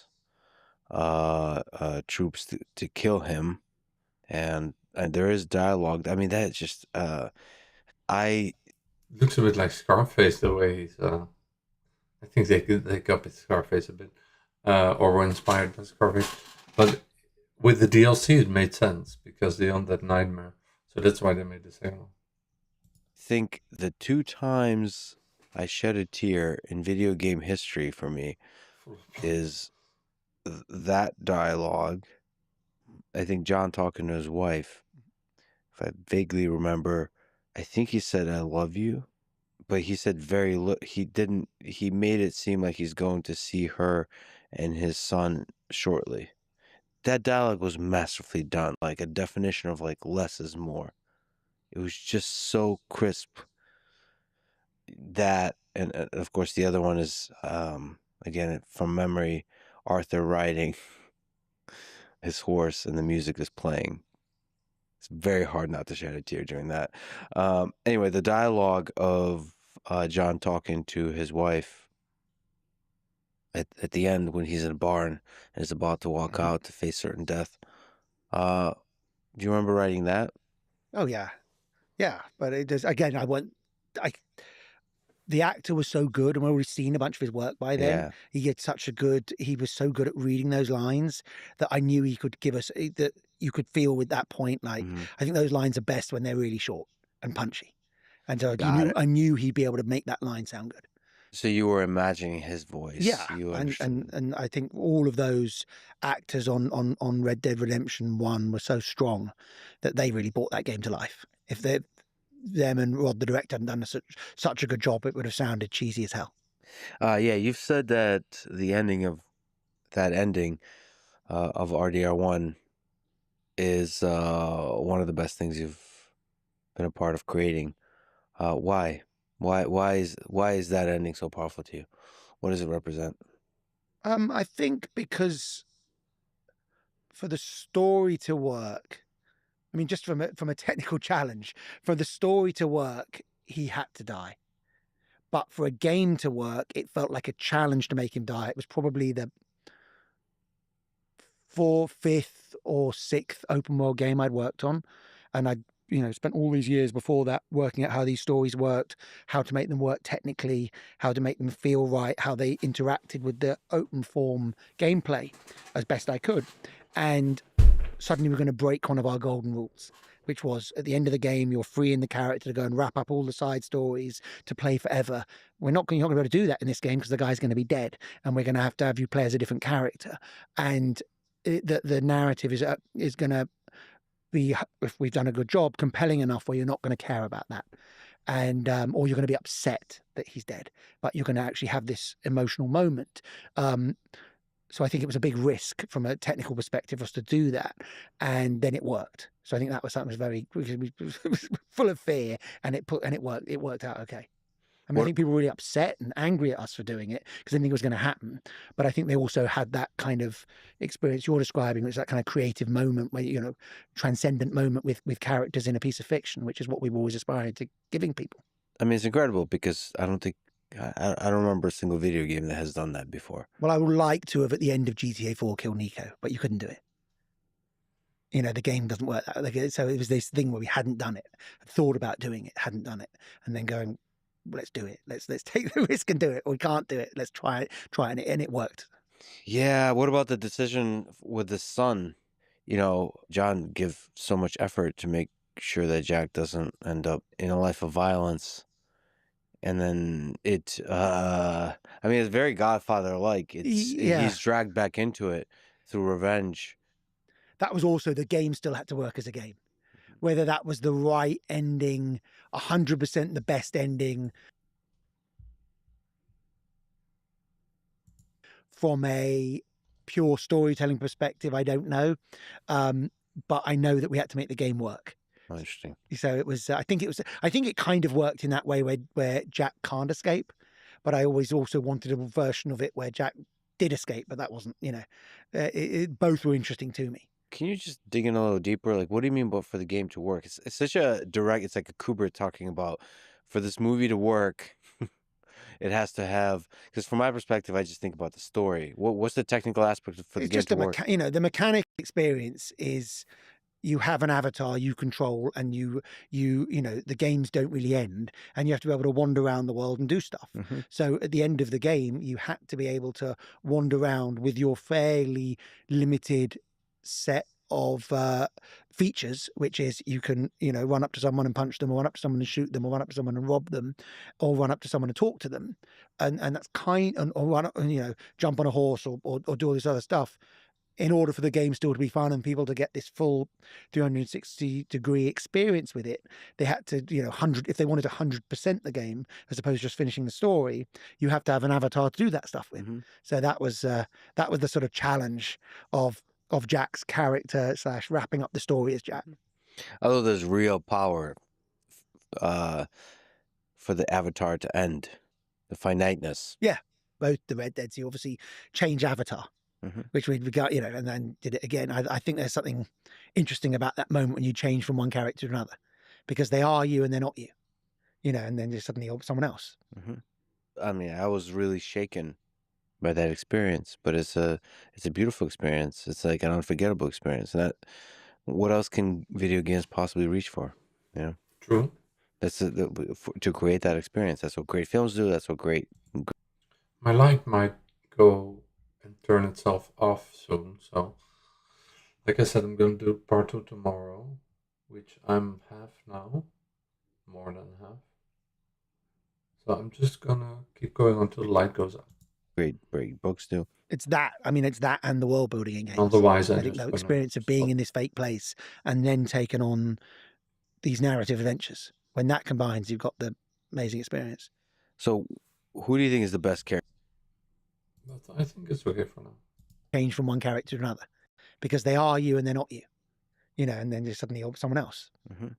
I mean, I was really shaken by that experience, but it's a beautiful experience. It's like an unforgettable experience. And what else can video games possibly reach for? True. That's to create that experience. That's what great films do. That's what great books do. It's that and the world building in games. I think the experience of being in this fake place and then taking on these narrative adventures, when that combines, you've got the amazing experience. So who do you think is the best character you've ever created in RDR? So to me, I think definitively Arthur from Red Dead Redemption 2 is the best character ever created in video games. Ever. I think there's not even I mean, John would be the same, which is hilarious to say. But like those are John will be a close second, but Arthur is definitively. And you've talked about in that interview, you said that a lot of video games work on the same premise, that you start as a weak person and end up as a strong superhero. Yeah, GTA. But what if you start as a tough guy, someone who already is very strong, someone that is emotionally confident of his place in the world? Arthur's journey is not about becoming a superhero, because he's almost one at the start, but it's about an intellectual roller coaster when his worldview gets taken apart. So it's very different than the normal journey of a character. Yeah, in a game. In a I game. wanted to reverse it. Yeah. So there were a couple other themes that matched that. So they're guys from the Wild West. But I don't understand. In Red Dead Redemption 2, you start in the snow. He starts as a hero? I don't remember that. But they're being pushed ever further east. So it's almost like an anti-Western, an Eastern. You're traveling east. You're traveling into civilization. And I don't think I would have been grappling with those ideas earlier in my career, because I was, you know, I didn't know. I thought in Red Dead Redemption 2 you start like in the snow. I played it not long ago. But I didn't play the whole game. But already is very strong, someone that is emotionally confident of his place in the world. Arthur's journey is not about becoming a superhero because he's almost one at the start. wait, but GTA is all about that. Like, you start like a nobody and then you become. It would be the same, which is hilarious to say, but like those are John will be a close second, but Arthur is definitively, and you've talked about in that interview, you said that a lot of video games work on the same premise, that you start as a weak person and end up as a strong superhero. But what if you start as a tough guy, someone who already is very strong, someone that is emotionally confident of his place in the world? Arthur's journey is not about becoming a superhero because he's almost one at the start, but it's about an intellectual roller coaster when his worldview gets taken apart. So it's, Yeah, he is a kind of superhero. It's very different than the normal journey of a character. Yeah, in a game. In a I game. wanted to reverse it. Yeah. So there were a couple other themes that matched that. So they're guys from the Wild West, but they're being pushed ever further east. So it was almost like an anti-Western, an Eastern. You're traveling east. You're traveling into civilization. And I don't think I would have been grappling with those ideas earlier in my career. I get it. Okay. Because I was, you know, this idea of getting a different kind of strength and a different kind of weakness was interesting. What about the component of mortality, of a character facing his own mortality over a prolonged period? Sort of just realize the prospect of like real sort of fear of death, realization of death. Yeah, I thought that was really part of the story. Really a fun thing to play with. John dies in Red Dead 1 and wanted to top that with Red Dead 2, or do that in a different way. And so the idea that John's death is fairly sudden. And so if he's got this long drawn out death, and then I'd always been obsessed by TB. As diseases go, it's a great literary device, you know, because it is this long drawn out slow death, but in which you are also getting weaker. And my grandfather actually had TB before they invented antibiotics and was sent to a sanatorium just after he'd had his child, my father, and survived, but only 3 of them out of like 35 survived. So I was always captivated and by TB as an illness. It felt like it was an interesting thing to play around with as an idea. This guy getting weaker, felt like he was immortal, and essentially was immortal. He was the protagonist in a video game. He could not die, and suddenly he is becoming mortal. And that's why I did not understand, because I never finished the game. Okay, so that's something to look forward to. Makes me even more like want to play the game, because now I want to know like what it's about. And yeah, but that helps him see stuff. I thought that was a different way of doing a lead character in a game. Yeah, I didn't know that. Different way. It felt like it was an interesting thing to play around with as an idea. This guy getting weaker, who felt like he was immortal, and essentially was immortal. He was the protagonist in a video game. He could not die, and suddenly he is becoming mortal. And you know, but that helps him see stuff. I thought that was a different way of doing a lead character in a game. Yeah. Do you think it's the greatest character you've ever created? I think he's the best lead character. You know, the lead characters are different from the side characters. Didn't even know that. And I think he's the most rounded and works the. That's too bad I never finished that game. But hey, most rounded. What did he say before that? Sorry. Different way of doing a lead character in a game. Yeah. Do you think it's the greatest character you've ever created? Trevor. I think he's the best Lead lead character. You know, the lead characters are different from the side characters, and I think he's the most rounded and works the best. I kind of,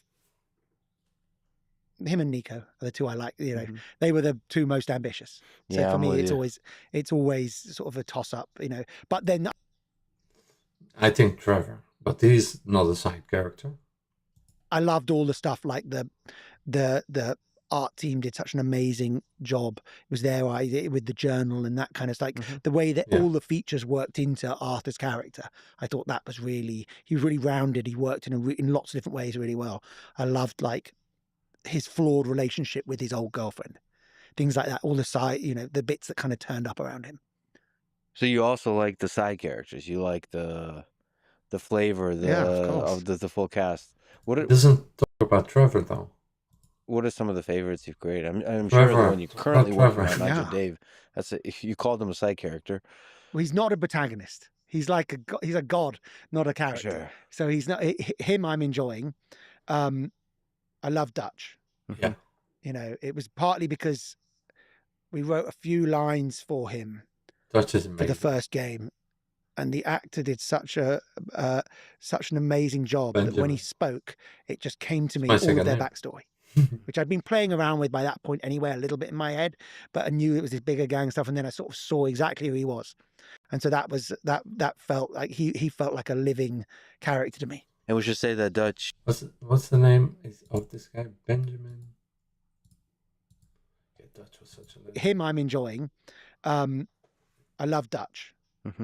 You know, it was partly because we wrote a few lines for him for the first game, and the actor did such an amazing job that when he spoke, it just came to me all of their backstory, which I'd been playing around with by that point anyway, a little bit in my head, but I knew it was this bigger gang stuff, and then I sort of saw exactly who he was, and so that was that felt like he felt like a living character to me. And we should say that Dutch is kind of like maybe a little bit of a godlike figure. Yeah. In both of the Red Dead Redemption games, and he's the leader of the gang, and there's a father-son relationship with Dutch, with with Arthur, with John. I mean, there's a family feeling to the gang that you explore all of those dynamics, and then the feeling of betrayal, and then Arthur facing tuberculosis.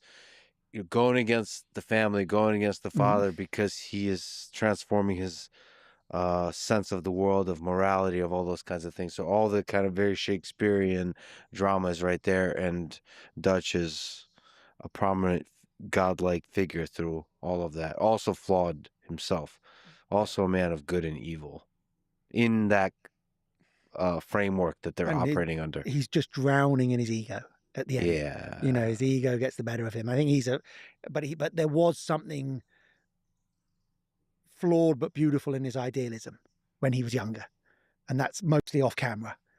And then just, you know, always been, as an individual, I've always been very susceptible to charming people, and he's charming, and so I always I can see how people get captivated by charming people, and the idea here was a very charming person, and the roads run out for him. I personally am afraid of how much I love human beings and how susceptible I am to charm and charisma. Yeah. Because it can cloud your judgment about human nature. Completely. And that's what's happened with him. And it ended up clouding his judgment about himself. He kind of fell for his own rubbish. Yeah. But also it clouded Arthur's judgment. Oh, completely. Arthur was completely, you know, platonically in love with him. He was worshipping him. He'd given up his power to him. And then I think for Arthur, the journey is taking that power in the moment of dying. You know, that's what I thought that was really interesting. Yeah, it's truly tragic for Arthur to be losing his identity, lifelong identity, and the sense of belonging, and losing his life at the same time. In facing the mortality, he is realizing that he's not, all of it has been a lie. But he gets to do some, well, it depends on what the choices you make, but he gets to do some good. Yes. And so he gets his moment of redemption. Just a little bit, but realizing your whole life, you've been living not a good life. Yes. You've been not a good man. Isn't that what we're all afraid of? I guess it's never too late to change your ways. I saw this movie with Leonardo DiCaprio. What is that? Shutter Island.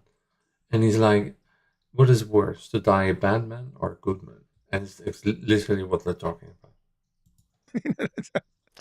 about. So the biggest, most important question, primary, central to the reason we're talking today, The number one question from the internet. It is so ridiculous, but I must ask. Gavin. Have you seen Gavin?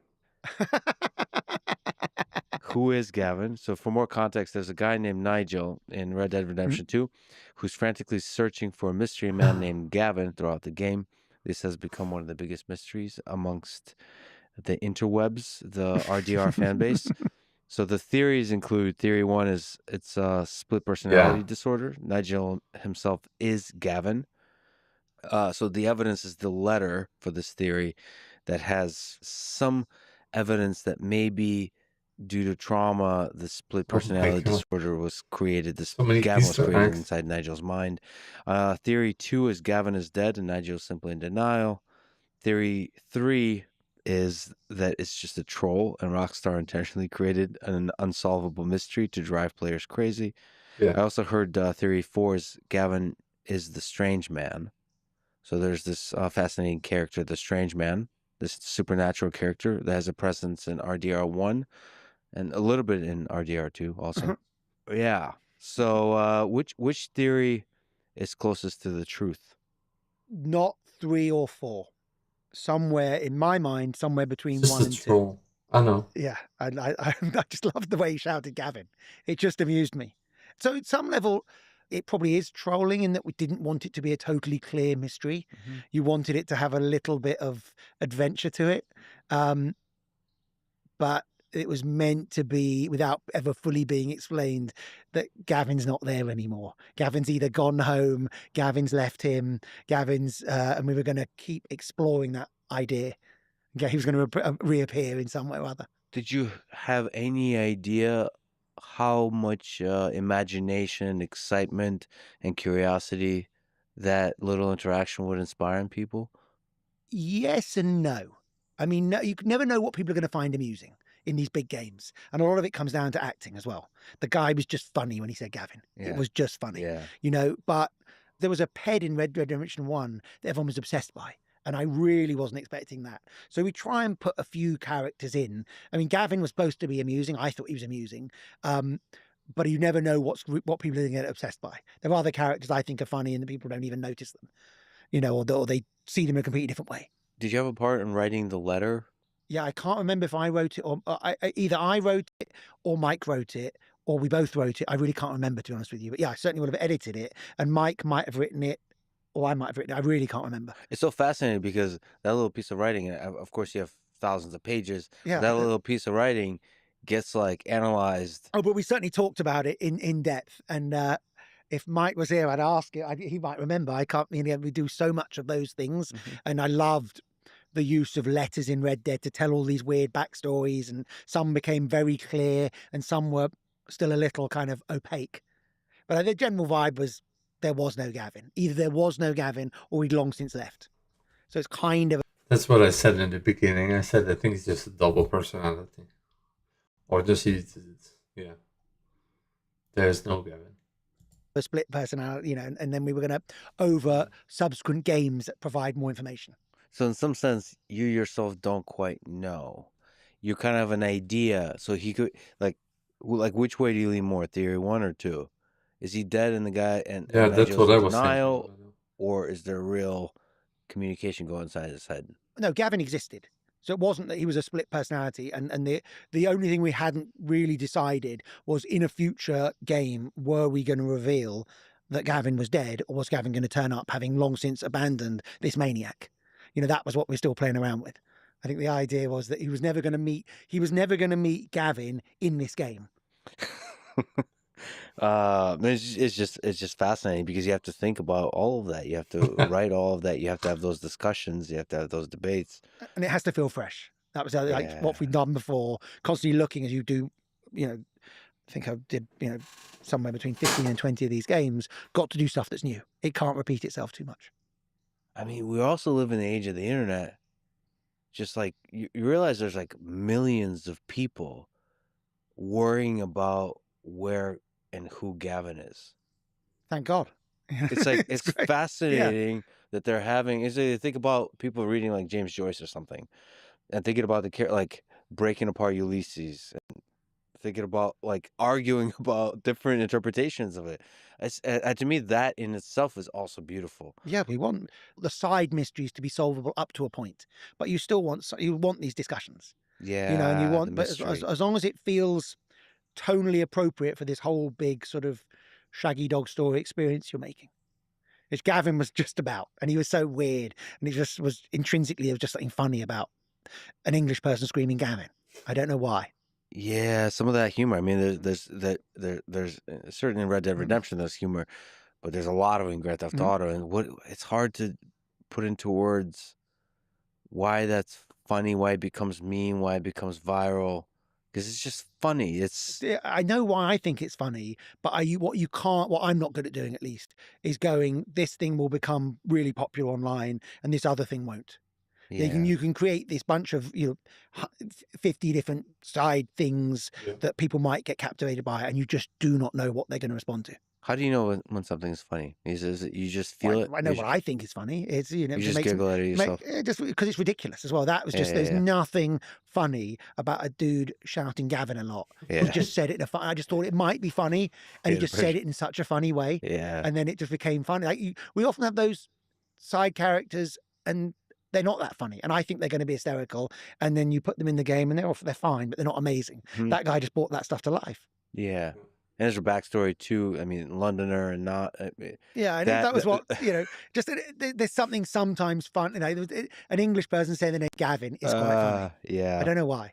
So about the strange man, aka the Man in Black, is there some element with Michael and the therapist in Grand Theft Auto 5? Like, who is the strange man? Well, the strange man was someone we came up with quickly. We made Red Dead 1, and we're making Red Dead 1, and we'd made this, we felt, quite compelling story and quite interesting open world, and we'd already made a bunch of Grand Theft Autos, obviously, but unfortunately we'd taken out the machine guns because it was a cowboy game, apart from the big fixed position ones, and we'd taken out the cars, and we'd taken out the city and large numbers of pedestrians. So we essentially had a game about a dude riding a horse around the desert, and it was quite boring. And so we then started filling it with content, and we filled it with these, and having to improvise, and we filled it with these things we call random events that would be these sort of mocap moments that you could interact with. And the designers did an amazing job with those. They were really fun, but there was not enough of them. And then we felt we needed more story because the story was perhaps a little short. So we kind of, quite late in development, started putting in almost like these RPG type content where you go and meet someone. And the way we thought of them was they were like short stories. So you'd go and meet someone, they'd set you a slow problem, like go and collect me 15 bunches of flowers. And when you came back, it would resolve your story. And so one go and get them for my bride, and you come back and the bride's dead. We tried to make them like these short stories with a sting in the tail. And he came out, as I was trying to come up with ideas for those, as just this weird character. And then we built him a bit into the story where he would unlock as you worked your way through and be a commentary on what you were doing. So he was meant to be a kind of manifestation of your shadow, your karma, the devil, somewhere, just saw the world.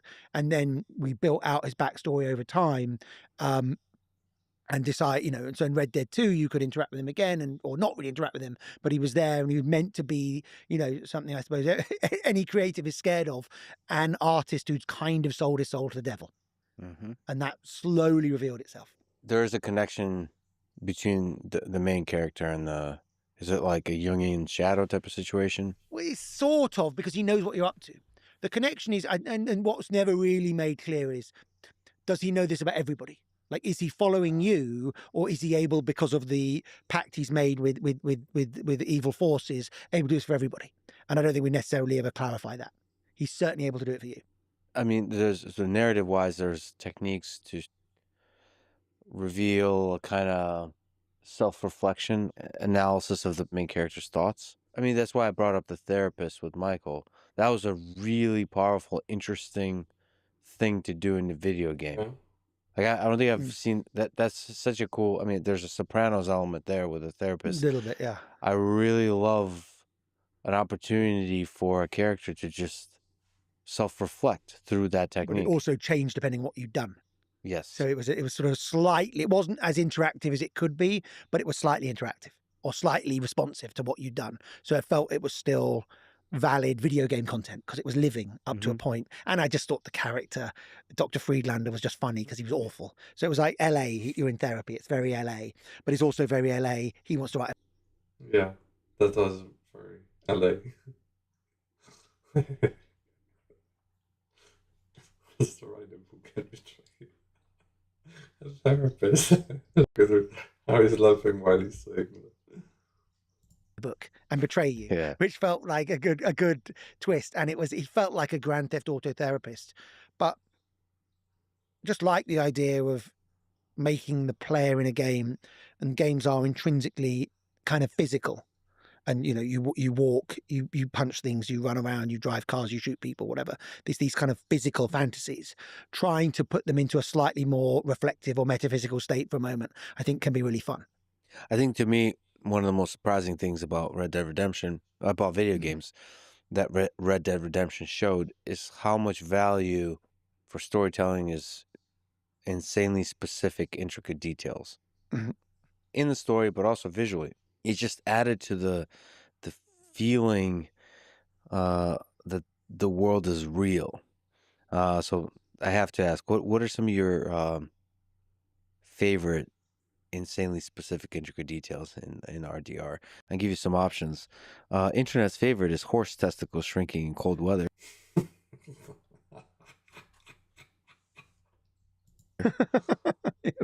Those guys did an amazing job on those. Yeah. Yeah. I mean, Oh God, yes. and there must have been a meeting, and there must have been engineers and graphics designers, just artists, modelers. I don't think it was that hard. Okay. Enough of that pun. Thank you for that. Arthur's hair and beard grow in real time. So gun maintenance matters. Firearms get dirty and perform worse over time. Animal carcasses decompose realistically. Yeah, they feel like they do. That's still extremely rare in video games. Yeah. That the temporal aspect. Yes. That permeates through time. NPCs remembering you. That's the best. I mean, that's the thing I love. It playing around with a lot of. Yeah, that's the dream, right? For people who create video games. Stuff in the new games around that. 'Cause I think it's super interesting.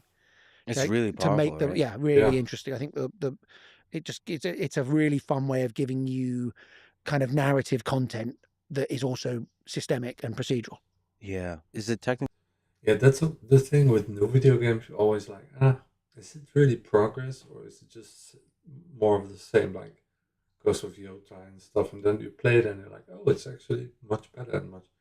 But especially this, what he's talking about, I noticed in Ghost of Yota that they do it really well. Like, you go back and then it's a really cool mechanic, especially for RPGs. Really difficult to do for the game to feel like it remembers you. I think with modern tech it's not that hard, but there's a lot of stuff you need to track to make it interesting. Yeah, to have a memory. So that's really powerful. Yeah, The mud physics. So Arthur's boots get muddy and leave actual tracks. I mean, that's just incredible. Really, really incredible. We made a dusty game. Red Dead 1 is a super dusty game. The problem with Cowboys is that if you've tried to make a greatest hits of the cowboy game and then you've got to make a sequel, you've got to come up with different geographies. So that's why the game starts in the snow. So we wanted a game that had snow and mud because those were things you hadn't really seen in Red Dead 1. And then the challenge is how do you make mud good in the game? And guys did an amazing job.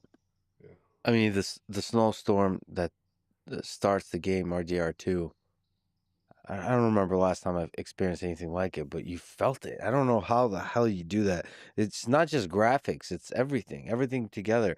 I suppose some of the dialogue is really important. Also the for that. acting, they feel cold. Yeah, that's right. And they feel desperate. That was that feeling of sort Yes. of exodus, like you're running away from something that gives the game sort of. Yeah, I think it's the most.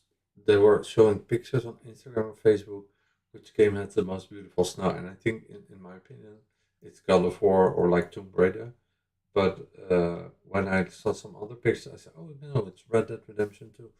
like it feels so real, and I love in games when it's like, in the past there were a lot of games like that, like it was more snowboarding games as well and stuff, but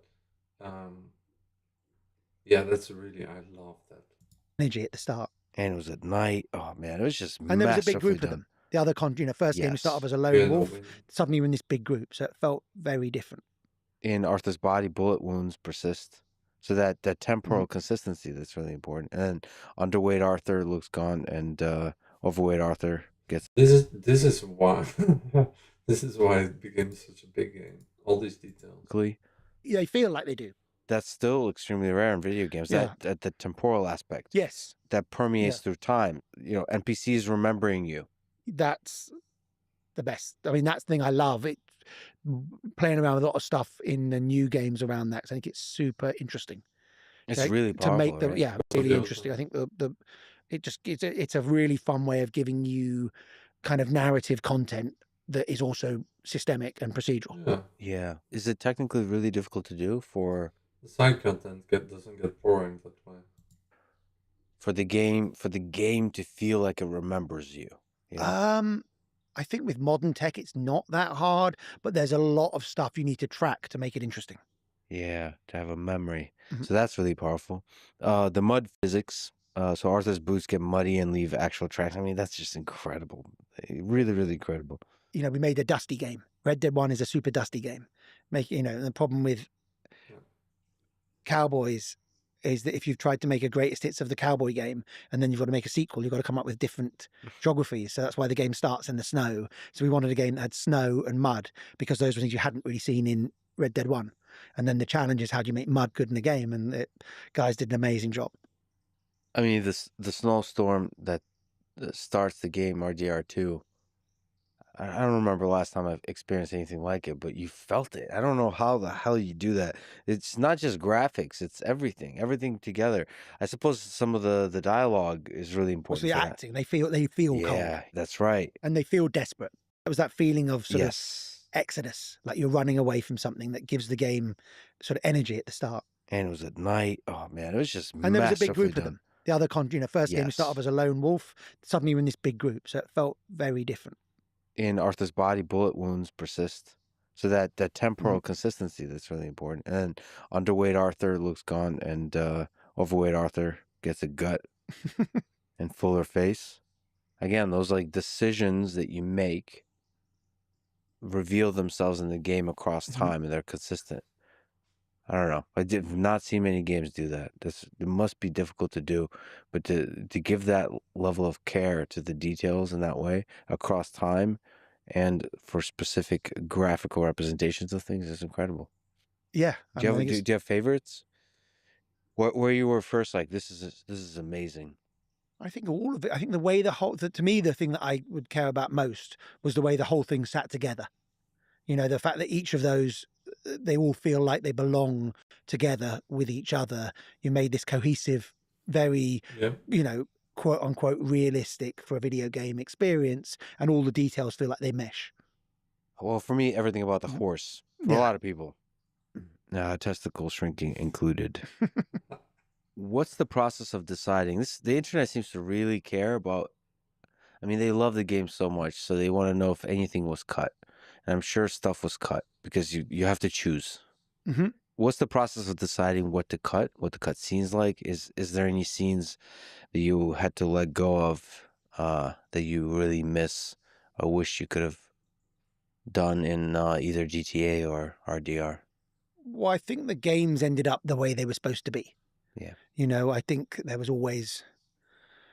a bit at the start of RDR where he'd had a baby who just died in Red Dead 2, and we ended up cutting it, which was the right decision. It was too tough in some ways, but I think it gave him real, and he was not very sympathetic to his occasional girlfriend who'd had the baby.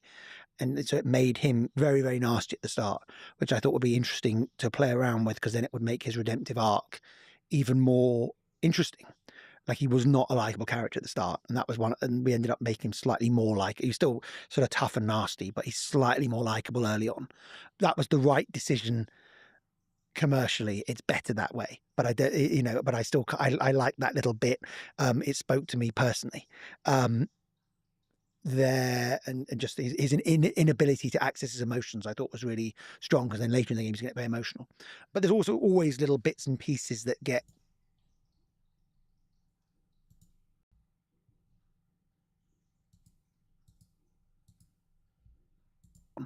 that was the right decision commercially. It's better that way, but I don't, but I still, I like that little bit. It spoke to me personally. There and just his inability to access his emotions I thought was really strong, because then later in the game he's going to get very emotional.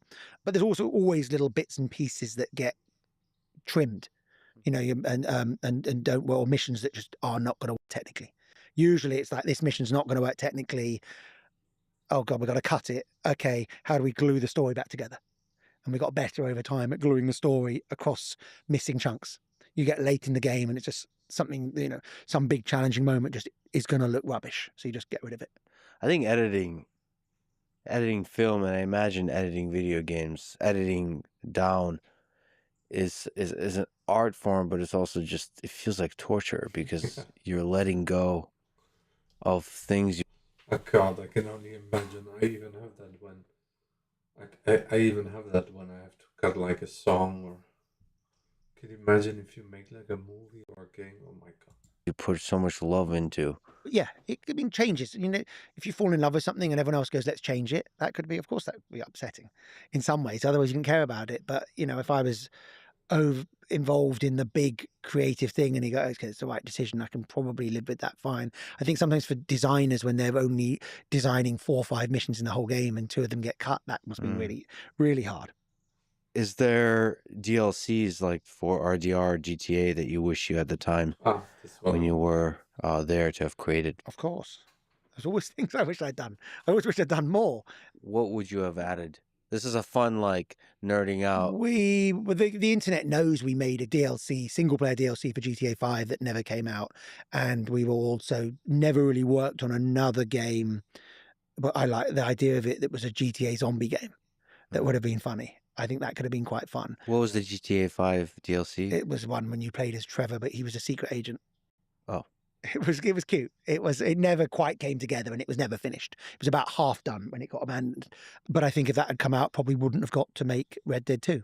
So there's always compromises. But it was, I like making the stories. For me, I love the model of GTA 4 when you had the extra stories coming afterwards, or Red Dead 1 when you had the zombie pack coming afterwards. I like just doing these extra things. So I That's exactly what I said. Oh my god, GTA 5 was having a DLC. Can you imagine with Trevor? Oh, that would have been so epic. They better bring Trevor back in GTA 6 or everybody's going to be so disappointed. Wow, I mean, for me personally, no, for everybody. But yeah, the Band of Gay Tony, the biking one did not care so much, but the Band of Gay Tony was like, also socially, really changed stuff.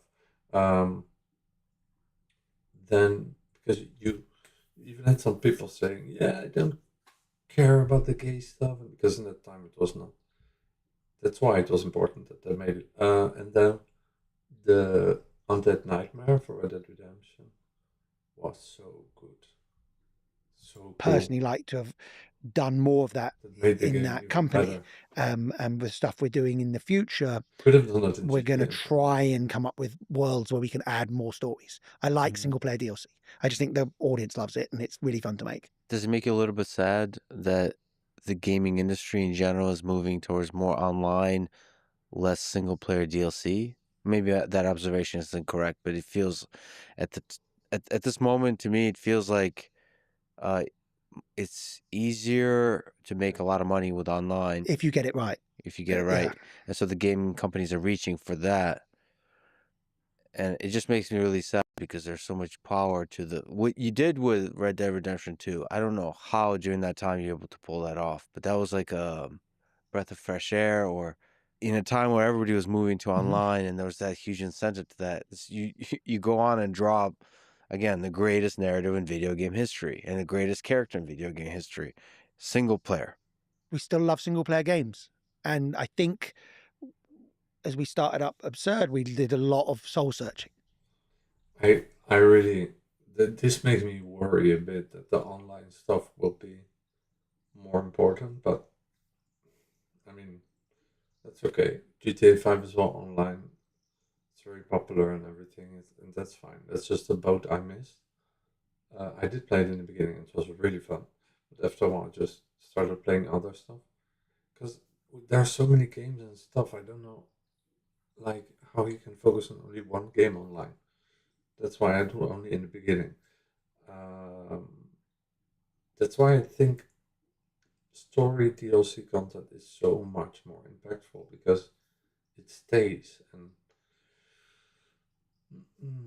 yeah, I'm just more single player guy also, so I really hope in GTA 6 they have enough content, and they have also, if they don't have enough content, or if the game is out for long, that they will add some DLC with the story. And also online will be really cool, I'm sure. Because GTA 5 was already really cool in the beginning, especially. I really had fun with that game, but I'm sure GTA 6 will be even more amazing. So I don't mean to piss on online like it's a bad thing or whatever, but as I'm hearing sometimes they're just doing it from a business perspective. I'm like, yeah, that's not a good motivation. It should be like about giving the players what they want, and then you can do both. You can please both group of players, you know, the online players and the single player players. Just need different teams to do that. Yeah, that they really have to do that with GTA 6. It's too bad that they never. Oh my god, I can only imagine GTA 6 online is gonna be so cool. But I'm more a single player guy, so I really want the, like, GTA 5. Was waiting so long for the story DLC, and it never happened. And with GTA 6, I just really hope, well, there's gonna be a lot of content. Like, I heard something like 250 hours or even more. But I really hope they just keep giving content, like, not only online but also in the single player. They just have to keep adding it, and also making like big story DLCs, you know, like they did with GTA 4. Yeah. And also a lot of like cynical looking at Or even what better, just keep adding it all the time, like with downloads for free, and then you can do also for free, and then some big ones you can people can buy them for like 15 euros or whatever, 30 euros, like with GTA 4. Either that, or they're gonna do like, no, they're not gonna do that, because I saw that there was already some kind of abonnement that you can pay, so they're gonna be included in the abonnement, I think, Rockstar Plus or something. Yeah, but for the people who don't take the abonnement, I think you can buy it then as well. So then I hope it will not be too expensive. Like, I hope the big DLCs will be like maximum 30 euros. Should not be more. goes well in the industry. Luckily, if you Because want that was the price of K-Tony as well. It was like, I think it was like 15 or 30 euros. I don't remember. to do what we're forced to do, and also what I want 15, to do, which is make new IP, you need single player games. And You now it'll be can 30 launch because a games are multiplayer game bigger and more expensive. So I get it if it's 30 euros. with new IP. It's just extremely hard. So Too. I don't know how during that time you're able to pull that off, but I that was bet like that was to online as well. fresh air, or in a Really time good. where everybody was Not moving to bad. online, and there was that huge incentive to that. You go on and drop again the greatest narrative in video game history and the greatest character in video game history, single player. we still love single player games, and I think as we started up Absurd, we did a lot of soul searching. Yeah. I mean, like, hello, the biggest games are single player games: Uncharted, Tomb Raider, Halo,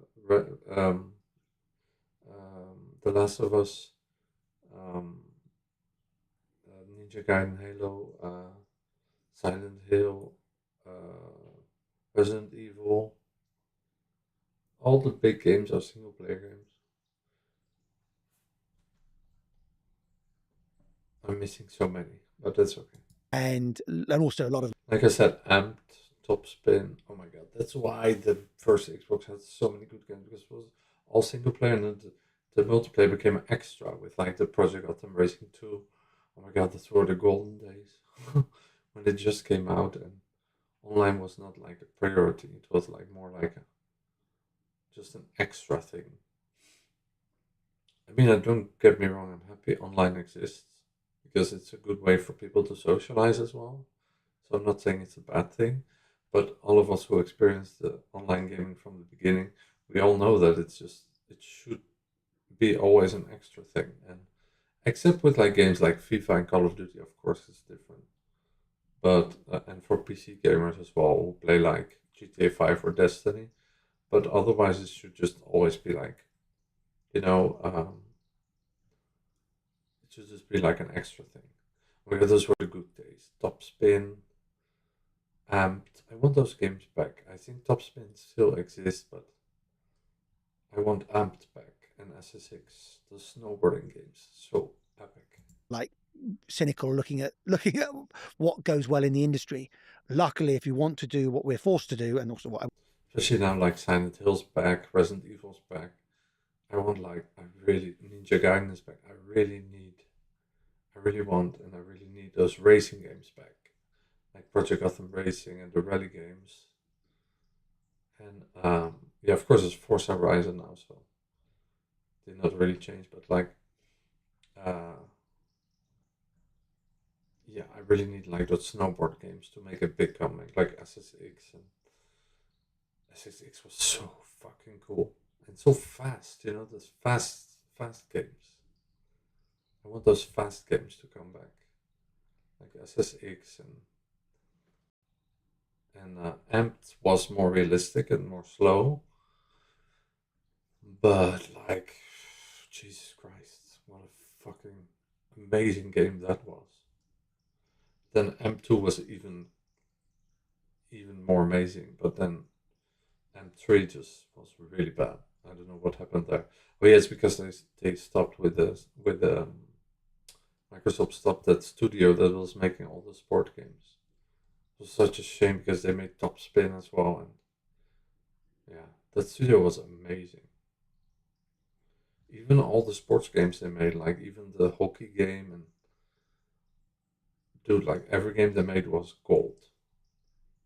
Whenever I was having a game, and it was like Rally Sport Challenge, I think was the game, the second one.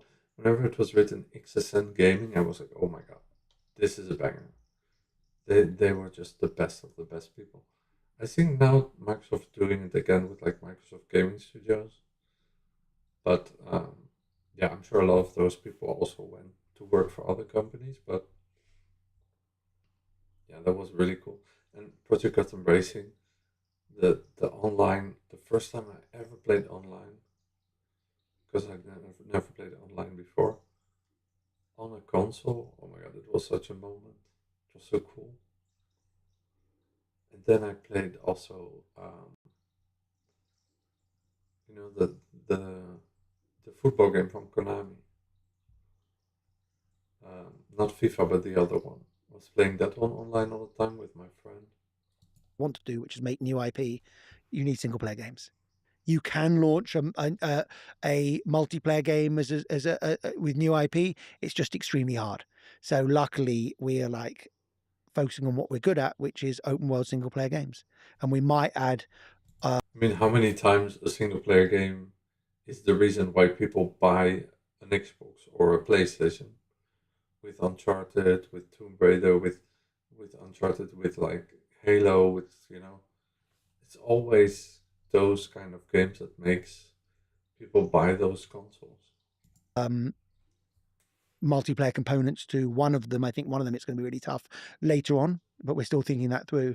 But I think we're really leaning into the single player experience as being a strength for us as a company and something we love to do. And I think something a large part of the audience. Because yeah, it's true. With it's funny because I just wanted to go there. Of course, it's different with age. I'm sure all those people between 16 and 34, exactly what they're showing, they prefer multiplayer, you see? They all prefer multiplayer. But you see people my age all prefer single player, by far. And the boomers especially. Like my boyfriend's a boomer. He played only like Detroit and GTA and Microsoft's Flight Simulator and those kind of games. So don't forget the boomers and don't forget the Gen X. Well, Gen X they're not forgetting because they're the ones who are spending the most on games and consoles and buying stuff for their kids, which are the Gen Z. But yeah, the millennials, they don't have kids and they don't spend a lot of money. So yeah, the fact that what they prefer doesn't really matter. But they play a lot of games though as well, I think. But the biggest group is the Gen X. So that's why it's smart that they focus on the single player. And also they have kids, which are Gen Z, and they prefer. Well, it's not really true. I think Gen X is probably the generation who has the least amount of children. The boomers still had children. The Gen X, it's more rare. If I look at my friends as well, the millennials are not making kids at all. And the Gen Zs maybe in the future going back to having kids, but I don't think so. I think Gen Z is even gonna be, every generation it gets less. So yeah, that's why I said focus on the single players. Look, the Gen X and the boomers, they need single player games. They are the ones who are spending the most money. Prefers. And the Gen Z who spend the money as well, it's the parents who are paying them. The parents who are paying the Gen Z. So in the end, it's the Gen X and the boomers who are always paying. And they want single player games.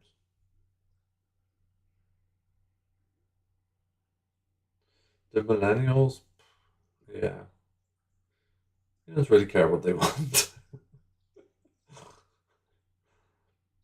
Yeah, not such a fan of the millennials. Kidding. Am I? And I'd love to, with all of those, keep single player DLC one way or another going. Were there some other I'm game joking. ideas you considered while at Rockstar? And This whole generational thing is just a thing that, I don't know, started on the internet. But 100% like focus on the single player games. That's why games like Silent Hill, Resident Evil, they're all making comebacks. Ninja Gaiden, Halo. I'm sure the Amped and SSX games are gonna come back as well. Focus on those games. Focus on the single player games. afterwards, you didn't. And also the fast games, like I was talking about. And the good games.